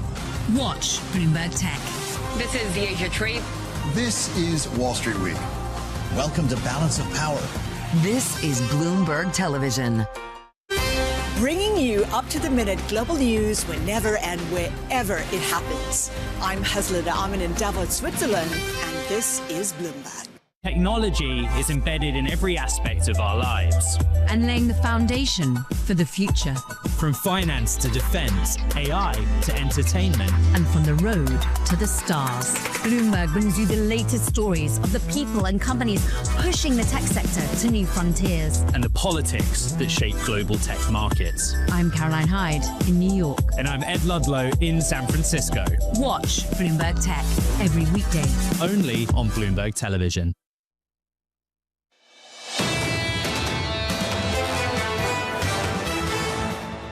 In the commodity market right now, Brent crude up by close to 6%. We're tracking this story closely throughout the day here on Bloomberg TV. Brent 97.32 overnight, 101.59. A brief trip back into triple digits on WTI, up by 5% also. That's how the stage is set in the commodity market. This is the story as it plays out in the stock market. Equity futures down across the board by 0.5 on the S&P, negative 1 full percentage point on the Russell. In the bond market, can this bond market afford another war?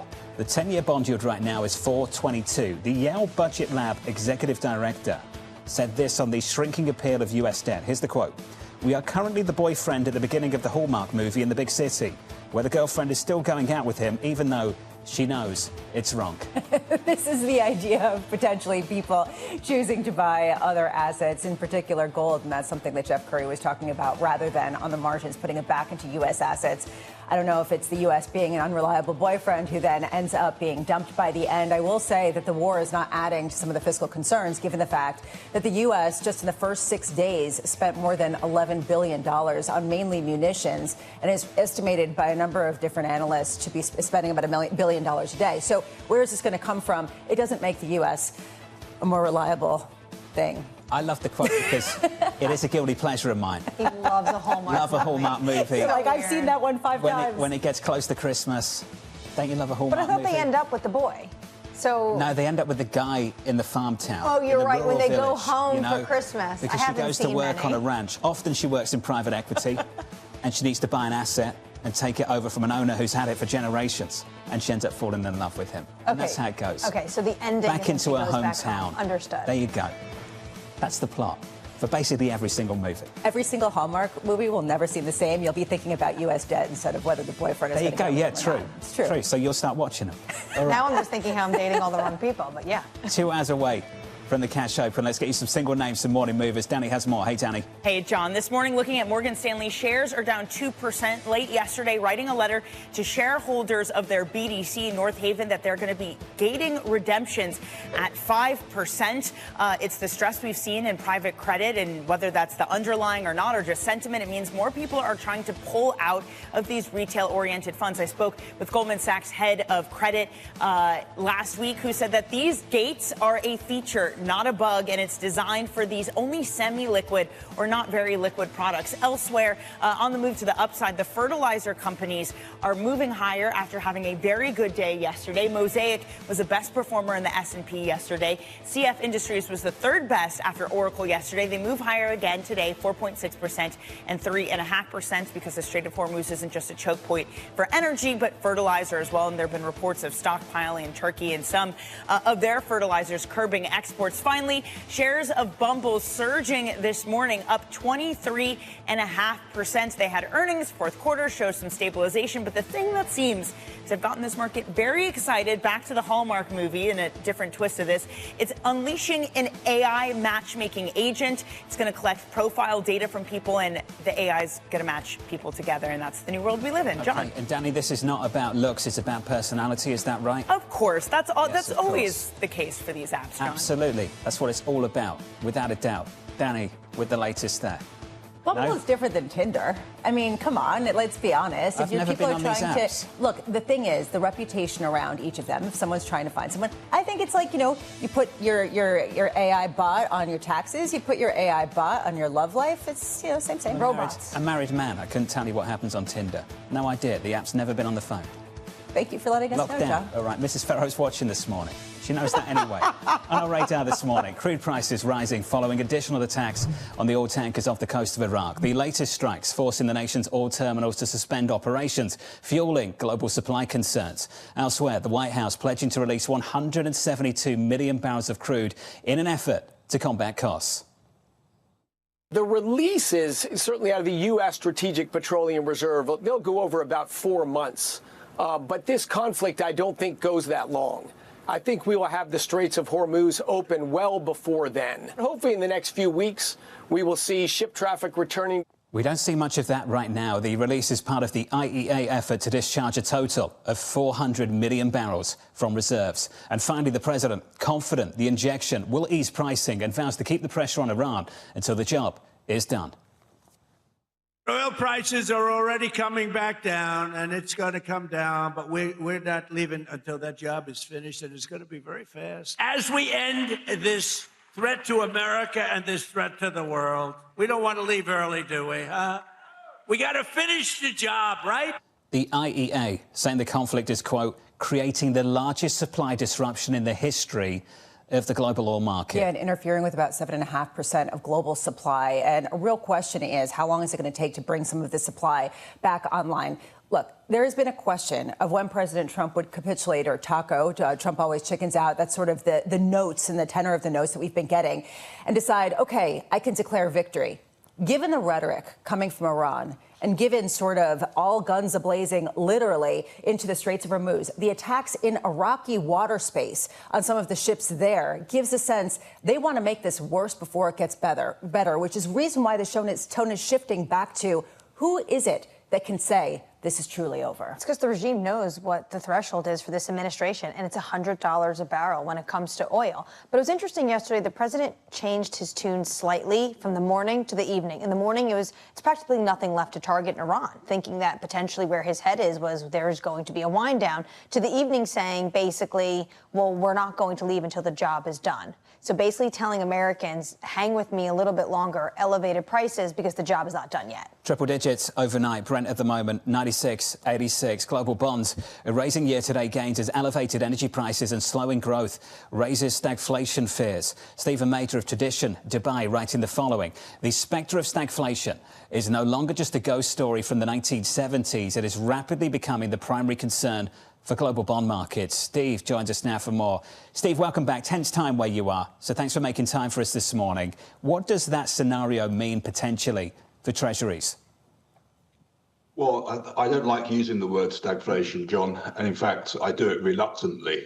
But it's just that markets have to price in the scenarios in the same way that central banks are dealing with scenarios. And if we'd had this call a few weeks ago, I think we spoke actually in January, the oil price was heading down. There was a supply glut, and people were talking 60, 50 for oil, right?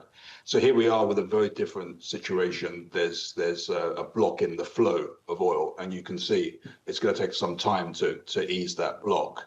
The stagflation scenario, I think, has to be taken very carefully because things are different in many ways. The US is a big oil producer. There's a much older population now than back then. There's more wealth inequality. You've got the technology backdrop as well, which is very different. So I look at it and I think we can use the 1970s to some extent, but it does feel to me like the market is pricing in now a lot of that stagflation risk. And what I've been doing is looking at where I think it's in the price and where it isn't. It's interesting to look at inflation break-evens, for example, to look at the different credit sectors, to look at global bonds.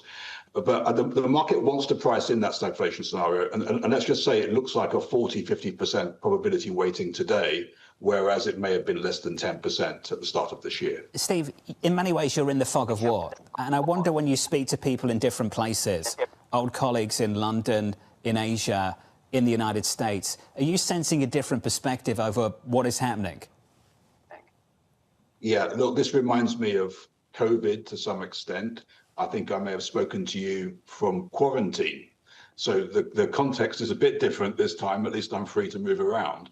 But it feels a bit surreal. We're waiting on the news flow.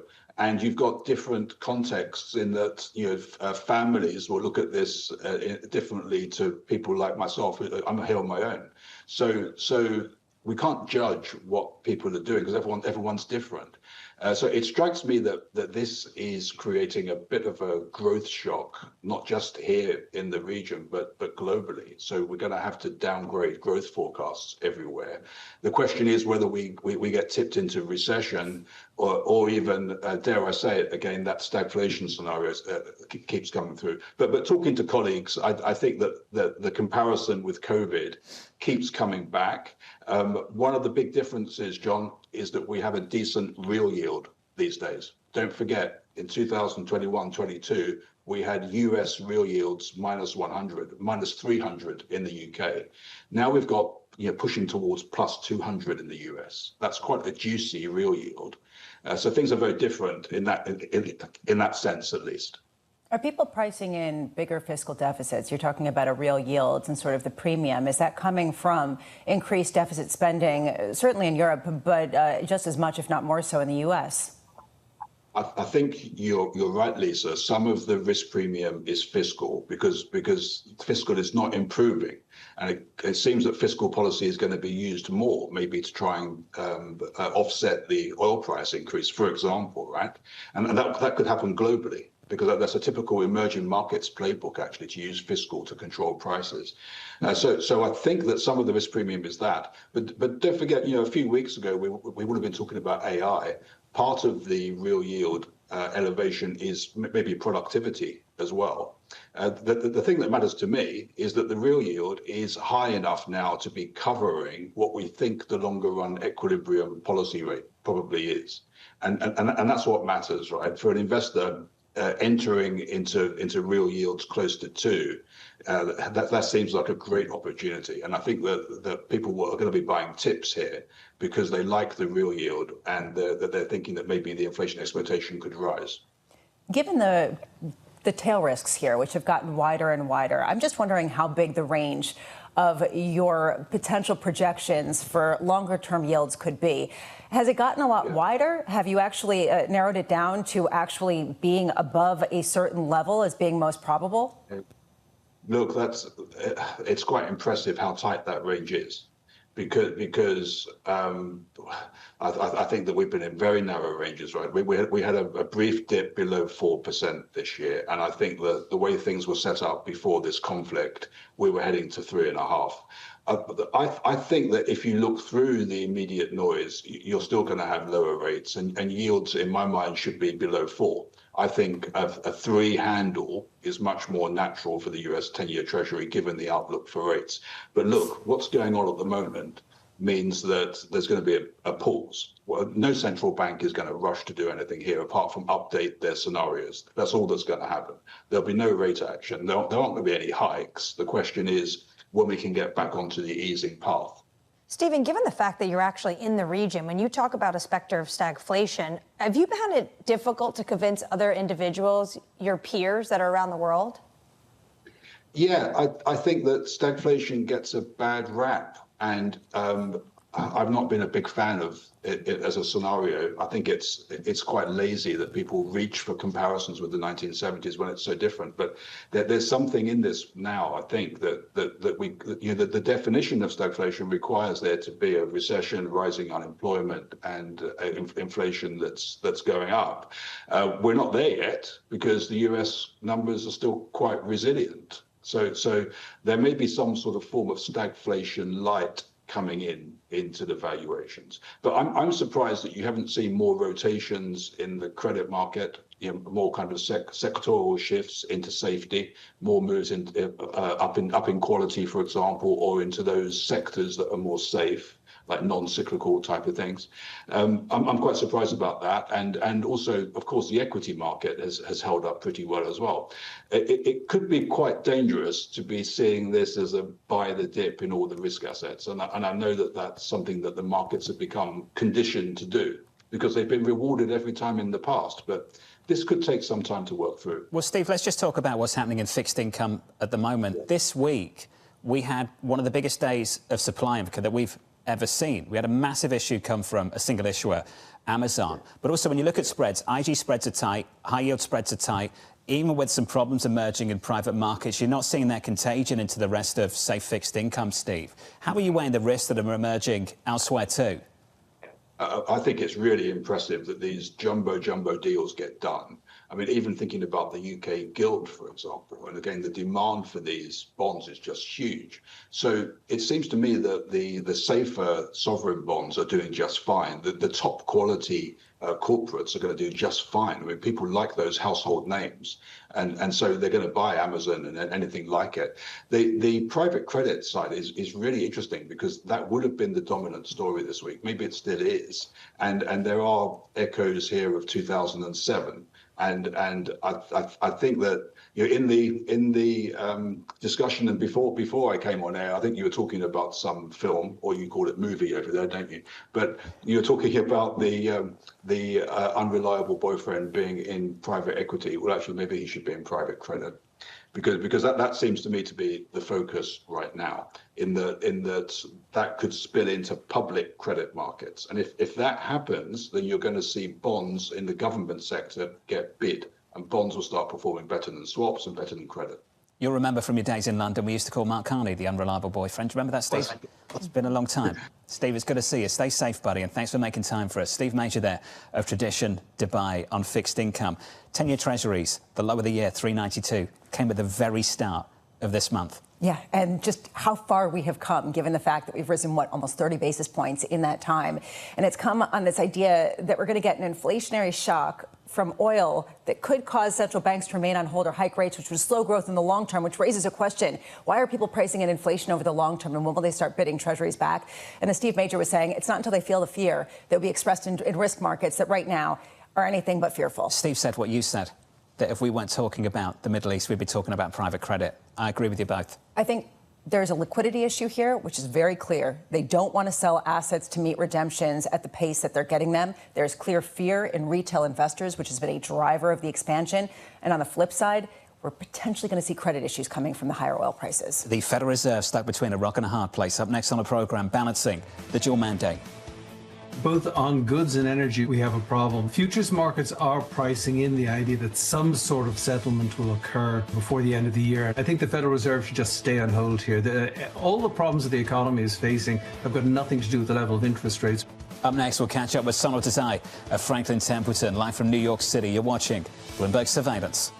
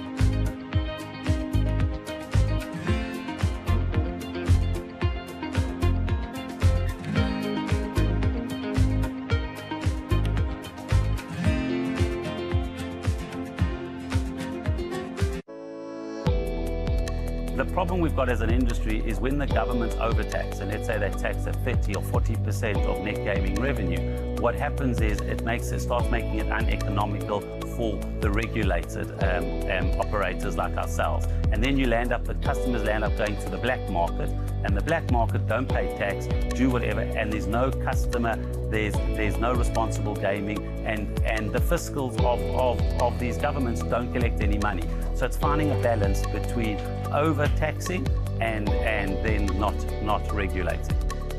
anything from 15 to 25% of your net gaming revenue paid on tax is probably the right number. And when you start going above that, the metrics start becoming a bit more complicated for lots of the operators.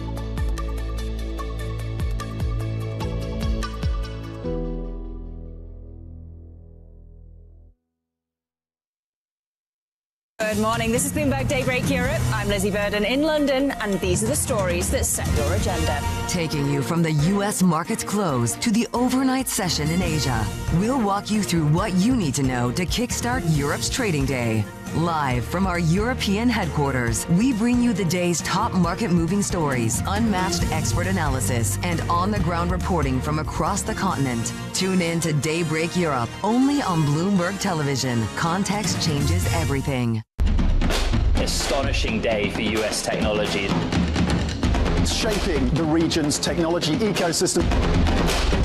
Asia's biggest tech news and innovation.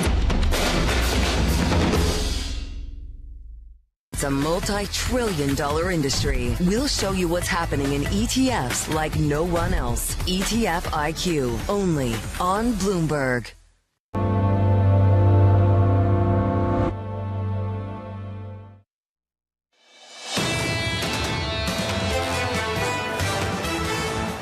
Brent crude just short of 98 at the moment, 97.60, and up by 6% on the session so far. The highs overnight up by 10.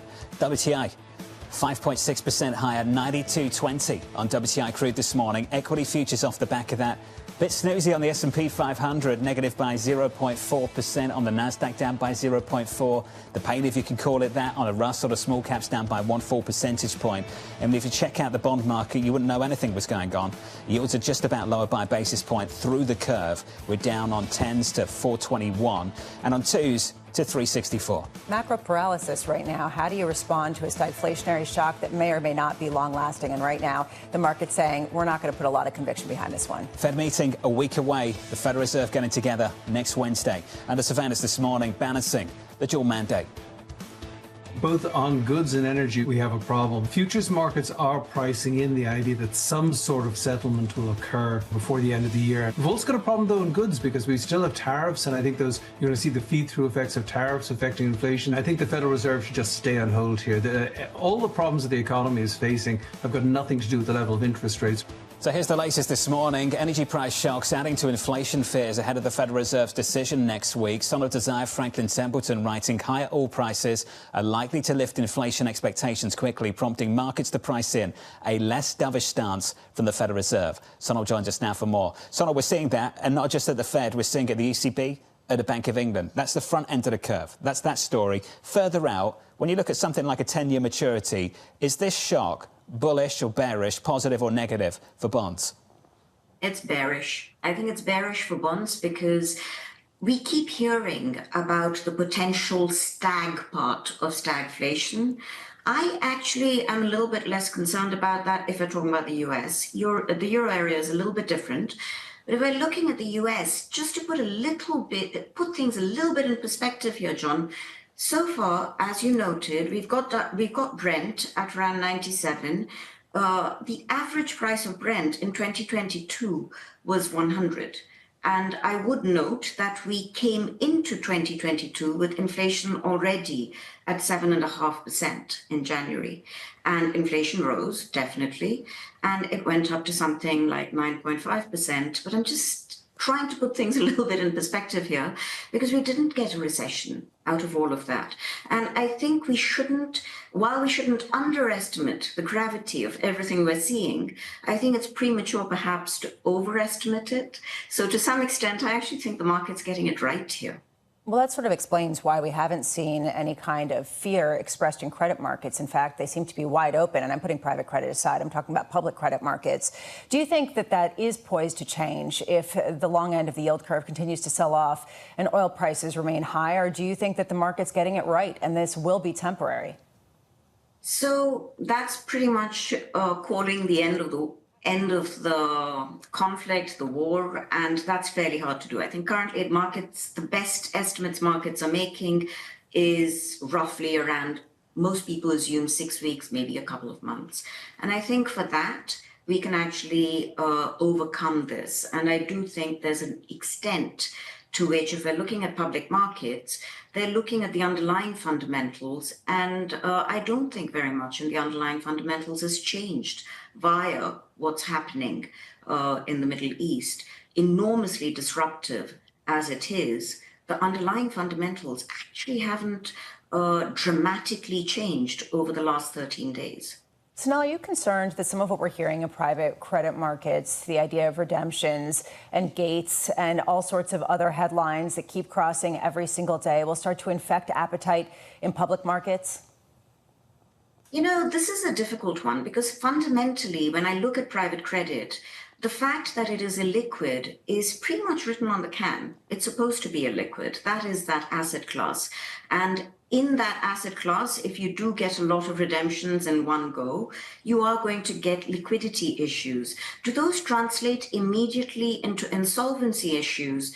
I'm less sure, because these products are designed to be, by their nature, somewhat illiquid. The fact that they cannot meet redemptions on demand largely is also baked into the cake, because they're not really supposed to. It doesn't give you that much of information on the underlying asset quality. I think the real problem is, again, somewhat by nature, this is a fairly non-transparent asset class. You can't know everything which is in there, and you can't know the price of everything which is there because it doesn't trade. So I look at this, and yes, I'm concerned, but I don't think we're at the stage of saying that all private credit is catastrophic, because quite honestly, we don't know.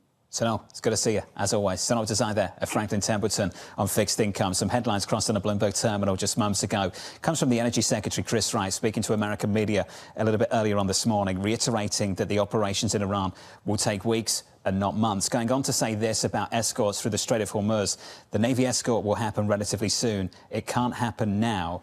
The tanker escort is likely by the end of the month. The guidance coming from the Energy Secretary, for whatever that guidance is worth this morning. That's actually really significant, giving a timeline for when they could try to get that traffic going again, how much money goes behind that. And this, of course, comes after what we saw earlier with the tweet that then was retracted. So clearly this has been in the works. It's just that they're laying the groundwork for it, and it just can't happen just yet. That is yet. highly dependent on the operation and how long the operation goes on for, and whether you believe it's going to take weeks and not months. And also, what does this actually look like? It's not going to be all the tankers all at once. This is a very narrow strait, and it's going to be single tanker at a time. It's going to be very slow. Coming up on the programme, we'll catch up with Osun Kwan of Wells Fargo, Jared Cassidy of RBC, Nita Richardson of ADP, and Oksana Aronoff of JP Morgan. The third hour of Bloomberg Surveillance. Up next.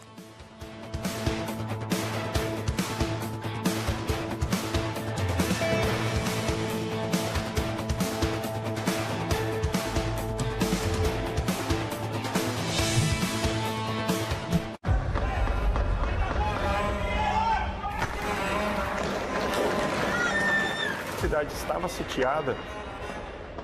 Nisso eu começo, eu tremia, não sabia o que fazer.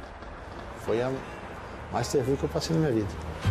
Eu temo, né, que o Brasil se torne, num futuro próximo, um narco-estado. Porque no final, tudo é dinheiro. People back home there, they are suffering. And someone is driving a Range Rover with their money. Where is my money? I think she's a scam up to now. It's some of the world's most desperate people who are getting ripped off. Repeat after me. I am a winner. I didn't know how big it was. I didn't really understand what I was getting myself into. If you tell me you have a vision of being $1 billion business, then you're going to have to do what it takes. And if you're not going to do that, everybody's going to suffer.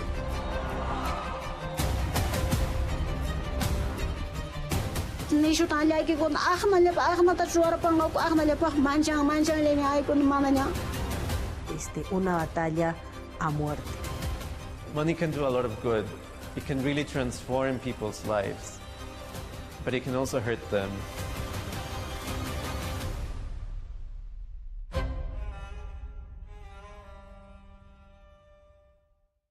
Welcome to the world of decentralized finance. Why is it that NFTs have not recovered in the same way that, say, Bitcoin has? Bloomberg is covering all things crypto. It's a pretty spectacular story. The people. This is the future. This is the 21st century economy. The transactions. It snapped up nearly $1 billion of Bitcoin. And the technology. We need to build a digital Fort Knox. That gives people financial freedom, and that's a wonderful thing. That's extraordinary. We ride the wave that is Bitcoin. Bloomberg Crypto, only on Bloomberg. We have two crises, two essential crises, and for both it's now or never: democracy and climate, and they are absolutely interlinked.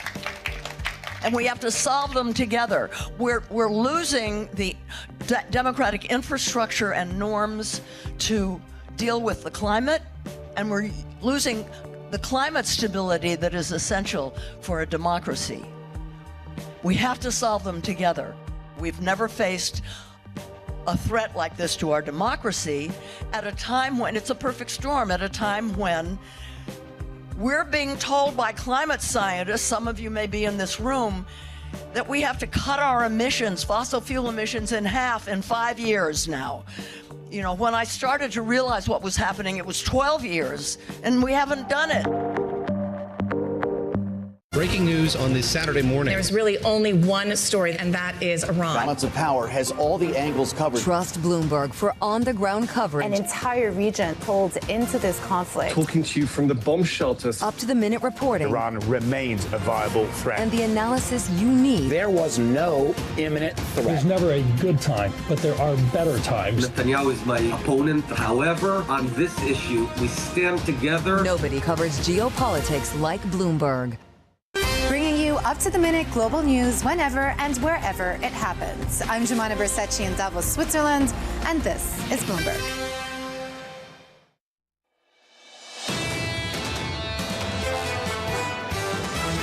There's a systematic upward bias in equity markets. The market is trying to look through the valley here. If it's a 1 month shock, the market has to price in the risk that it might be 2 months. There's just been absolute violence in terms of the rotation. Be watchful rather than making massive structural changes. This is Bloomberg Surveillance with Jonathan Farrow, Lisa Abramowitz, and Anne-Marie Hordern.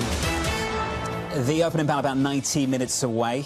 The data about 30 away. Jobless claims at 8:30 Eastern Time. Live from New York City this morning. Good morning, good morning. The third hour of Bloomberg Surveillance starts right now, with equity futures on the S&P negative by about 0.5%. Likewise on the Nasdaq. On the Russell, the small caps underperforming throughout this morning. We're down by 1 full percentage point there. In the commodity markets, setting the tone for things. Triple digits overnight on Brent, 98. We're climbing again this morning by 6.6% on Brent crude. The Energy Secretary, Chris Wright, speaking just moments ago, speaking to the American press and saying that ultimately this operation will take weeks and not months. His call, up to you as to whether you believe that or not. And the Navy escort they've talked a lot about won't happen right now, but will happen relatively soon and could happen, likely, by the end of the month. There are 100 ships that before this conflict were going through the Strait of Hormuz every single day. So to escort even a small proportion of that requires a significant amount of manpower and requires a huge amount of logistics. So that could be potentially a lever to offset some of the lack of flow. The bottom line is, though, until there is a resolution to this conflict, people are all caught up in the fog of war, unknowing the duration as well as the ramifications from an economic impact. And that's the reason why people might seem complacent, but the conversations that we're having are anything but. And it's the reason why oil prices are going up, even after the IEA came out and said we're going to have this 400 million barrel a day drop, even after the president and the DOE came out and said we're tapping the SPR. Yesterday, he talked about flows when it comes to Jeff Curry in that conversation. And right now, there's a mismatch if the Strait of Hormuz effectively remains shut. Look at the situation right now. This is not just Israel, Iran and the United States. There's other Gulf nations that have been pulled into this as well. Our colleagues are working from home today in Dubai. We've seen banks like Citi, Goldman, Standard Chartered tell their staff to do exactly the same, because this war zone is not just in Iran. Iran is bringing everybody else into this mess, which is putting huge amounts of pressure on supply chains in the region. Asia is the first one to suffer. by a lot. They've got a decent cushion to deal with things, sure, but you're seeing it not just in oil, but all product. And the pressure keeps building, which is why we've now got Brent back to about 98. But I don't think Brent's the story, actually, this morning at the front end of the curve. I think the story is further out along the curve. The fact that December futures are now talking about potentially 80, the high 70s, and you've got real analysts in this oil market, Goldman, coming out and saying, if this lasts an extra month, let's say it goes 60 days, then we're talking about averaging in the 90s in the fourth quarter. That's not where the equity market is, but will it be there in a few days' time? Especially if you start to see moves from the central bank or lack thereof in terms of how they can potentially respond, and if Iran continues to ramp up some of their attacks. If oil prices remain at that level, it's not just oil. And I think we have to keep coming back to this. 40 to 50% of urea, which is a key ingredient in fertilizer, goes through the Strait of Hormuz. There are other shipping containers also that have been unable to go through that port. So it's not just supply chains for oil. It's supply chains for food. It's supply chains for all sorts of other materials and supplies. This is the reason why the market's not coming around to this yet, but it could potentially be a real shock. And we're already seeing the knock-on effects. Look at what Willie Walsh is talking about. 8 to 9% is the jump that you can likely expect when it comes to airline fees. And we're, only 13 days into this. Jet fuel is going higher, diesel's going higher. All of this is trickling down to the products. Brent crude right now, 98. Coming up this hour, Austin Kwon of Wells Fargo with stocks heading for a third straight day of losses. Jared Cassidy of RBC Capital Markets. As stress is building in the private credit market. And Nita Richardson of ADP breaking down the latest jobs data. We begin this hour with stocks lower and crude rising as the historic release of oil reserves is failing to outweigh tensions in the Middle East. Bloomberg's Tyler Kendall has more for us this morning. Morning, Tyler. Hey, John, good morning. Well, disruptions are continuing in the Strait of Hormuz as the International Energy Agency came out with a report this morning saying that the current disruption to global oil supplies is the worst in history. As you mentioned, we heard from the U.S. Energy Secretary moments ago suggesting the U.S. could soon escort tankers through the straits with the Navy, but isn't quite ready to do so yet. This as the administration is set to release 172 million barrels of oil from the Strategic Petroleum Reserve, which U.S. officials say will take about 4 months to fully deliver. The conflict is showing no signs of abating as President Trump yesterday re-suggested that the conflict could still end, but maintained that he is prepared to sustain the military operation for as long as it takes. And Israel confirmed earlier today that they have started a new wave of large-scale attacks, including targeting one Iranian nuclear facility. Plus, on Iran's end, we're starting to see more escalation around the region, including hitting energy and security infrastructure as reports that 2 Iraqi crude tankers were hit in an attack overnight. Now, John, there is reporting that through regional intermediaries, according to people familiar, telling Bloomberg News that Iran has outlined some key conditions they would need to be met for a ceasefire, including that the U.S. and Israel would pledge to never attack the country in the future. At this point, it just feels like both sides are very far apart. Tyler Kendall with the latest in Washington. Tyler, thank you. Stay close. Here's the view on Wall Street. Austin Kwon of Wells Fargo writing, it's a U.S. war. The U.S. arguably has more control. De-escalation is bullish, but upside likely capped at 7K amid AI and private credit fears. Austin joins us now for more. Austin, good morning to you. Good morning. Let's start with the December Brent contract. It's trading around 80. Is this getting harder to ignore, or can you continue to look through this? Yeah, no, I think you're right. I think it really depends on the duration of this. Is it weeks? Is it months? If it's weeks and we're back to like 7-ish Brent crude, then I think we're sort of back to normal-ish macro cycle. And I think the underlying macro cycle was pretty healthy before this happened, right? I mean, we were talking about the manufacturing upcycle for the first time in three years. We were in a restocking cycle. The consumer was about to get a lot of cash from the tax return too, which is happening right now. So I think the underlying macro cycle is still pretty healthy. There are some bull cases too. Everyone's talking about bear cases, but there are some bull cases from the macro cycle. Everyone is hedged. There has been a lot of hedging activity happening, so the downside protection is there. Number two, liquidity cycle is in an upcycle. So in terms of the domestic liquidity, we're back at January highs, and I think that's what's really making U.S. equities more resilient versus other asset classes. We can spend some time in the macro backdrop. I'm with you. The ISMs have been pretty decent. Park labour market, everything else has been pretty promising, particularly the fact we get these refunds, and there's a lot of capex behind us as well. But before we get to all of that, when this first started, people were coming on and saying, if it's days and not weeks, it'll be okay. And now we hear if it's weeks and not months, it'll be okay. It's 13 days. Where on the calendar does it get real for you? Where's there a tipping point? Yeah, I mean, the administration last week came out and said that it's going to take about 4 weeks. So if it's really 4 weeks, then I think the market's sort of pricing in 4 weeks-ish time frame. Yeah, I mean, I think, a lot of people are starting to talk about the analog of 2022. And I think the macro cycle is very different versus 2022. First of all, we were coming out of the easiest monetary policy in 2022. The oil market had 2 years of deficits in 2020 and 2021, whereas 2025 was a massive surplus. So if this is really like a 4-week event, then I think we're going back to a more normal-ish environment, and I think equities are going to be fine. But at the same time, if this drags on for months, then we're talking about a very different story. You said that the worst-case scenario now is about 6,000 on the S&P. What are you pricing in? I mean, what's the kind of worst-case scenario to get to that level? If oil stays at around $100 and people start talking about more of a stagflation narrative, then I think, yeah, the worst-case scenario is going to be about 6,000. The level that we are watching is 6,350 on the S&P 500. That's the VWAP of this bull market so far. So basically, below that level, on average, people are going to be under the water in this equity market. And I think below that, we could potentially see more policy put, which could potentially provide more support to the equity market. One concern, you mentioned liquidity. Some of that liquidity is getting diverted to compensate for higher oil prices. There also is one aspect of liquidity, which has been share buybacks from a lot of the tech giants. That's increasingly going to building out data centers and investing in their AI build out. Where is additional liquidity going to come from if the fiscal space is really kind of focused on supporting defense, supporting oil prices, and the monetary space is in paralysis? Yeah, that's a real concern, right? This Iran war really, kind of threw cold water on that liquidity cycle. And it is getting better. I think that's the support that's providing for the equity market. That being said, if this drags longer, obviously that's going to be bad.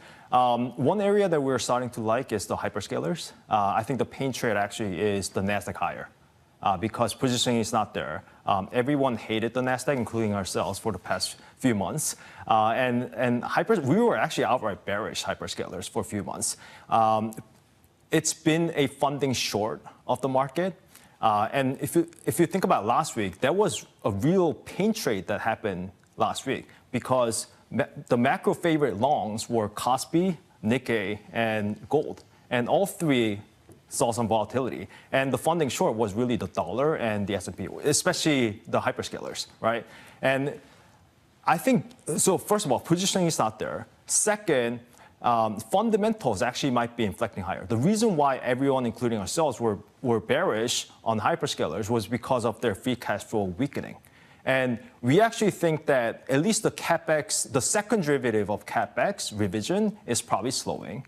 I think everyone's underestimating the revenue upside. And if AI is really that good, hyperscalers are probably not over-investing. And I think free cash flow might actually be inflecting higher. If that's the case, I think hyperscalers are all of a sudden looking a lot more attractive. One of the main input costs to hyperscalers is energy, and that's going up. Yeah. Doesn't that concern you? Yeah, I mean, if you think about their overall CapEx and the energy portion of that, it's actually tiny. It's really still GPUs and memory and things like that. So yeah, it's a headwind, but these companies have so much cash on the balance sheet, and they're also issuing debt to raise to fund the capex as well. And if the revenue growth is there, and everyone's still saying that demand still outpaces supply, and if AI is really that good, then we're just going to need more compute power. So if that's the case, I think, and also all of a sudden, with Iran, hyperscalers and AI trade is now looking like a quality trade again, because they are more insulated from what's happening geopolitically. So I think there will be more flows into those companies. Austin, always good to see you. Appreciate the constructive outlook as well. Austin Kwon of Wells Fargo. Coming into this, there were reasons to be bullish. We talked about it so many different times. The tax refunds we'll get, the capex from the big tech players, the cuts to monetary policy, the rate cuts we've seen over the last 12 months plus, all of that building towards a cyclical rebound, undermining some of that.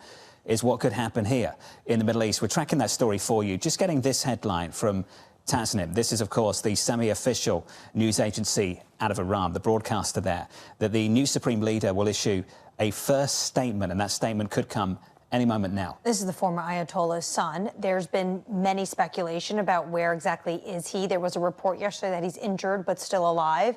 And this is what the regime has been waiting for. And also individuals in the Gulf just questioning when are we going to hear from him? We will get a statement. Very interesting what he's going to say, especially given we have a prescription yesterday from the Iranian president on what it would take in terms of the U.S. and Israel doing in order for them to come to the negotiating table. As those headlines cross, equity futures negative by about 0.6%, Brent crude out to about 98.30, WTI 93.20. When that statement crosses and we get those headlines, we'll bring them to you. But finding out where Iran is on this, we've often talked about this. When we talk about the U.S., we know who we're talking about, the President of the United States.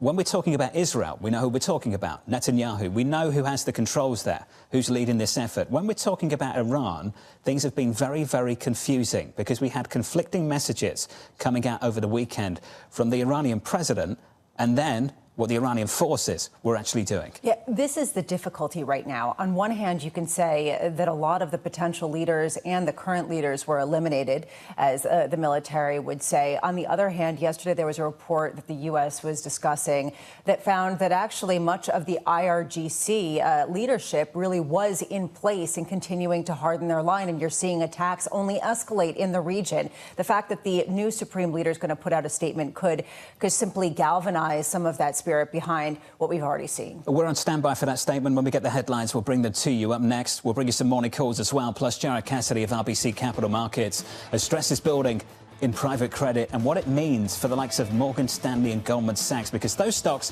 have started to trade a little bit softer over the past few weeks. That's next from New York City this morning. Good morning.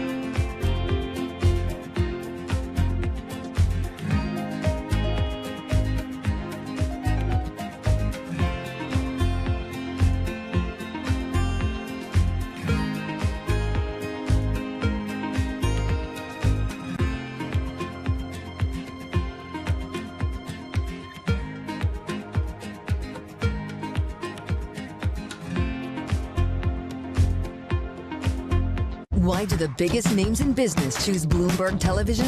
That's a great question. It's a very good question. Interesting question. Good question. Great question. I so appreciate that question. You certainly ask interesting questions. Bloomberg Television. Top experts, great questions.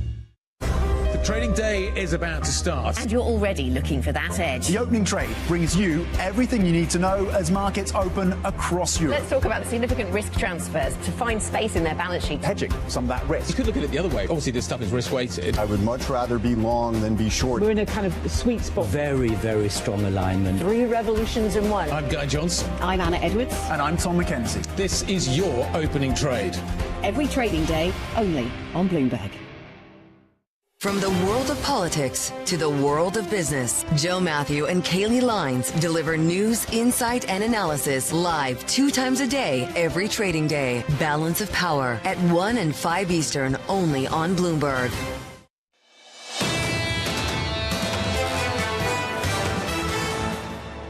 The private credit side is really interesting because that would have been the dominant story this week. Maybe it still is. And there are echoes here of 2007. That could spill into public credit markets. And if that happens, then you're going to see bonds in the government sector get bid and bonds will start performing better than swaps and better than credit. We'll come back to that story in a moment. Steve Major there of Tradition Dubai. The story at the moment in the equity market, negative by about 0.6% on the Russell. We're down by 1.3. In the commodity market, crude, new highs overnight. New highs, I say, relative to where we have been the last couple of days. The high, of course, of the week, 119.50 on Brent. The high overnight, north of 100 again in triple digits, 98.64. We had a statement from the state-affiliated broadcaster in Iran saying that we could get a statement for the Supreme Leader, the new Supreme Leader, any moment from now. So we're on standby for that, with crude elevated up by more than 7%. So waiting for this statement, we have not heard from the new Supreme Leader. His father was killed in a strike, the former Ayatollah. And there's been all this speculation. Is this individual even alive? Yesterday was a report that he was injured. So this is going to set the tone potentially for the direction and how long Iran is willing to continue fighting this war. When we get that statement and those headlines, we'll bring them to you, of course. Let's get you some morning calls. First up, Jefferies lowering its price target on Delta, noting the steep rise in jet fuel prices. Your second call, Wells Fargo, double upgrading Occidental to overweight, believing the energy giant can resume an accelerated growth trend in 2027. And finally, Piper Sandler raising its price target on Exxon to 186. The analyst revising estimates on the back, guess what? Higher crude. That stock is up by 0.75%. Let's turn to the financials. Morgan Stanley and Cliffwater limiting redemptions from multi-billion-dollar private credit funds. This coming as the firms grapple with waves of withdrawal requests. Herman Chan of Bloomberg Intelligence joins us now for more. Herman, we've seen one after the other, and maybe there's more to come. That's right. There's a lot of questions on private credit and the interconnectedness with the banks. And that's really what's driving share price performance over the past few weeks and months, is that there's still a lot of questions on what's going to happen within the private credit complex and questions on how banks will be affected given their exposures to these non-bank financial institutions. Herman, we've seen some of these names, Morgan Stanley, Goldman Sachs, deliver fantastic earnings in Q4. And the stocks were really outperforming within the financials. They've just started to trade a little bit softer more recently, Herman. Why are they getting caught up in this in a bigger way? Yeah, I think what you can point to is that the increased volatility is the enemy for lots of businesses like IPOs and M&A. So heading into the year, there was lots of enthusiasm that investment banking activity would ratchet up higher this year, given the fact that we have a big backlog in IPOs and also increased M&A activity given the deregulation efforts of the Trump administration, and also potential return of areas like private equity putting their portfolio companies into the public markets. Given the volatility we see today, a lot of that's on pause in our view. Herman, good to see you. Herman Chan there of Bloomberg Intelligence. To build on this, Jared Cassidy of RBC Capital Markets. Jared, thank you for joining us, sir. Do we have a problem here? John, yes, there will be some issues, no doubt about it. The private credit problems are likely to continue because of what's going on in the marketplace. But the real question then is, what's the impact of the banks? The banks have some exposure to some of the private credit players, but this is nothing like what we saw back in 2008 and 2009 for the banks. The other thing too, John, we got to remember, when you look at the total private credit markets, it's about a 1.7 trillion globally. And when you think of what happened to the price of crypto in the last, 6 to 9 months, it's lost over $1 trillion of value, and nobody batted an eye. So it's going to be an issue, no doubt about it, but we don't see it as a systemic issue like the subprime crisis was. Is there a bank, Gerard, that you think, or a class of banks, whether it's small, whether it's medium, whether it's among the largest, that you think is most exposed, not just to the private credit story in the form of credit lines and direct lending themselves, but in the form of sister asset classes, whether it's software assets, whether it's similar types of lending that might come under pressure in response, in sympathy to what we're seeing in private credit? Yeah, Lisa, it's an interesting question because that's what we're all looking for, of course, is any second derivatives from a private credit disruption or meltdown, whatever you'd like to call it. And right now, specifically on software, the exposure to software companies from a loan portfolio for all the major banks is very minimal. So it's not something that we're too worried about. Could there be idiosyncratic pop-ups of credit losses? No doubt about it. But you're asking a good question, because it's the loans to non-depository financial institutions where some of these loans lie, and the transparency is not very clear. It's getting better. I think you're going to see better transparency on the first quarter earnings calls, but the banks will tell you that the structures that they're lending into are very senior AAA tranches. So we're not too concerned of any material losses for the big banks. And again, they've been so de-risked since the financial crisis that they'll be able to weather any storm that comes from private credit, in our view. We did see, though, some concerns after Silicon Valley, particularly with regional banks, about some of their lending portfolios. Putting aside just private credit and specific liquidity concerns, with an oil price shock, there is a fear that liquidity concerns could be paired with real credit concerns if the economy were to deteriorate. Do you have a sense of whether there are pockets of potential pain within the banking system that would emerge in that type of scenario?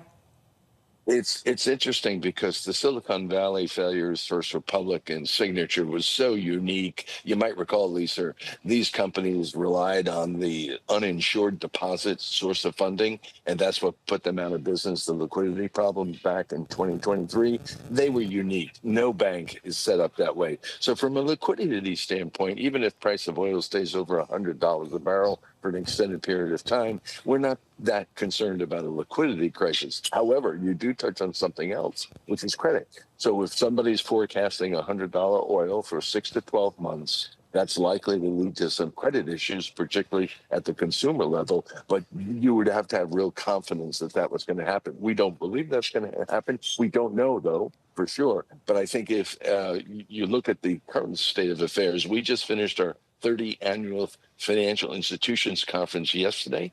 Every bank that presented, first quarter results are going to be good. Everything is on track. So we'll see how this plays out. You still think the banks are a buy, Gerard? Yeah, yes. In fact, John, I think this is, you know what? It's interesting, John. This reminds me of Liberation Day. You remember last April, and this bank stocks got hit real hard. And we've, assuming, of course, this Middle East crisis does not extend out for another 9 or 12 months. But if we clean this up or dials back in the next 4 weeks, yes, they're definitely a buy. There we go. Gerard Cassidy there of RBC Capital Markets. The week of Liberation Week, bank stocks were down something like 14%. Then it bounced back and rallied aggressively from there, as did everything else. But is this really the same as what we saw last year? I kept thinking in my head, conditioned by experience. This is a market conditioned to not miss out. This is a FOMO-driven market, not exactly one driven by fear. And it's the reason why maybe you're not seeing the scope of the sell-off that you saw in the wake of Liberation Day, because there was a policy response, which is the reason why we keep going back to, is there a clean policy response to this in the same way as in April? And increasingly, the answer is a resounding not at all. In April, there was only one party waging war. There was no retaliation. It was all in the president's hand. This time around, very different. You said it best yesterday. It was a lever Trump can pull up and down. He cannot do this here as much as they want to. They cannot even at this moment escort a tanker through the Strait of Hormuz, which is the choke point right now. So no, and everyone that's bullish has an asterisk. Well, it depends how long this lasts. Weeks. We hope it's weeks now, not months. Things are changing slowly. Coming up on the programme, the latest jobs data, claims set to report in just about 4 minutes' time. We'll get Nita Richardson of ADP with us in just a moment.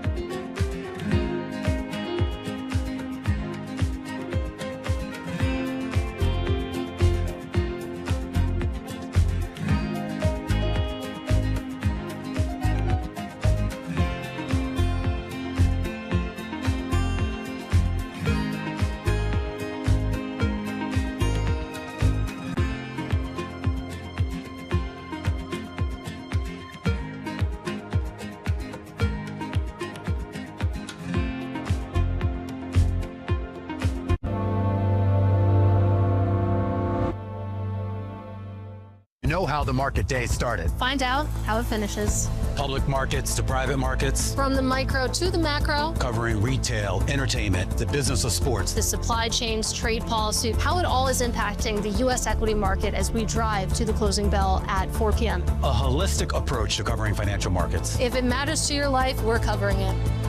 I'm Katie Greifeld. And I'm Romaine Bostic, and this is The Close. Live every weekday. Only on Bloomberg. Context changes everything. Key investors, top executives, global innovators. Join me for in-depth conversations with the biggest newsmakers on the day's top stories. Insight with Haslinda Amin, only on Bloomberg. Bringing you up-to-the-minute geopolitical news whenever and wherever it happens. I'm Stephen Engel at Japan's Akasaka Palace in Tokyo, and this is Bloomberg. It's the world's second largest economy with a growing influence in global affairs. Bloomberg The China Show brings you the unmatched expertise you need to keep track of breaking news, in-depth market analysis, and the most influential newsmakers in and around China. We need to do more to engage the market more. We're risk on. I think we caught a little sweet spot. Massive savings right now. It's already a different game. Bloomberg The China Show. Weekdays around the world, right here on Bloomberg. Context changes everything.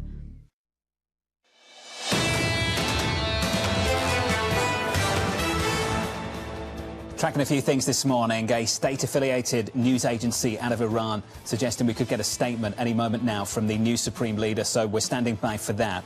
In the equity market, going into some jobless claims data, equity futures are negative by about 0.6%, down by 1.3 on the Russell. In the commodity market, 119.50, the high of the week so far. That was Sunday evening. Overnight, triple digits once again, and Brent crude not too far away at the moment, 98.60 and up by more than 7%. We'll get into that in just a moment. Let's talk about the economic backdrop, the jobs market. Mike McKee has more. Morning, Mike. Good morning, John. Well, the low-fire economy continues. We're at 213,000 for initial jobless claims last week.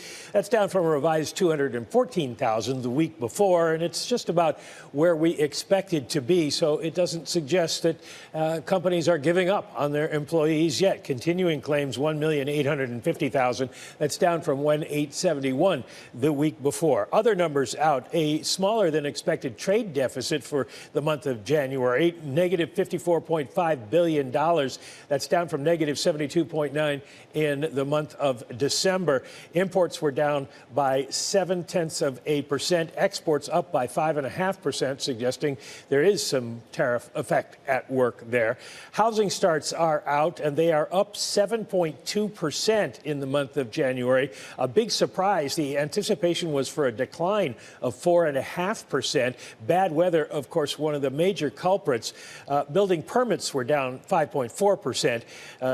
The expectation was for negative 3.1%. So more pessimism on the side of builders, but not as much of a weather impact as people thought. So some overall really pretty good news for the economy given where we are at the moment. We'll take that, Mike McKee, without a doubt, particularly following that dreadful payrolls report just last week. Michael McKee there breaking down jobless claims, coming in at 213,000. The estimate was 215. Claims have been really, really stable.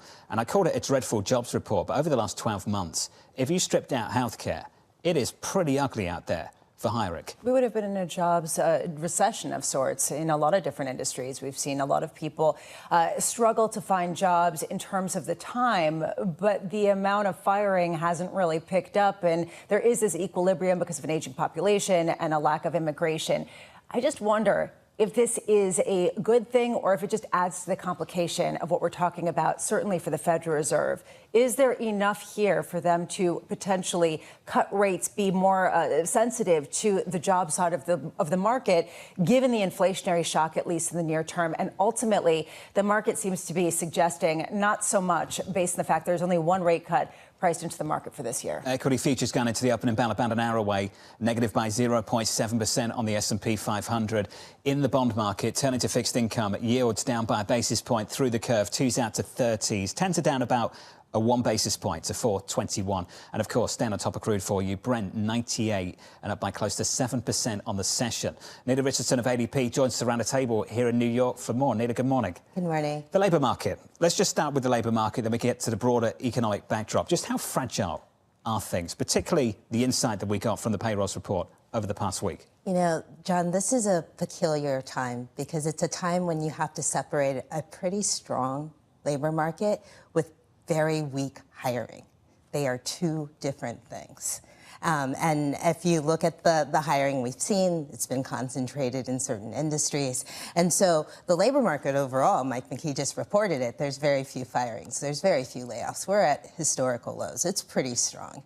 It's pretty robust when you look at pay gains. But the hiring is weak. The uncertainty is leading firms to be more cautious. And that is the distinction that is hard for people to get their minds around. Do you expect those two differences, those conditions to reconcile?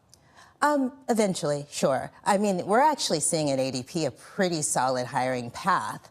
We reported on Tuesday that as of February 21st, hiring was tracking over the last 4 weeks at about 60,000, which was in line with what we said for the February ADP report. That's very different than what the government is showing right now with that February report. But what you're going to see, I think, is a lot of choppiness. The reason why the markets didn't really respond to this low number for February from the government payrolls is that they averaged January and February, and they got right around what they expected for that 2-month average. And that average is the point for the markets, but it's not the point for Main Street. That volatility matters a lot. And if we are indeed seeing huge swings in hiring from month to month after it's been seasonally adjusted, that is not a great place for workers to be right now. There also is a sense that a lot of this hiring, as John alluded to, is really concentrated in healthcare. It's concentrated in a couple of industries that are counter-cyclical to any kind of economic growth. Do you see any expansion, broadening out, a sense that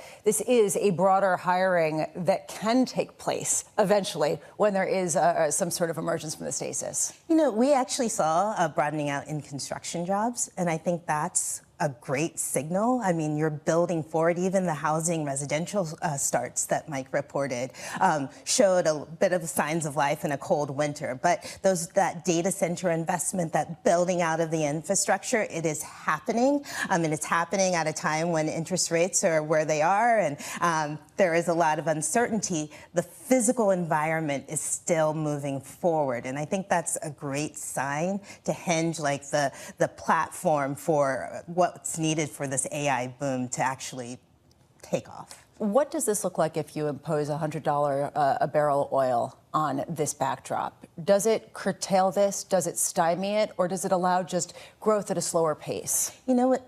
Another interesting part about the labor market right now, and I think markets in general, is that people are able to look past one-off things. And I'm not saying that this oil price conflict is one-off. I'm just saying they can look through $100 oil and maybe see a future. They can look through higher inflation. They can look through a weak jobs market. They can look through high deficits and high debt.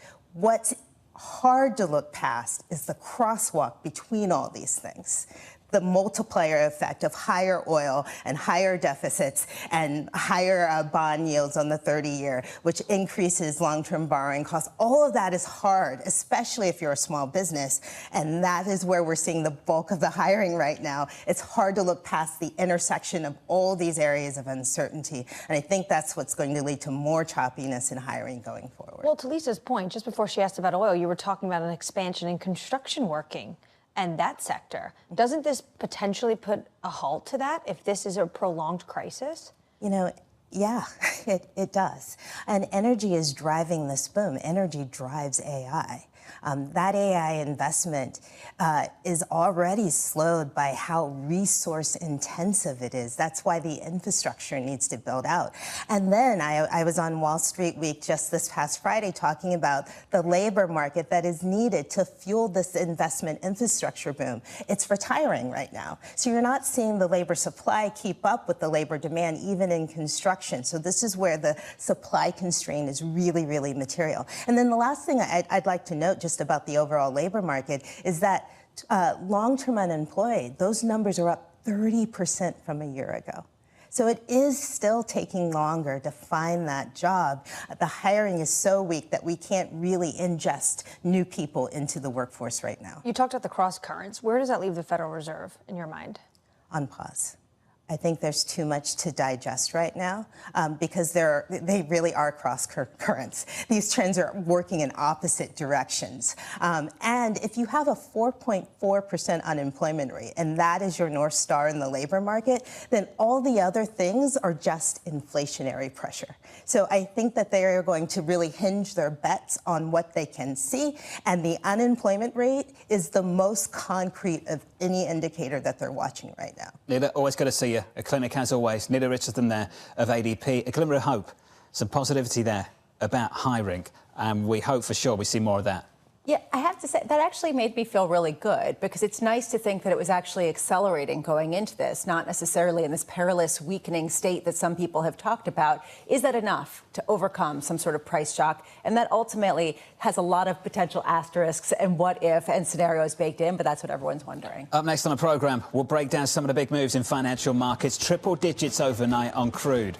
What does it mean for fixed income? We'll catch up with Oksana Aronoff of JP Morgan in just a moment. Plus, we'll get you some morning movers. We'll talk about private credit. Morgan Stanley sliding in the pre-market. That name slightly softer this morning. From New York City, you're watching Bloomberg TV.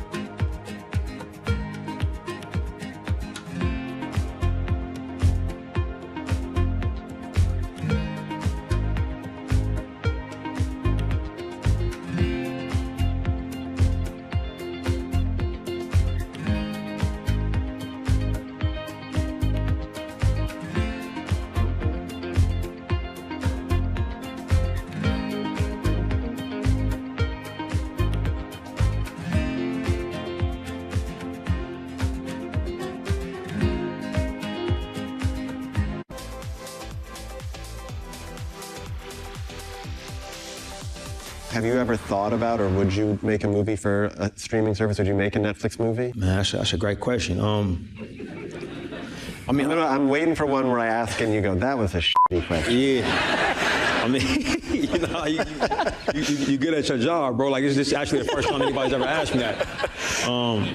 You know, I'm not here to say what I would and wouldn't do in the future. You know, but the theatrical experience is one that means a great deal to me. It means a great deal to us. Mm-hmm. I feel a certain responsibility. Like if Fruitville had happened a calendar year later, it probably would have come out on streaming. You know, I've been fortunate enough that everything that I've written and directed has been a theatrical release. So I feel a duty to try to protect that. You know, but that's where I'm at today.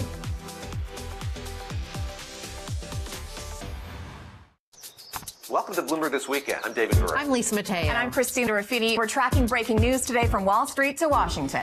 Let's start overseas. The sector is really propelling this deal forward. Yeah, the hope is this will open up new markets and provide some additional liquidity. Of course, now they're going to have competitors. We got a big week coming up in politics. Earnings season is underway. We're going to get some key reports. Everything you need to know before the markets open on Monday.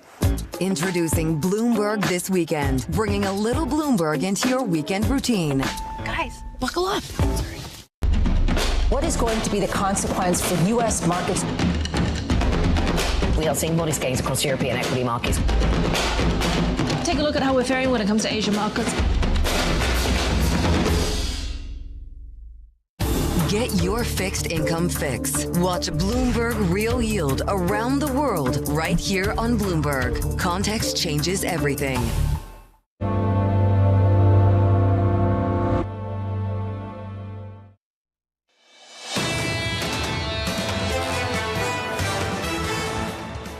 We keep hearing about the potential stag part of stagflation. I actually am a little bit less concerned about that. We've got Brent at around 97. The average price of Brent in 2022 was 100. We didn't get a recession. out of all of that. While we shouldn't underestimate the gravity of everything we're seeing, I think it's premature perhaps to overestimate it.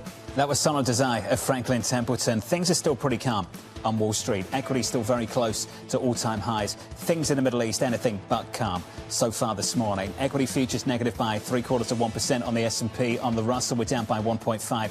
In the commodity market, Brent and WTI. Brent crude briefly back in triple digits once again, and very close this morning. Right now, 98.50 on Brent, higher by more than 7%. That's the cross-asset stuff. Let's get you some single names, some morning movers. Danny has more. Hey, Danny. Hey, John. Some of the earnings we've gotten over the past few hours. Petco reporting well ahead of estimates. Shares up nearly 16% in the pre-market, showing that consumers, despite all the economic uncertainty, are still spending on their pets. It's also a turnaround story for Petco. After the spending post-pandemic, they started to lag. So this is them attempting a catch-up. On the other side of things, we had earnings from Dollar General, and this was a disappointment. I mean, not to a huge degree. The results were in line, but for them, that's not good enough. The shares surged 75% last year. They're up a good amount this year, too.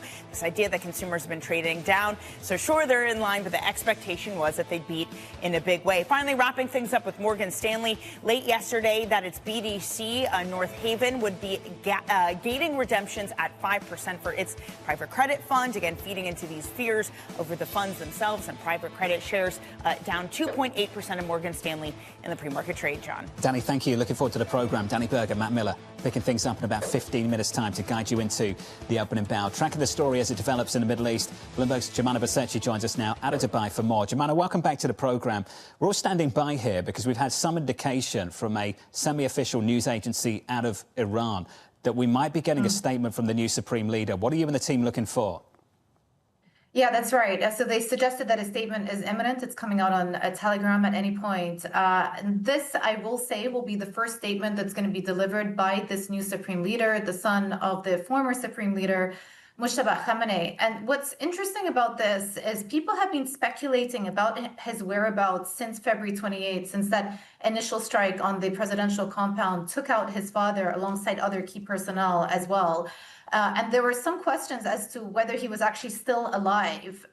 Interesting that they will be releasing a statement. Unclear whether he himself will be delivering the statement, a video statement, or whether it's a written statement. We'll have to wait and see in a couple of minutes when it is released.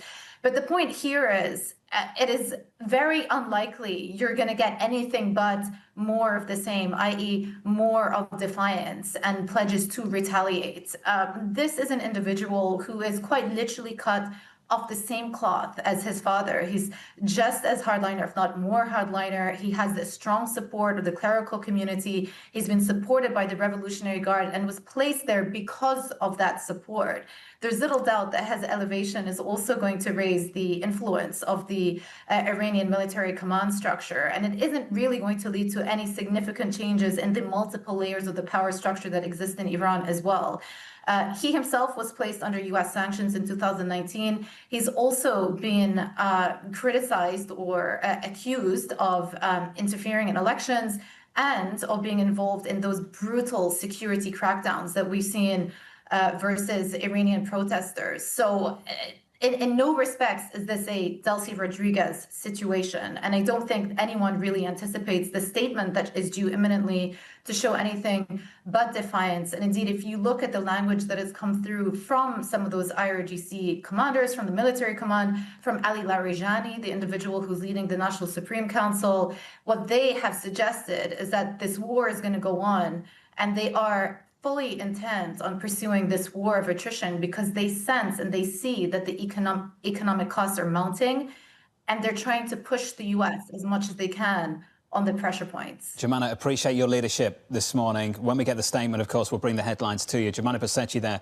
of Bloomberg. She'll bring the headlines to us, I'm sure, as well. This headline cross, just as we're having this conversation, just tracking the move in energy and then how it spills out, feeds into the rest of the world. This from Air France KLM, according to AFP, raising long-haul ticket prices due to the price of oil, not the first, probably won't be the last. We saw it earlier this week with all the Asian airlines, and now you're seeing some of the Europeans one. We heard from Willie Walsh, the head of the International Air Transport Agency, talking about today at a conference. You are going to see airline ticket prices move 8 to 9% higher. We are 13 days in. If prices remain elevated, it's going to be incredibly challenging for the jet fuel market. Tyler Kendall standing by down in Washington, D.C. Tyler, welcome back to the program. You're seeing the real-world impact. You've seen an early response from the administration and other members of the IEA. What's next is always the question people will ask in markets. What's the other options? Well, John, at this point, we know that the Trump administration is mulling a few potential options when it comes to curbing these higher prices, as just this week we saw retail gasoline hit its highest level under either of the Trump administrations. The thing is, there are real questions about implementation, timeline, and what will actually curb costs for American consumers. Bloomberg News had reported yesterday that President Trump is mulling, even invoking the Defense Production Act emergency powers that could help spur offshore production off the coast of California to help boost some domestic supplies. The president has also floated, according to our reporting, the potential of asking Congress for a federal gas tax holiday. We've also know that he's considering waiving what's known as the Jones Act, which puts restrictions on goods being transported within the U.S. so that they have to be on U.S. vessels. So there's a few different options here. President Trump also previously floating earlier this week that we could see some more waivers when it comes to oil-related sanctions, though didn't really specify beyond that he spoke with Russian President Vladimir Putin. But, John, as you well know, this is just heightening the political pressure on the president as we head into the midterm campaign season. Tyler Kendall, thank you, Tyler, down in Washington, D.C. In the commodity market at the moment, just off the highs, 98.13 on Brent, WTI 92.90 off the highs for the session, the high of the session overnight, north of $100 a barrel once again on Brent crude. In the bond market, yields slightly lower on a 10-year maturity, 4.22. Oksana Aronoff of JP Morgan Asset Management writing, bonds have proven challenged in hedging equity volatility, which should be a wake-up call to investors, continuing to believe that a cutting cycle from the Fed will bring lower long-term rates. Oksana joins us now for more. Oksana, good morning. Good morning. Translate this shock in energy into the bond market for us. What do you see and why? We've said for a long time that long rates do not respond to what the Fed is doing at the front end. Long rates are moving on the fiscal backdrop, inflation, and technicals, meaning the amount of issuance that we have in treasuries now. And this just absolutely underscored it because, of course, an oil shock creates an impetus for potentially more inflation. And so you're seeing bond yields move up precisely at a time when investors need that hedge in their portfolios. And so I think this idea, this fixation on the Fed cutting is neither getting us the affordability that we're looking for, nor is it providing that, long end rally that people are relying for on to diversify their risk elsewhere in their portfolios. So 10-year bond yields at the moment still quite range-bound for the year. The low about 3.90, the high around 4.30. Are you expecting to break out of this range, given what's developing in commodities? If we see a consistent shift up in oil, and by the way, oil is not the only commodity, right? But you also have, obviously, other commodities moving up. You also have things like fertilizer moving up, which impacts food costs as well. And so if we see kind of a continuous impetus higher for inflation, then yeah, absolutely, you can see a sustained move up in long rates, again, against the backdrop also of a fiscal backdrop and a widening deficit, that it's just not resolving itself. Is that how you explain the idea that people are trying to price in the fiscal deficit? Is that how you explain the mismatch between long-term inflation expectations as expressed by break-even rates, which have remained quite low, just above 2%, versus 10-year yields, which have been rising pretty steadily in tandem with oil prices? So inflation expectations are very much a product of what investors kind of see now. And so the moment they start to see prices are moving up further, or it feels that way, right, we're going to see that reflected in inflation expectations. And that, by the way, is the worst, kind of the Fed's worst nightmare, because they can't really solve for that, where it's very difficult. It's not a CPI measure that is sort of objective. So I think they tend to have more volatility to them. They tend to be more sticky once they do rise. And so avoiding that scenario is a best case scenario for the Fed, which already is struggling to get inflation kind of in its, consistently CPI or PCE, right? It's consistently significantly above their target. So based on what you're looking at, which is potentially rising long end yields, and they already have risen a significant amount, with a backdrop of already some stress coming through in the credit markets, how much more risk needs to be priced in to particularly lower rated credit, given potential contagion coming from private credit, given the fact that there could be some pressure on the more stressed balance sheets? Yeah, so the question here and the key word here is opacity, right? There's a lot of opaqueness with respect to private credit, particularly. We see what's happening with BDCs. We see what's happening with retail-driven private credit exposure. And there are lots of questions around valuations, around liquidity. Will I be able to get my money back? Is this thing worth what it actually was? And I want to kind of bring in maybe a bit of a different lens, because there are a lot of questions around how systemic is this? And of course, we never know ahead of time, because if we did, we'd put guardrails against it. So we don't ever know what's systemic ahead of time. But one kind of avenue is potentially the insurers that have increasingly more exposure to that universe as well. You know, insurers own something like $2 trillion of private credit, which comprises 18% of their overall bond holdings. And that's not just private. It's a combination of, you know, lending to middle market, CLOs, BDCs. So BDCs are actually a very small part of their portfolios. But alternative asset manager-owned insurers own a significantly larger component of these things, and BDCs included. So you do have just more risk-taking on the part of an industry that historically has invested in investment-grade credit, right? And now is taking more and more risk in high yield and in illiquid, you know, unrated or lower-rated credit. So is that potentially a channel for a systemic, you know, disruption of some sort? But we'll leave that aside for now. We definitely believe that this credit cycle, which is the longest one we've had really on record, we haven't had a credit cycle in a decade at this point. We do think that it is very ripe for a turnover, that it's coming to an end, and that you are going to see meaningful repricing, not just in these structures that, you know, are BDCs or private loans, but it is going to spill over into other forms of credit in the broader markets. We heard something similar from Apollo as well. Oksana Aronoff there of JP Morgan Asset Management on the channel for potential contagion. Getting visibility on these things is really difficult too, because one of the firms we were talking about overnight, their move to limit redemptions was essentially a fund of funds.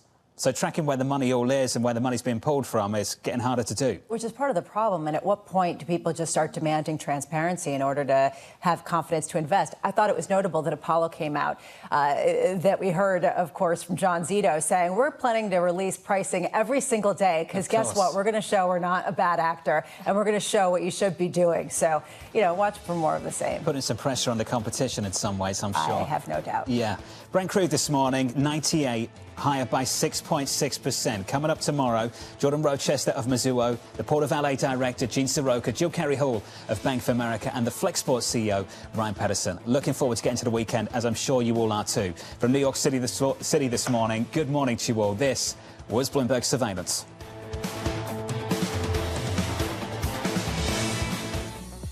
The round of 16 at the fifth major. Iga Swiatek is a two-time champion at Indian Wells, and the former world number one overpowered Karolina Muchova to reach her 27th quarterfinal at a WTA 1000 event, wrapping it up 6-love after an hour and 17 minutes. And don't forget, you can watch all the action live daily and head on over to tennischannel.com to download the app.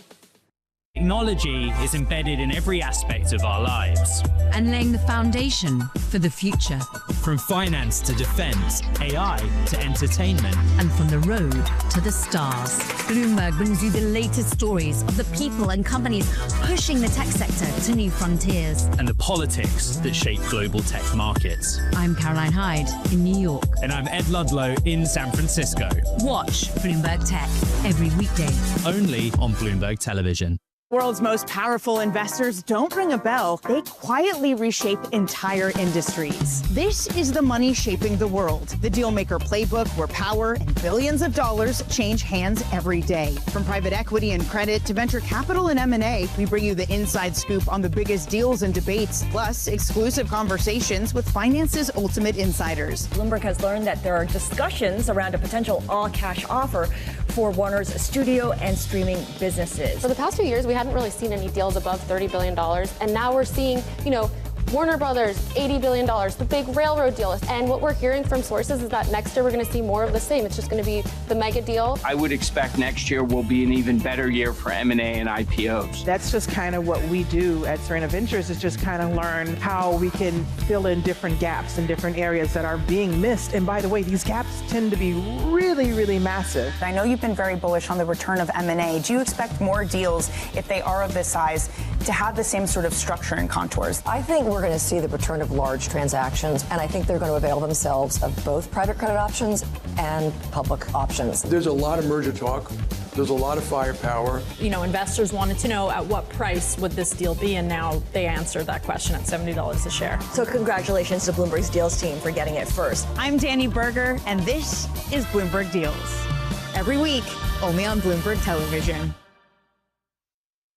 Power Players is back to take a look under the hood of the business of Formula One.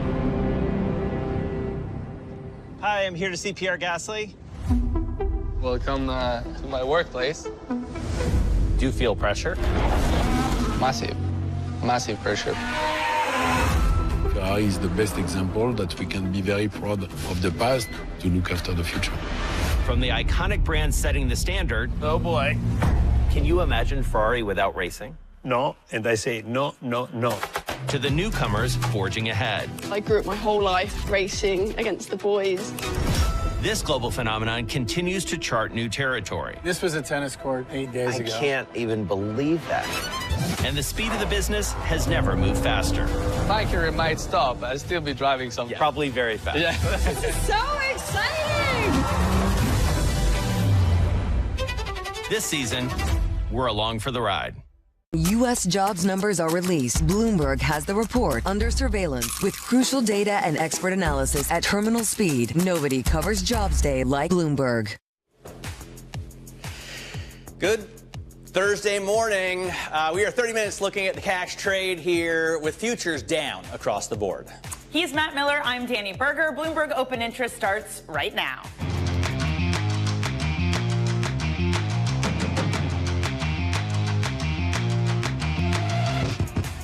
Coming up, Iran escalates attacks on shipping and energy assets, pushing oil prices higher with Brent briefly topping $100 a barrel again. And cracks in private credit markets widen as more Wall Street titans warn of echoes of 2008. Plus, results from Dick's Sporting Goods as well as Dollar General offer a fresh read on how consumers are holding up under economic pressure. It's the two things capturing the market's mind, Iran and private credit, even though it was Goldman yesterday saying that clients are happy that Iran is distracting things from private credit. Yeah, I think that's something they probably shouldn't have said out loud. No, yeah. I don't know what that means about where we are in this cycle right now, but investors are still worried about it, Matt. Let me show you how Morgan Stanley and Blue Owl are trading this morning, because with Morgan Stanley, their BDC, North Haven Private Income Fund, they capped redemptions at 5% of shares. We learned that late yesterday. Blue Owl also tends to fall because they've, for whatever reason, become the poster child for this. They told investors in a conference that its recent $1.4 billion loan sale had no backstops or no hidden incentives. Regardless, both those shares falling this morning. Yeah, Blue Owl is the first to put down the gates, right? Yeah. Plus, they tried to merge a non-public BDC with a traded one. Yeah, and said everything is cool. It was just bad timing, but we're not going to do it. And all right, we'll continue to follow, obviously, this story throughout the next couple of hours. Also, Brent crude briefly jumped back above $100 a barrel as Iran escalated attacks on shipping and energy infrastructure. Fertilizer stocks are also higher as the strait accounts for 1/3 of global fertilizer flows. And as a result, we're seeing the costs really jump. We're seeing countries reach out for help. India asked China for help getting more fertilizer. And we're about to get into the key planting season, so it could get serious for food price inflation. Jorge Leon, head of geopolitical analysis at Rystad Energy, weighed in on the rapidly escalating tensions on Bloomberg surveillance. First of all, the scenario of the U.S. exporting vessels, we don't see appetite from shipping companies to take that option at all right now. The mechanism is still not in place, and we don't think that this is likely to happen anytime soon. So to me, the only way forward for the Strait of Hormuz to be reopened is through two channels: regime change, which at the moment doesn't seem very feasible, and the other one is through a ceasefire. Joining us now is Alaric Nightingale, who leads our energy trading coverage out of Europe. So, Alaric, we've seen prices come back, and I believe 9 straight days of gains for Brent crude. Is there any indication that traders expect these prices to come down amid a de-escalation?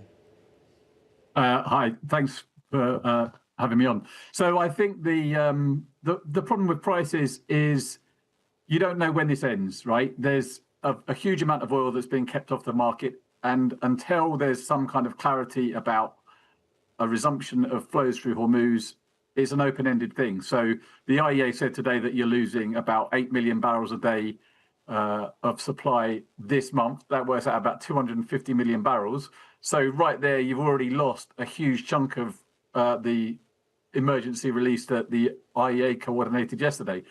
You know, how long does this go on? How long is it before we need to think about what comes next? And in the meantime, further attacks on shipping. Wall Street Journal reports of the U.S. saying that Iran has laid down mines.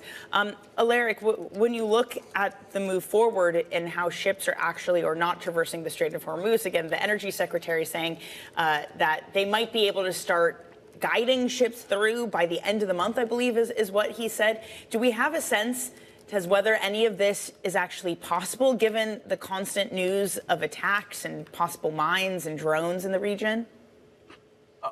I think it's the least bad option is to have escorts, but at the moment there doesn't seem to be a clear sign that that's really, imminent. So if it happens, I'm sure that many owners will clamour to join those escorts, assuming that their crews and captains are willing to go through. But we're not there yet. We've got to have the plan set out. And at the moment, there's this conflict going on that needs to be kind of, dealt with. And until that happens, it's hard to see a really, really rigorous and secure convoy system being created. So the conflict needs to die down. And once the conflict dies down, then you start thinking about escort programs, and you need to also see what the Iranian response is to those things. Right, and hope that mines haven't been laid, because even with an escort, that still is going to blow up your ship. Alaric Nightingale, thanks so much for joining us. He covers our oil trading coverage out of Europe. Strait of Hormuz, not just a choke point, though, for energy. Approximately 1/3 of global fertilizer trade passes through the strait. Fertilizer distributor Mosaic is up today and was the top performing stock in the S&P 500 yesterday. Let's talk about that with Bloomberg Intelligence agriculture analyst Alexis Maxwell. So, Alexis, I'm starting to read, anecdotal reports from farmers who say they've never paid such high prices for fertilizer. And I'm talking about farmers in the Midwest. What does the situation look like from your vantage point out of Chicago? Yeah, well, it's almost a spring day here out in Chicago. We're about ready to start rolling with our planters. This is the critical time where farmers need their inputs now. And we're looking at urea, which is a type of nitrogen fertilizer.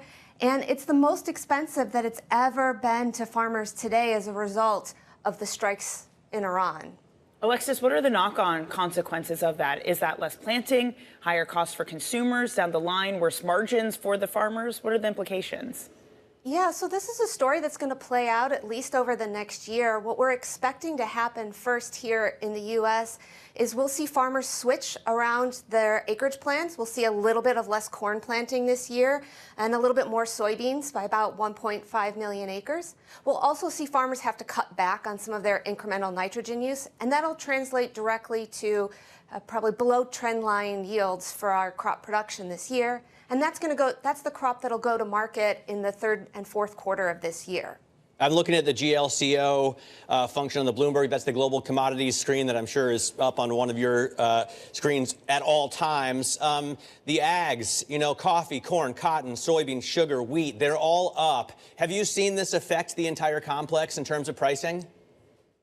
It's been a slow burn in terms of the crop price response to the fertilizer price escalation. We saw urea last week trade up 35%, but corn prices, for example, are up just in the first quarter only 10%. So we're not seeing yet, I should say, because this could end tomorrow and we could have fertilizer and the story could pivot.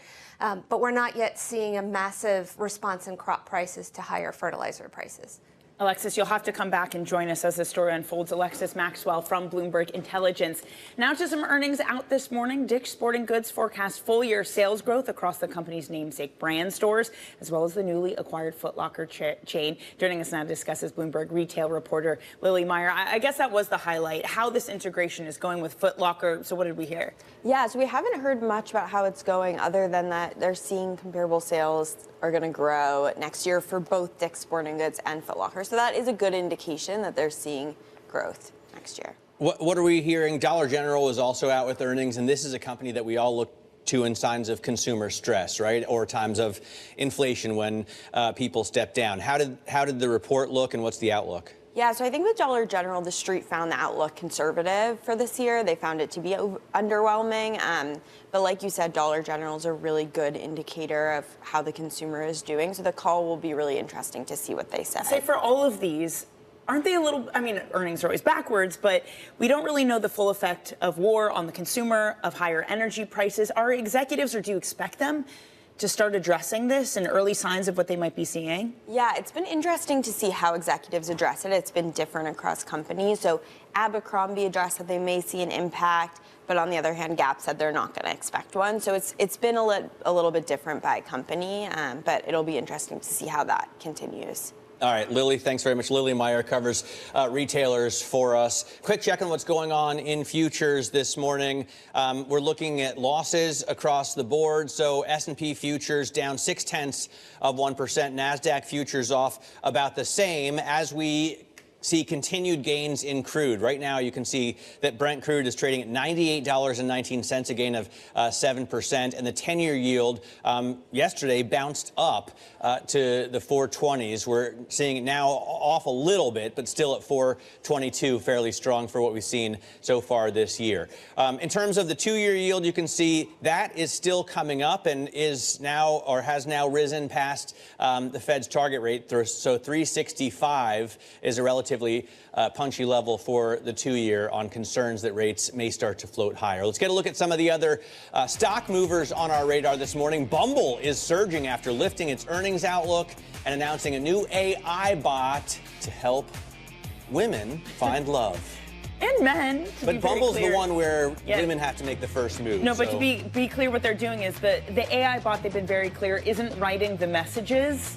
So it's not AI talking to AIs. It's just you're gonna get interviewed by the AI, and then it's gonna match you with your AI-based soulmate. I'm so glad I'm done with that. Me too. By the way, we're also looking at Hims today. It's on track for its best week on record after earlier this week it announced an obesity drug deal with Novo Nordisk. It adds another 4.75% this morning. And Blue Owl reportedly giving a $240 million loan for a Minneapolis data center. The firm recently defended its recent sale of $1.4 billion of loans from 3 of its funds, saying everybody took roughly the same amount and there were no sweeteners offered. We're going to talk more about this just on the other side of this break. More cracks forming in private credit. It's not just Blue Owl. Morgan Stanley and Cliffwater have also capped investor withdrawals. That's coming up. You are watching Bloomberg Open Interest.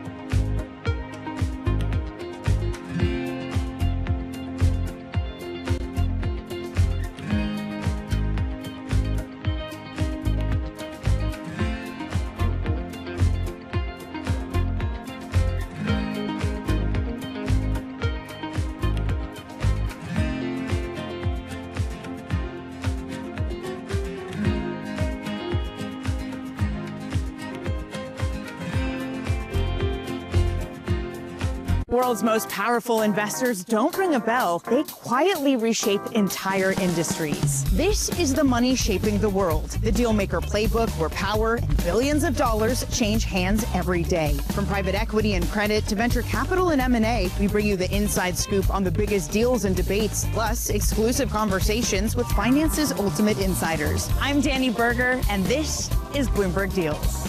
Every week, only on Bloomberg Television. I'm Alex Rodriguez, And I'm Jason Kelly. And we're back with another season of The Deal. With athletes and entrepreneurs who are changing the game on and off the field. Jerry Jones. That's a good-looking trophy. 1 and 1 is 3 in sports, not 2. And it's because that 3 is imagination. That 3 is putting yourself in a way, having yourself hit the home run. Erica Ayers-Badon. I'm a high-energy board member. I'm very passionate. I have a lot of opinions. Robin Arzón. I want to light fires in people's lives, and that is still one of my core mandates for all of my businesses. Justin Tuck. I tell all of my friends that play in leagues now, make these relationships now while you're hot. Don't wait till you're like your 12th year in and you're just hanging on. Stay tuned. You won't want to miss it.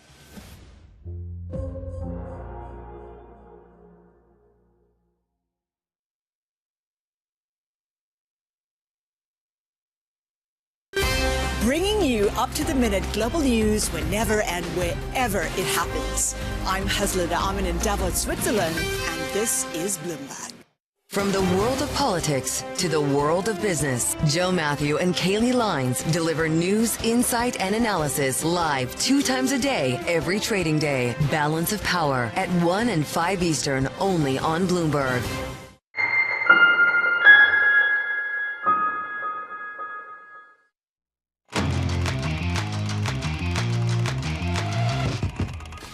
Let's get now to high interest. Look what's making headlines around the world. Long-term government bonds are sliding as investors brace for the mounting cost of the Iran war. The 30-year Treasury yield now nearing 4.9%, with markets pricing in heavier borrowing, wider deficits, and oil-fueled inflation. Global bonds have erased this year's gains as fiscal concerns deepen. You can see the UK 10-year yield up at 4.74, the German yield up, bunds at almost 3%, and Italian debt up to 3.7%. Microsoft and Meta are confirming nearly $100 billion more into future data center leases than I guess had previously been reported. That pushes big tech's total commitments past $700 billion in terms of data center leases. The surge underscores an all-in AI budget as companies scramble for server capacity. Microsoft alone added a gigawatt of power last quarter. That's roughly 1 nuclear reactor's output.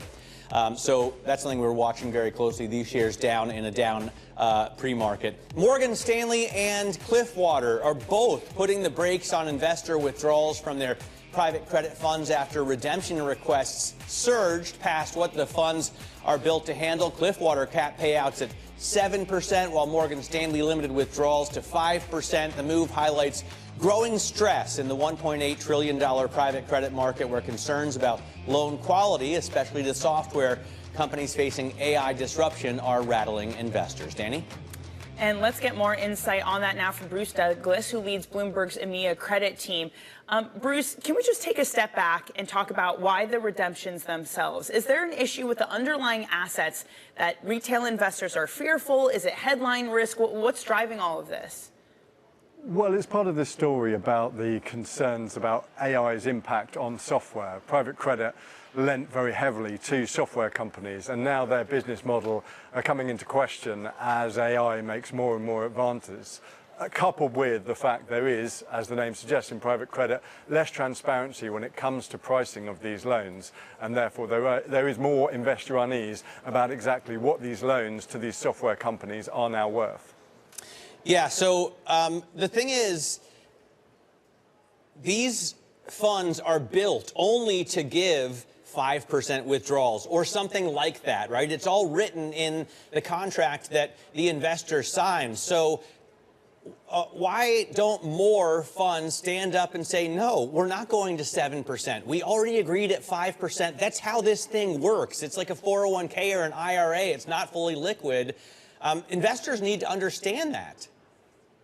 Yeah, clearly, I mean, the issue here is you do have this liquidity mismatch. You've got these investors who've kind of bought in, you can buy in easily to these retail funds, but essentially they're invested in closed-ended assets. These are loans to private companies that just can't be liquidated that easily, and the capital just can't be returned that easily. The issue is obviously with these concerns about AI coursing through the market. A lot of people kind of want their money back at the same time. This means that we are seeing very high redemption requests. And as we've seen, a lot of these firms are applying their gates. They're saying no, 5% or no more. Cliffwater actually had 14% redemption requests and capped it at 7%. But clearly, this is something that is driving unease when it comes to retail investors, particularly as we're seeing the US administration in particular push for more private markets access for 401k holders in the US. This is the thing, Bruce. It feels like all of this is happening at the absolute worst time because you are getting all the private capital giants, especially the listed ones, saying this is the future of our growth. It is retail money. Do you think we're going to look back at this period and say, maybe this was an experiment that didn't quite work, that the liquidity profile of private credit, these BDCs, whatever you might have, it doesn't match that of what a retail investor needs? Well, if I had those kind of crystal ball gazing abilities, I think I'd be a wealthy man. I mean, I do think there is this huge tension. Private credit is being squeezed in kind of two directions. There's obviously this retail concern on the one hand, and on the other side, we saw yesterday JP Morgan talking about remarking some of its loans to private credit firms. This will then restrict the amount they can loan to these private credit firms because they use the loans of these companies as collateral for lending them further money in a process known as back leverage. So both the kind of money, the kind of rocket fuel from the banking sector and the retail cash that have been key twin sources of financing for the private credit industry are coming under pressure. And this clearly puts these giant firms and their sort of spectacular growth until now very much in question. All right, Bruce, thank you so much. That's Bloomberg's Bruce Douglas. And we're going to talk more about the industry in the next hour. We'll speak with Mark Benedetti, Executive President Ardian, which manages $200 billion across private equity, real estate, and credit. I think it's worth also pulling up that full screen again of the, Wall Street titans who have, in the last couple of weeks, really warned that this private credit, these private credit issues echo what we saw happening in 2007 and 2008. I mean, Jamie Dimon already has been on the record about his cockroach concerns, but Jeff Gundlach says, hey, this looks like 2007 again. Steve Major said that this morning on Bloomberg Surveillance with John Farrow. Lloyd Blankfein has made that comparison. Mohamed El-Arian has made that comparison. So all of these people are warning we could be in for something like the great financial crisis again, only this time it's not housing and mortgages, but private credit. I think at issue, and whether or not it is 2007, 2008, is whether the underlying is strong or not. All of these funds would argue the loans are fine. Yes, maybe some bankruptcies are ticking up, but just to historic levels, on the surface, everything is okay. What the market is saying... But then why not sell those loans for par and give the money back to investors who want to withdraw? Well, some people are doing that. That's exactly what Blackstone has done. But the market is saying, we don't believe your marks. That's absolutely what retail investors are saying. That's what these stocks are saying when they trade below NAV. They're saying, we don't believe the marks that you have on, especially for software. And that's kind of what we've seen unfold. All right. We will continue to cover this throughout our program. Also, obviously, we're still focused very much not on private credit, but on the war in Iran. President Trump now saying that stopping Iran is a greater interest to him than oil prices. We've already heard him say it's a small price to pay. And now we're getting headlines not only out of the President of the United States of America, but the new supreme leader of Iran. It looks like Mojtaba Khamenei is making comments that the Strait of Hormuz will stay closed. The supreme leader saying that Iran will not give up avenging the attack on the Iranian school that the U.S. took out, and he is urging record turnout at rallies in Iran, which is interesting because typically the supreme leader tries to stop rallies in Iran, sometimes through killing thousands of people. But in this case, he's encouraging it. So we're hearing, really for the first time. Supreme leader, again, where he has thanked the military, and again, just to echo what Matt's saying that the Strait of Hormuz should stay closed. Coming up, Nuveen's Sarah Malik on rising recession risks and the shifting AI narrative. Of course, we'll ask her about oil and war as well. This is Bloomberg Open Interest.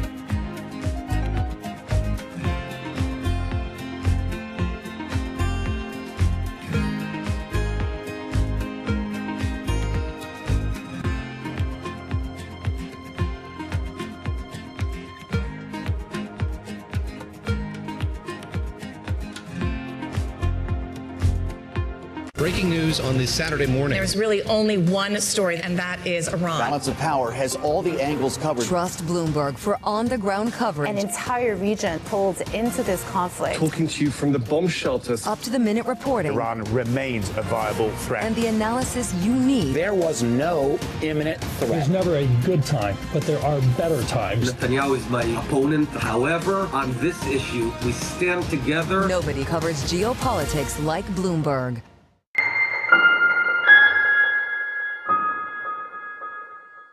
Join me each week on Wall Street Week for stories of capitalism from business, markets, economics, tech, and climate. More than what you need to know, it's what you need to think about. Astonishing day for US technology. It's shaping the region's technology ecosystem. Asia's biggest tech news and innovation. Africa, a region rife with potential for growth and opportunities, but not without its challenges. Bloomberg highlights the biggest stories, interviewing key players, and reporting on the issues impacting the region. Join us as we get to the heart of African business, politics, and economics, and ask the question, what's next? I'm Jennifer Zabasaja, and this is Next Africa.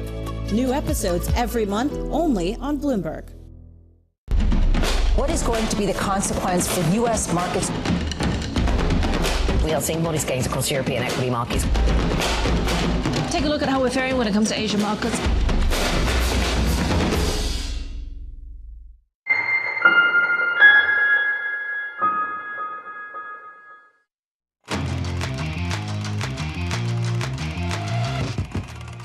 I want to bring you those breaking news headlines again from Iran. The new Supreme Leader Mojtaba Khamenei saying the Strait of Hormuz should remain closed. And you do see, as a result, Brent crude resuming its ascent. It had been over $100 a barrel at one point and come back down. Here's an intraday chart so you can see that we're coming back towards $100 a barrel on Brent. And obviously, oil rising across the petroleum universe there. But we didn't see a picture of Khamenei, or we didn't see pictures, I should say, live pictures, which I think is interesting because we haven't seen him since he's been tapped as supreme leader. So he hasn't been in public. He hasn't made a statement. Obviously, he's in hiding because President Trump, I'm sure, and the U.S. military would love a chance to get him.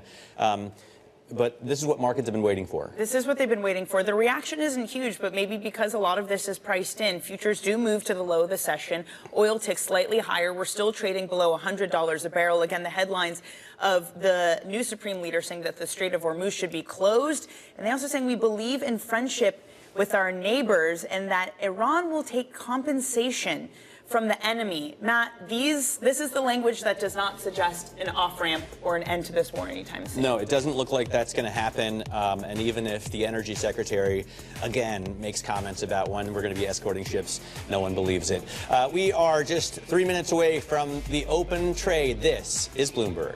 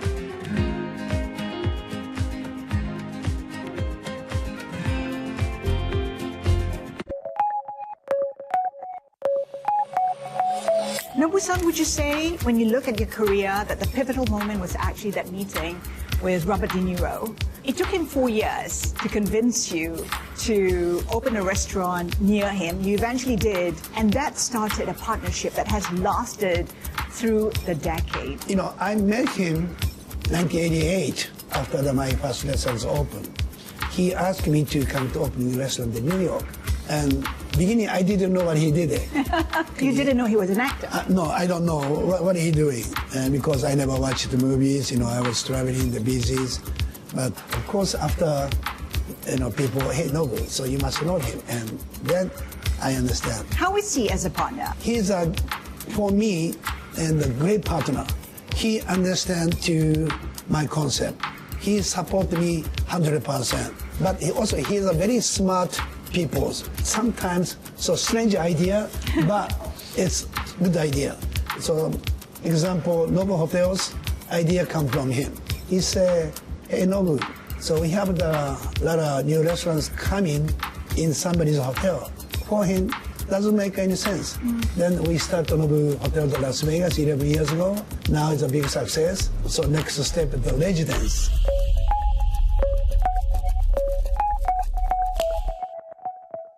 Why do the biggest names in business choose Bloomberg Television? That's a great question. It's a very good question. Interesting question. Good question. Great question. I so appreciate that question. You certainly ask interesting questions. Bloomberg Television. Top experts, great questions. Get your fixed income fix. Watch Bloomberg Real Yield around the world right here on Bloomberg. Context changes everything.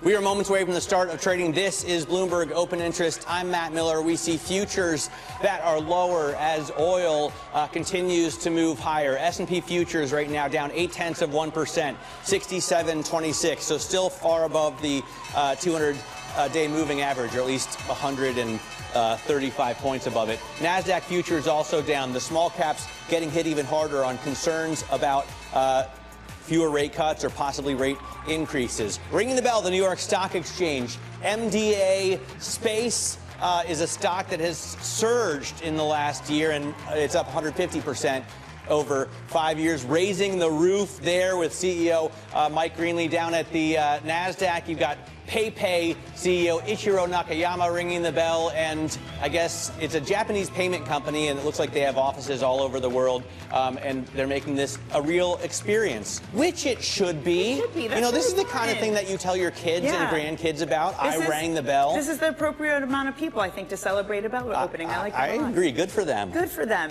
So, Matt, here at the Open, I'm taking a look at some of the private credit woes that have been plaguing the market. In specific, Morgan Stanley this morning capping redemptions for its BDC North Haven private income funds at 5% of shares, even though the request to redeem exceeded that. Blue Owl has also been on the defense, telling its investors, Craig Packer that is, recently at a conference, that its recent $1.4 billion loan sale had no backstops or hidden incentives. And as always, we invite Craig to come on the program, as he has before, to talk about this, because Blue Owl actually getting hit a lot now, even though there's been no recent news of redemptions for them. Shares now down 4% at the Open, Matt. All right, let's take a look at a cross-asset board, because we had the Iranian Supreme Leader, at least it seems, issue a statement. No one saw him or heard from him, verbally, but state TV published, let's say, a statement from ostensibly Mojtaba Khamenei, and he called for continued closure of the Strait of Hormuz. S&P 500 down 0.8%. Brent and NYMEX both rose a bit. They got a bump, let's say. Almost $100 a barrel on Brent. NYMEX crude at 94.40, and the two-year yield continues to move higher now at 367, 368. So this is a level that we're watching carefully as it eclipses the Federal Reserve target rate. Let's bring in Nuveen Chief Investment Officer Sarah Malik. Sarah, what do you make of the incredible rising price of oil? It doesn't look like there's an immediate off-ramp for this war in Iran. How does that affect your view as an investor? Well, there's three factors driving markets lower from here, and that's energy, the impact of artificial intelligence, and the backup in government bond yields. Let's start with energy. Every $10 rise in oil prices leads to a 40 basis point bump in inflation and a 10 basis point hit to GDP. Now, add to that the weak payroll numbers that we got last week, and what markets are worried about is stagflation. The issue here is going to be twofold. One is the length of the war and also the Strait of Hormuz and when will that reopen. Until we can get clarity on both of those, energy prices are going to remain volatile, and that's going to continue to whipsaw equity markets. Sarah, again, just hearing more of this statement putting out supposedly from the new Ayatollah Khamenei, the supreme leader, saying that other fronts will be opened. He's not an Ayatollah, by the way. Good point. Sorry. Yeah. Thank you. The supreme leader, Khamenei, saying that other fronts will be opened if the war persists, that studies have been made of opening other fronts. Again, the language and what it seems to be happening on the ground level at Iran is, as Matt said, that there is no off-ramp, and the escalation only seems to be continuing. But, Sarah, Matt and I have spoken to a lot of market participants who have said this is going to be short-lived. You can buy dips, risk can resume. It can still be a good year for the S&P 500. How are you thinking about the long-term picture when there just is still much uncertainty when it comes to this war? It's interesting because markets are behaving in a fashion of buying the dips. What we saw last week was 133 billion of net flows into the markets from target date funds, retail buyers, foreign buyers. So that's why you've seen these intraday dips getting bought. But there's a lot of uncertainty with oil prices. If oil prices were to remain above 100, maybe close to the 120 range for an extended period of time, I think markets would have difficulty continuing to climb higher from here. But if you take a step back, normally in situations like these, 2 months later, oil prices are lower. We do have strong earnings growth from the S&P to depend on this year, likely in the range of about 10%, and earnings season will start next month. So all of that is a medium-term positive for the market. So there still is a light at the end of the tunnel and a way for the markets to climb higher from here. But over the near term, it's a hard bet to make today. So, I'm not stepping in saying put your cash to work in equities right now when there's so much uncertainty in terms of how long is this war going to be and when is energy going to get moving through the Strait of Hormuz. This morning on Bloomberg Surveillance, Lisa Abramowitz asked Citi economist Veronica Clark about her concerns with regards to slowing growth, potentially a recession. Listen to what the economist had to say. It feels really uncomfortable that this has been a very gradually weakening labor market for a couple years while we've had very strong growth and while we've had easing financial conditions. That seems to be changing now, and so I would worry that, business, transportation, energy costs and everything are going up. You've already been looking to cut labor costs for a couple years. What if that gets you to that final stage of some larger layoffs or at least, not hiring? And it does feel a little bit like we're a frog in a pot of boiling water where the unemployment rate every year does still rise something like 3 to 4 tenths, and at some point it's not so low anymore.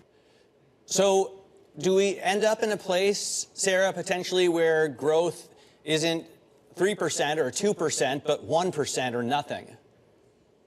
Well, February payrolls were significantly negative, but that's just one data point. And let's look under the hood on those payrolls. We did have a strike in the healthcare industry in California and Hawaii, so I think that number was not as bad as it looked on the surface.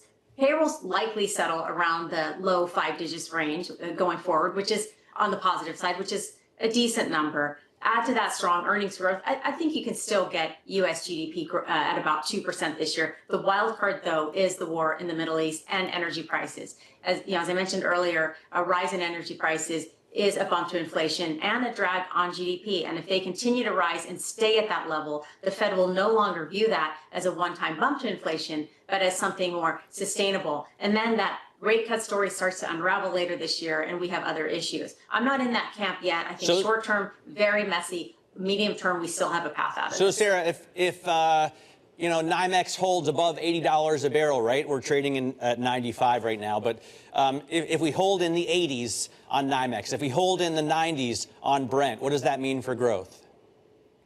I think that's just somewhat of a hit to growth, but we can survive it. When we get to the 100+ range, up to 120, and we're staying there consistently, I'm becoming much more concerned. U.S. growth, the good news is we came into this year with the U.S. economy in a pretty strong spot in terms of GDP growth and potential earnings growth. The bad news is we came into this year with the markets at a premium after a multi-year positive rally for equity. So that premium, I can't count on that expanding any further from here, but we can count on earnings growth hopefully staying resilient as long as energy prices do not derail that story by staying sustainably above $100 a barrel for multiple months.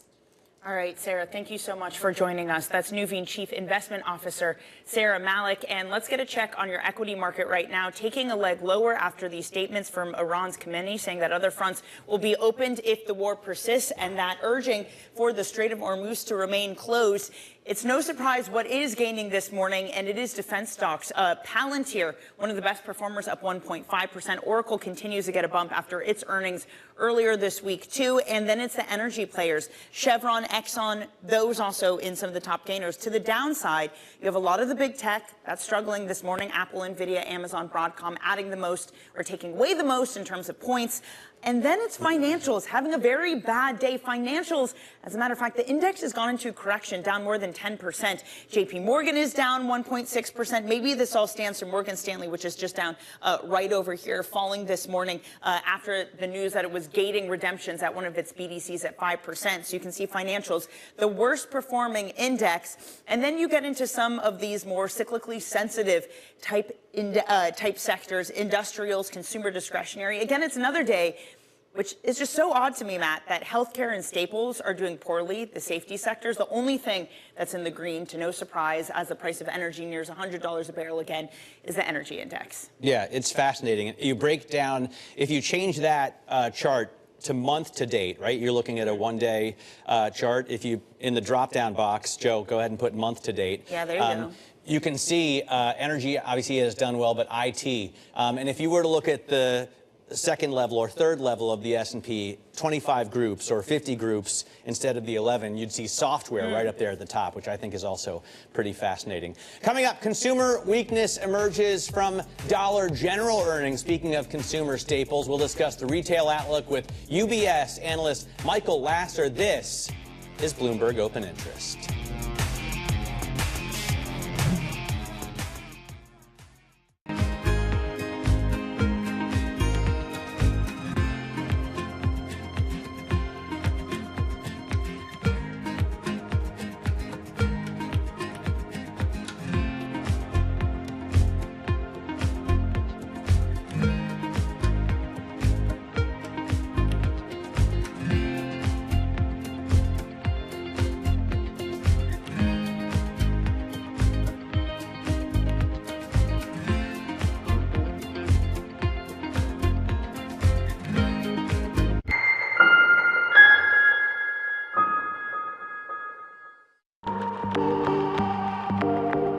The belief for climate change is going down right now.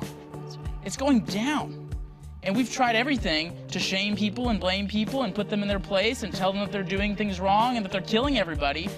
But if we keep telling them that, then we are going to kill everybody. So we got to figure this out.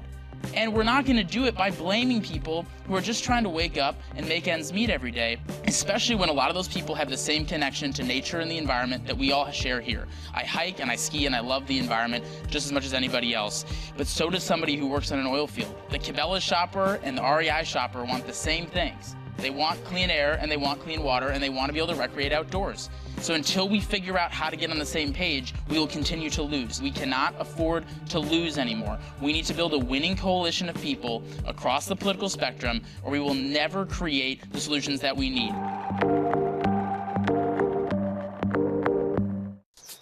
Welcome to Bloomberg This Weekend. I'm David Burke. I'm Lisa Mateo. And I'm Christina Ruffini. We're tracking breaking news today from Wall Street to Washington. Let's start overseas. The sector is really propelling this deal forward. Yeah, the hope is this will open up new markets and provide some additional liquidity. Of course, now they're going to have competitors. We got a big week coming up in politics. Earnings season is underway. We're going to get some key reports. Everything you need to know before the markets open on Monday. Introducing Bloomberg This Weekend, bringing a little Bloomberg into your weekend routine. Guys, buckle up. Bringing you up-to-the-minute global news whenever and wherever it happens. I'm Jumana Bersecci in Davos, Switzerland, and this is Bloomberg. At a time when policy in Washington is driving Wall Street, we draw a distinction between the rhetoric and the action, bringing you market-moving guests and original reporting. This is Bloomberg Surveillance. Good morning. This is Bloomberg Daybreak Europe. I'm Lizzie Burden in London, and these are the stories that set your agenda. Taking you from the U.S. markets close to the overnight session in Asia, we'll walk you through what you need to know to kickstart Europe's trading day. Live from our European headquarters, we bring you the day's top market-moving stories, unmatched expert analysis, and on-the-ground reporting from across the continent. Tune in to Daybreak Europe, only on Bloomberg Television. Context changes everything.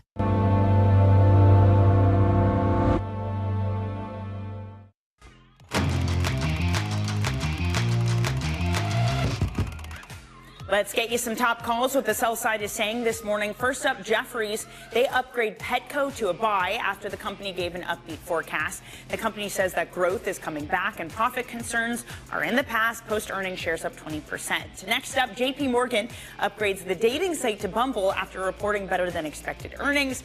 They also say that the app is stabilizing with product catalysts in the pipeline. Finally, Wells Fargo, they downgrade General Mills, ConAgra, and Campbell's to a sell rating. Shares down 1.2% of General Mills. They're saying that the names are the most stretched with high debt, big dividend payouts, which leaves them exposed as shoppers stay cautious and ingredients costs tick up, especially with the addition of the war in Iran, Matt. Yeah, we're watching that very closely. Elsewhere in retail, we had earnings today from Dick's Sporting Goods, forecasting full-year sales growth across the company's namesake brand stores, as well as at the newly acquired Foot Locker chain. Let's bring in Michael Lasser, U.S. hardline and food retail analyst at UBS. What is that hardline? What's hardline? How's that part of what you do, Michael? Yeah, good morning. Thank you so much for having me. Hardlines is anything non-apparel related, big box retail. And we really appreciate you having us today. We're coming live from the UBS Global Consumer and Retail Conference, where we've had 90 companies present over a 2-day period to get a great read on what's happening with the consumer. Well, we appreciate you joining us as well. Excuse my JK moment here. Just to Dick's Sporting Goods and Foot Locker, what did you think about the outlook, and how do you feel about the way they're turning around that brand? So our view is that Dick's is well positioned to continue to take market share within the footwear and apparel space. It saw very healthy trends over the holiday season, positioning them in a good spot as they enter 2026. It's very early in its tenure where it acquired Foot Locker, and we expect to see more progress over time. Hey, Michael, the thing that alongside earnings starting to trickle in that really has captured the sentiment of this market is what oil prices mean for consumer and for retailers. When you look across your coverage area, who is the most exposed to higher oil prices? There's really no retailer that doesn't have some either direct or indirect exposure from the price of oil. As I mentioned, we've had the chance to meet with a host of retailers over the last couple of days. The takeaway has been a couplefold. Number one, right now, the consumer is a gallon of gasoline on a national level. That could have the impact of destroying some demand for certain areas. Now, with that being said, other retailers have noted they're seeing encouraging signs. For example, Lowe's said yesterday that in areas where the weather has been quote unquote more normal, which that's not in many parts of the country, but in areas where there has been some normal weather, it's seeing very good engagement with categories like lawn and garden, which that's a favorable sign for the spring selling season. The one other point with respect to oil is that it's all very new. On average, the consumer fills up gasoline every 2 to 3 weeks. So only 10 to 15% of consumers might have filled up recently and experienced that shock at the system. So we're all waiting to see how the consumer is going to respond. Thus far, everything's been steady based on what we've heard over the last couple of days. Michael, we were just looking at the S&P broken down into 11 industry groups, the major industry sectors, over the last month. So since the war has started, essentially, and consumer staples are one of the biggest losers. Just is this market mechanics? Is this about valuations? Because I would expect such a defensive sector normally to rise in times of turmoil, and I'm just wondering why you think we would see consumer staples off 6.5% so far this month. So there's a couple important points there. If you look prior to that, coming into this year, consumer staples had been the best performing sector because it was viewed as a place of relative safety in this otherwise very uncertain environment. So some of those gains have been given back as all this macro and geopolitical uncertainty has set in. Second, as we see the price of oil continue to rise, that is going to make its way through the supply chain, which could put further pressure on consumer staples producers and the consumer in general, which will have an impact on consumption habits. So those are the two factors that have had a near-term impact on those stocks. All right, Michael, thank you so much for joining us. We appreciate it. We hope the rest of the conference goes well. That's Michael Lasser. Thank you so much. And at that conference is the CEO of Mattel. We'll be joining Matt and myself, Ynon Kreiss, from the UBS Global Consumer and Retail Conference. That conversation at 10 a.m. New York time. As we head to the break, just a check on Brent this morning, now trading at $99.86. Getting closer to $100 a barrel after the new supreme leader of Iran issuing a statement via Iranian TV saying that other fronts will be open, that they will not be closing the Strait of Hormuz, and that Iran won't forego vengeance for those killed. We'll have more on his statement coming up next with Mark Champion. This is Bloomberg.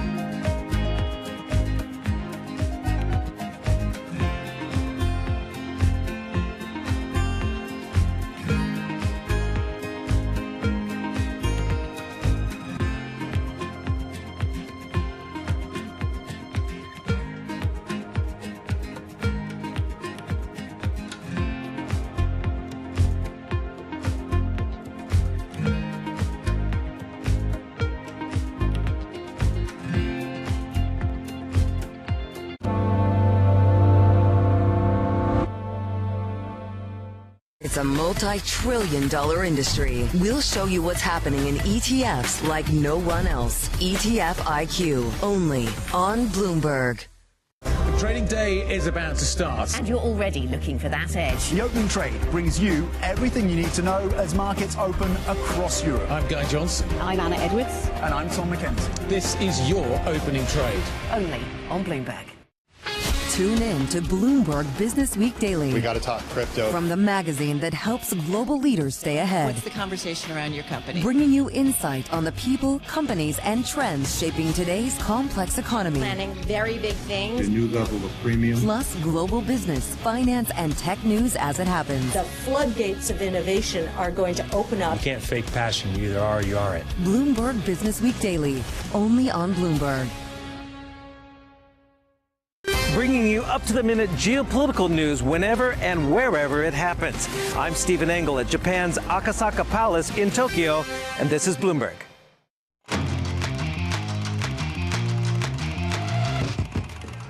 Iran's new supreme leader reportedly has issued a statement. According to Iranian state TV, the supreme leader says the Strait of Hormuz should remain closed and warns other fronts will be opened if the war persists, signaling no shift in hardline policy since succeeding his assassinated father in an attack, by the way, that also killed his wife and son. Here with the latest is Bloomberg opinion columnist Mark Champion in London. And Mark, we also don't really know if the new supreme leader, Mojtaba Khomeini, was injured in that attack, or really if he's alive at all, because he didn't voice that statement. There was no live picture of him. He hasn't been out in public, so we just have to take Iranian state TV's word, I don't know how much it matters, that this came from him, right? Yes, we do. And, you know, I do think it's telling that this was a statement that was not accompanied by a picture, To the best of our knowledge, he was at the compound where his father was killed and his own family was killed, and he was injured. How badly, we don't know, but it would seem from this that it's badly enough that they don't want to put him on TV. There would obviously be reasons for security why they wouldn't want him to be live on TV. But you would have thought that if he could have been, this would have been a recorded statement. So I think we have to assume that yes, he's probably injured, or I assume he's still alive. It would not be that smart of the Iranians to appoint a supreme leader who's already dead. But we have to assume that he's not in good shape. Assuming this is coming from the new supreme leader, again, the headlines as we understand them, other fronts will be opened if war persists. The Strait of Hormuz will remain closed. They won't forego vengeance for those killed. Mark, it just speaks to what feels like escalation, or at least no off-ramp. How do you interpret the language coming from the Iranian state TV of what they're saying that the supreme leader has issued? Yeah, they're being very clear that they're not giving up. I mean, in essence, the Islamic Revolutionary Guard Corps is now running the country. They are running the military campaign. Muqtada Khamenei himself is very close to the Guard, but in any case, especially if he's injured, we have to assume that the people who are pulling the triggers are running the country and the policy right now. And that's, his statements. They didn't really escalate, but what they did was to confirm that they plan to continue doing exactly what they're doing. And there was a threat there to expand the conflict if the U.S. and Israel do not relent. We're not really a lot wiser about where this is going to go. Well, hey, Mark, the initiative still is in the hands of the Americans. If I can jump in, because even if the U.S. does relent, let's say, because this is what all market participants have started to talk about, this idea that there's just the incentive there for Trump to pull back because of high oil prices, even though he said today that that would not deter him from the actions in Iran. If Trump were to pull back, is that enough to stop the action? Because there's still what the Iranians do, there's still what Israel does. What does it mean to have three parties in this war, even if the U.S. tries to find some way to declare victory? No, you're absolutely right. It's much harder to predict. It's harder for any party to control what's going on. As you say, there would be several decisions required. First, the decision by the Trump administration. Second, by Israel. To follow suit or not, and then from the Iranians to decide how to play that. Would they keep Hormuz closed and try and impose pressure to try and get some kind of compensation, or the things that that statement talked about? It talked about revenge. It talked about compensation, and so all of these are kind of open questions. Which I think is inevitable at this point as hostilities continue. So no one can really say how long this will go on, or what directions it will take between now and the moment that it does stop. All right, Mark, thanks so much for joining us. Mark Champion there of Bloomberg Opinion covers conflict for us, and you can read more from him if you type OPIN-GO on the Bloomberg terminal, or go to Bloomberg.com/opinion. Also, follow the T Live. I have to say, it's incredibly important if you're trading this market to type TLIV-GO to follow along with all of the developments. This is Bloomberg Open Interest.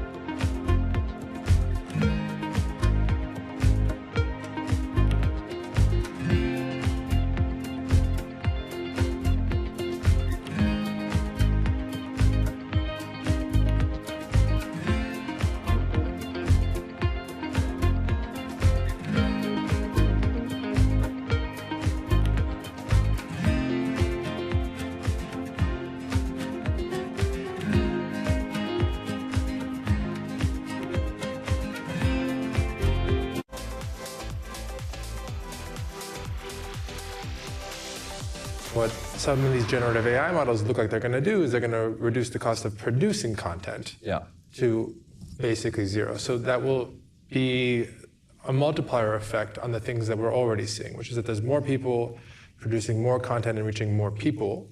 And there's a lot of good and bad that comes downstream from that. I don't know if you can break down what the average person is seeing right now in terms of stuff that's AI generated versus, maybe more traditional human generated, but what's that going to look like in a year or in 5 years? There's actually a lot of hybrid content, and too often we talk about synthetic content and organic content and never the two shall meet, but there's a lot of content where AI is part of the workflow, right? Like you might not even know it. It might be whatever app you're using to do color correction might be using models to do so. Stamp tool in Photoshop in the old days to get rid of a pimple, those types of things. But that line is going to be more and more blurred. So it's going to be a little bit less like what is organic content and what is AI synthetic content and what the percentages are. I think there's going to be actually more in the middle than pure synthetic content for a while. But you will also see experiences that are purely AI, right? You see this in the last 2 weeks with Vibes in the Meta AI app and with Sora 2 from OpenAI. So I think you're going to see both. Good morning. This is Bloomberg Surveillance. Welcome back to the opening trade. Watch Bloomberg Tech. This is the Asia Trade. This is Wall Street Week. Welcome to Balance of Power. This is Bloomberg Television. U.S. jobs numbers are released. Bloomberg has the report under surveillance with crucial data and expert analysis at terminal speed. Nobody covers Jobs Day like Bloomberg.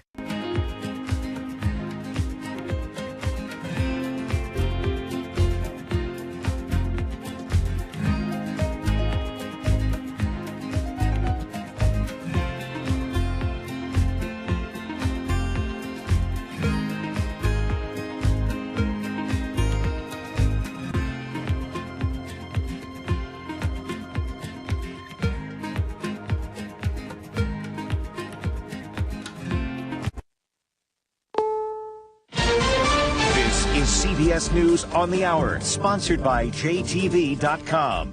I'm Deborah Rodriguez. Iran's new supreme leader issues his first statement on the 13th day of war. Mushtaba's words through an interpreter. I would like to assure you that revenge will be taken for all the martyrs. Correspondent Remy Inocencio has more from the foreign desk. He said that all U.S. bases should immediately be closed in the region, and he says that those bases will be attacked, as we have been seeing over the past now 13 days of this war. The Supreme Leader also says that the closure of the Strait of Hormuz should be continued as a tool to pressure the enemy. The new Ayatollah hasn't been seen since he was chosen to replace his father, who was killed at the onset of the war. Oil prices are rocking the markets in early trading. The Dow is down 623 right now. Oil prices touched $100 again today. Gas prices in the U.S. up to an average of $3.60 a gallon. CBS's Kelly O'Grady. The tankers are still being attacked in the Strait of Hormuz. 400 million barrels feels like a lot, but when you've got 15 million going through the Strait of Hormuz every single day that can't get there, it's only about 25 days of supply of oil. So it helps, but it really doesn't solve the problem. The IAE blames the war for the largest supply disruption in the history of the global oil market. The war is spreading into cyberspace. Hackers with ties to Iran have claimed responsibility for a cyber attack on the American-based medical device company Stryker. Employees tell the Wall Street Journal their cell phones and laptops were wiped yesterday. CBS News contributor Chris Krebs. But this is really, I think, the first time, at least in the U.S., with a U.S.-focused target, that we're seeing significant disruption. Lawmakers in the House scheduled to take another vote today on funding the Department of Homeland Security and ending the partial government shutdown. The bill expected to fail almost a month after the shutdown began. Some TSA workers are giving up. Chris Van Cleve spoke to an agent in Utah. Robert Echeverria worked the TSA checkpoints at the Salt Lake City airport for 9 years, but with no paycheck or end in sight to the latest partial government shutdown, he quit. I love the agency. I love the people that I worked with, but my family has to come first. Was it a hard decision to leave? It definitely was. Gas prices, grocery prices, rent increases, it all adds up. A new Gallup poll finds a third of Americans say they're making sacrifices like driving less and skipping meals to pay for health care. Now the Dow's down 623. This is CBS News.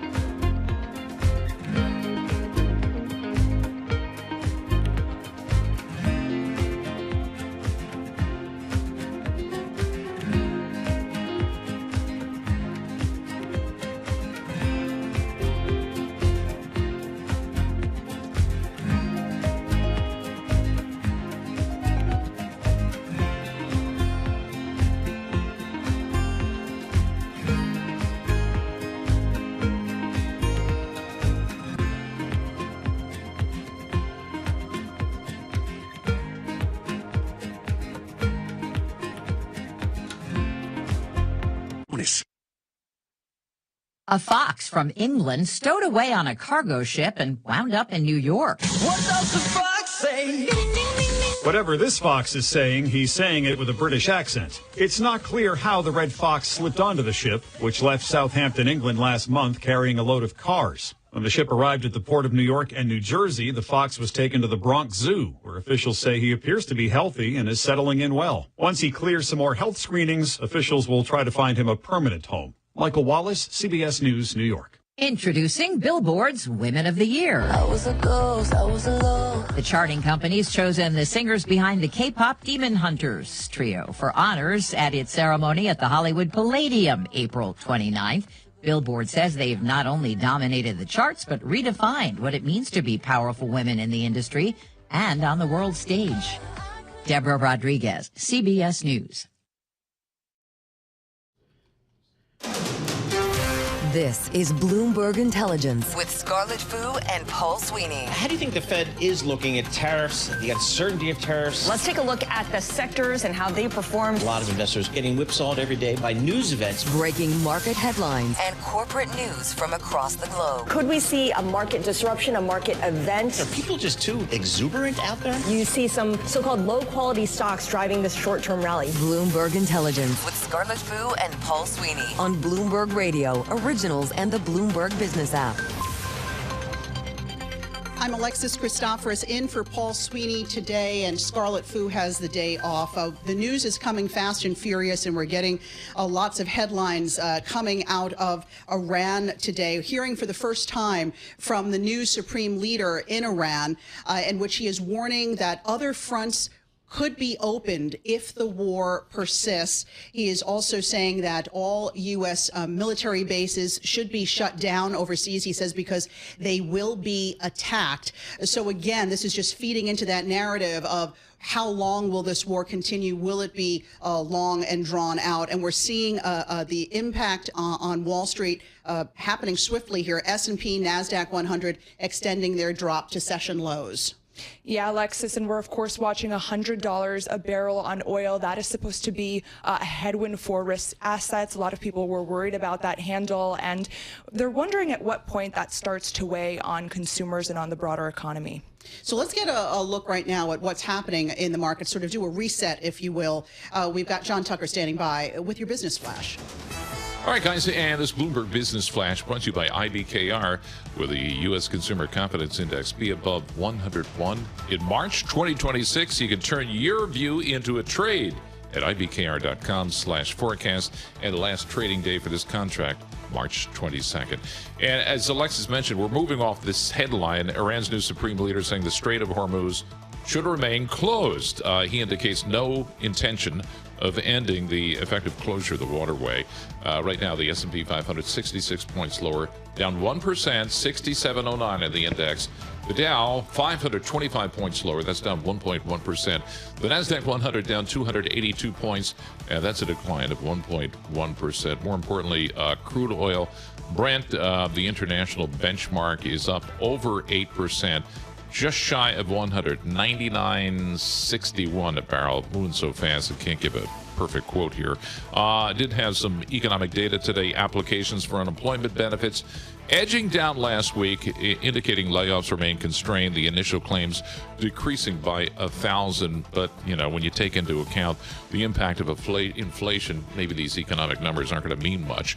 Morgan Stanley and Cliffwater capping withdrawals from their multi-billion-dollar private credit funds.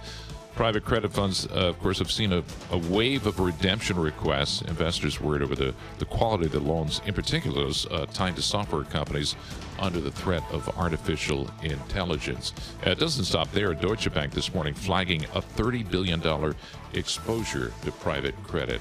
Among some of the movers, we have shares of Petco, 31% higher. They expect a return to positive same-store sales this year.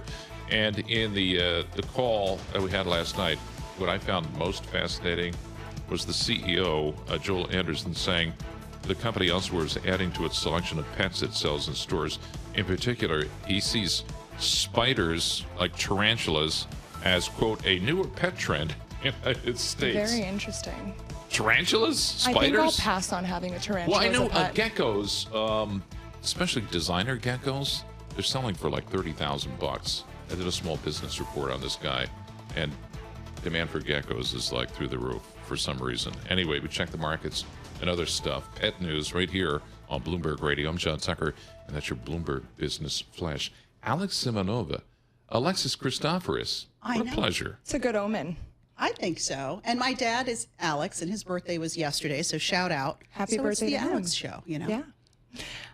John mentioned that stocks are having an ugly day today. It looks like we are edging toward a 1% loss on the S&P 500. And there's a lot going on underneath the surface as well, with some companies still reporting earnings results. We are going to take a look at some stocks on the move with Avalon Parnell, Bloomberg Equities reporter. Avalon, what are you looking at? Yeah, we can start off with Mosaic, that's ticker MOS. It's gaining about 4.9% today, which makes it one of the top performers in the S&P 500. They join a flurry of chemical and fertilizer stocks that are broadly higher amid continued disruptions to the Strait of Hormuz. We actually have one analyst from National Bank Financial saying that the conflict could mean near-term upside in fertilizer prices, supporting strong potash revenues. However, Bloomberg analysts are also saying that this is incredibly ill-timed, especially given the fact that the Northern Hemisphere begins spring planting season right about now. So we'll keep an eye on it. All right, United Airlines. Now, I'm going to guess. I don't know if there's specific news out on United, but boy, are the airlines continuing to get slammed because 20% of their operating or more of their operating costs is oil, which is soaring. You are absolutely correct. United Airlines, that's ticker UAL, down about 4.1% today. That says airlines across the board continue to face increasing concerns over jet fuel costs, which, as you mentioned, represent nearly a third of an airline's cost. Right. And we've already seen, like, Jefferies has updated their airline estimates for jet fuel prices, expecting them to be as much as 50% higher compared to January because of the conflict. And we've seen other airlines, including Cathay Pacific, saying that they plan to double fuel surcharges for most routes because of the war. And Avalon, I know Bumble hasn't been doing too well as dating apps fall out of favor. Can you tell us what's going on with that company? Yes, it's looking to buck that trend, at least for right now. Bumble, ticker BMBL, is up as much as 33% most intraday since 2022. That's after the online dating company forecast EBITDA for the first quarter that beat expectations. It also reported a pretty modest fourth quarter revenue beat. Analysts are hopeful that Bumble's new AI-powered assistant, designed to act as almost like a personal matchmaker, will help snap that paid subscriber decline. And also worth noting that JP Morgan actually upgraded the stock to neutral based on results. Thank you so much, Avalon. For more conversations like this, subscribe to Your Stock Movers Reports. Listen for 5-minute audio reports on the biggest winners and losers in the stock market. And subscribe to Stock Movers on Apple Podcasts, Spotify, or anywhere that you listen. Alexis? All right. Again, we just Can't state it enough how much the market is reacting to these headlines coming out of Iran this morning. We saw a direct correlation, right, Alexandra, as the new supreme leader came out and basically pointed to what could be a long and drawn-out war. We saw stocks lower. We saw oil higher. Right now, the S&P coming off its lows of the session already, about 58 points lower. We've got Brent crude just about at that $100 mark. It did briefly cross $100 a barrel earlier this morning before pulling back a little bit. I want to bring in Dan Williams now. He's a reporter for Bloomberg News. He's based in Jerusalem. And Dan, what has reaction been like? I mean, it's been a busy morning of news here. What is the reaction like on the ground to what we're hearing out of Iran's new supreme leader? Indeed, it would appear from the tone of his comments as well as the content that Iran remains defiant. It's still in the fight, and it intends to impose as much pain as it can on its enemies. It's worth remembering this war is now almost 2 weeks old. We've had predictions from the first days of the war that Iranian force strength would quickly be depleted. That appears to have been borne out in terms of the fairly reduced number of missile attacks and drone attacks on Israel, on surrounding Gulf Arab countries in the early days. However, there has been a resumed surge of such attacks in the past 2 days. It's certainly been felt in Israel with regular trips down to the bomb shelter from many Israelis, especially before dawn over recent nights. So it would appear that either those predictions were premature, were wrong, or Iran is pulling out all the stops in a last show of defiance, hoping that it can outlast the will of the Americans and of the Israelis, of their leaders, to pursue this war, which is proving very costly on all fronts. Dan, pulling out all the stops sounds pretty accurate here. What is Iran trying to achieve strategically by targeting Gulf economic hubs like Dubai rather than just military targets? This is a pain that's felt across the international markets. It will affect, obviously, energy prices are very, very sensitive matters. They're indices of international confidence in their own economies, in the international system, and this has shaken it up. In fact, we've heard experts saying that this crisis could pose the biggest challenge to the oil market since oil became a common source of energy in the industrialized world. So we're really in new territory here. The Iranians realize they have a choke point in the Strait of Hormuz. That's a major waterway for energy supplies within and throughout the world, not just the region. So they're working on that hard. There are a couple of days now when it seemed they might not press ahead with their threats to enforce a closure. It now appears they're serious about that. The question will be to what extent this will be counteracted by U.S. forces, and to what extent the spike in prices can be dealt with by individual countries who have a stake in this war. Dan, Israel and the U.S. are fighting this war against Iran together, but I think the question over the past few days has been, are they on the same page? Are there differences here between what President Trump and Prime Minister Benjamin Netanyahu want out of this war, and is that complicating things?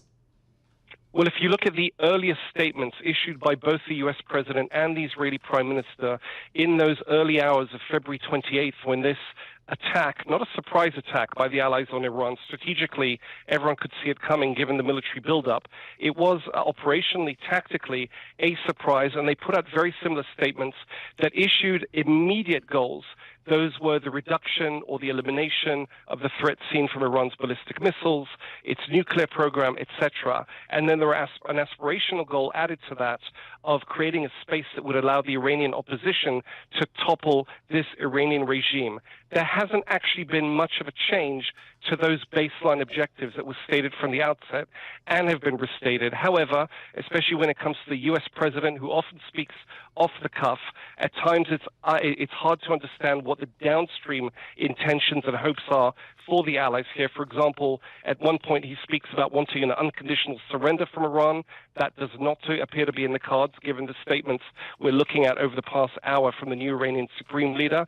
At other times saying that perhaps the U.S. could wrap this war up within days, given that it sees the almost elimination of the target set in Iran. Hard to know what to make of those, but if you look at the baseline statements made at the outset, it would appear that those are still being pursued, and they may be achieved, but it also depends on whether the allies are willing to stay the course, given that this is proving expensive and it's going to be hitting their voters, all their constituencies, at the gas pumps and in other areas of consumerism. Yeah, Dan, it certainly seems like this war is going to be more prolonged than a lot of people expected. That was Dan Williams, reporter for Bloomberg News based in Jerusalem. Dan, thank you so much for your time. Get the latest news whenever you want with Bloomberg News Now. Top stories from our global team of reporters at the click of a button. Get Bloomberg News Now on the Bloomberg Business News app, Bloomberg.com, and anywhere you get your podcasts.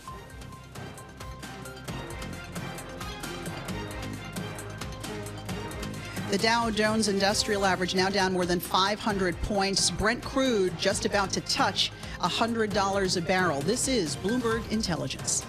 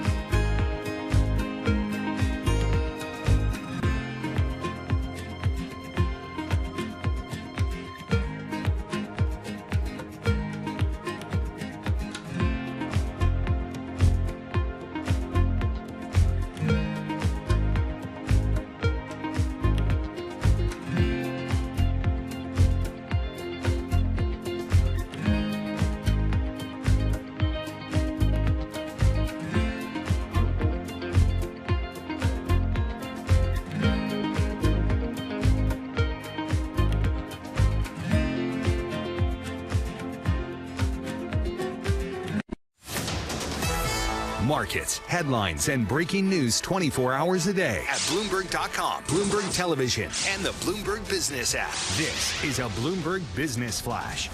And I'm John Tucker in the Bloomberg Newsroom with this Bloomberg Business Flash. And the leverage that Iran has is the leverage that Iran is using. Iran's leader earlier saying the Strait of Hormuz should stay closed. Also warned that other fronts may be open if the war persists. Crude oil in the driver's seat for most of the other assets as well. Brent, it's going to touch 100 here in a second. Up 8.7% right now, 99.99. How's that for a quote? Looking at stocks right now, the S&P 500 down 69 points. That's a 1% decline, 67.05 on the index. The Dow Jones Industrial Average is up 575 points, down, I should say, 575, down 1.2%. The Nasdaq 100 right now, 304 points lower, and that is down 1.2%. Dollar General forecasting sales in line with analyst estimate, but it also reflects slowing momentum for a company that has routinely exceeded Wall Street expectations, and that accounts for the worst performing stock in the S&P 500 right now. It is down almost 7%, down 7.8% right now for Dollar General. And we check the markets for you all day long, right here on Bloomberg Radio. I'm John Tucker, and that is your Bloomberg Business Flash. Alex and Alexis. Maybe you should just say Alex, and we'll both respond. It's almost like alliteration.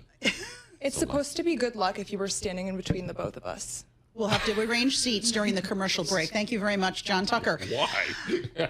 So we've got oil. Of course, the story, it's been the story for the past 2 weeks since the war in Iran broke out. Brent crude now at $100 a barrel, up nearly 9%. And of course, we're not just feeling it at the gas pump. We're also feeling it when we go book our travel with the airlines, because we know that about a third, or roughly, is it a fifth, of airlines' costs are tied to jet fuel. So they're going to be passing those costs on to consumers. And here to break it down for us is George Ferguson, Bloomberg Intelligence Senior Aerospace, Defense, and Airlines Analyst. So, George, first off, I always thought airlines hedged when it came to buying fuel, so we wouldn't feel this effect as imminently as we are.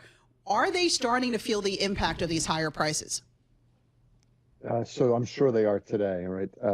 Typically, airlines buy fuel forward, I think, a couple of weeks. So we've been sort of enduring this, at least for, about a week now? Yeah, so maybe they're just starting to buy fuel at higher prices. But it had inched up before fuel prices really popped recently.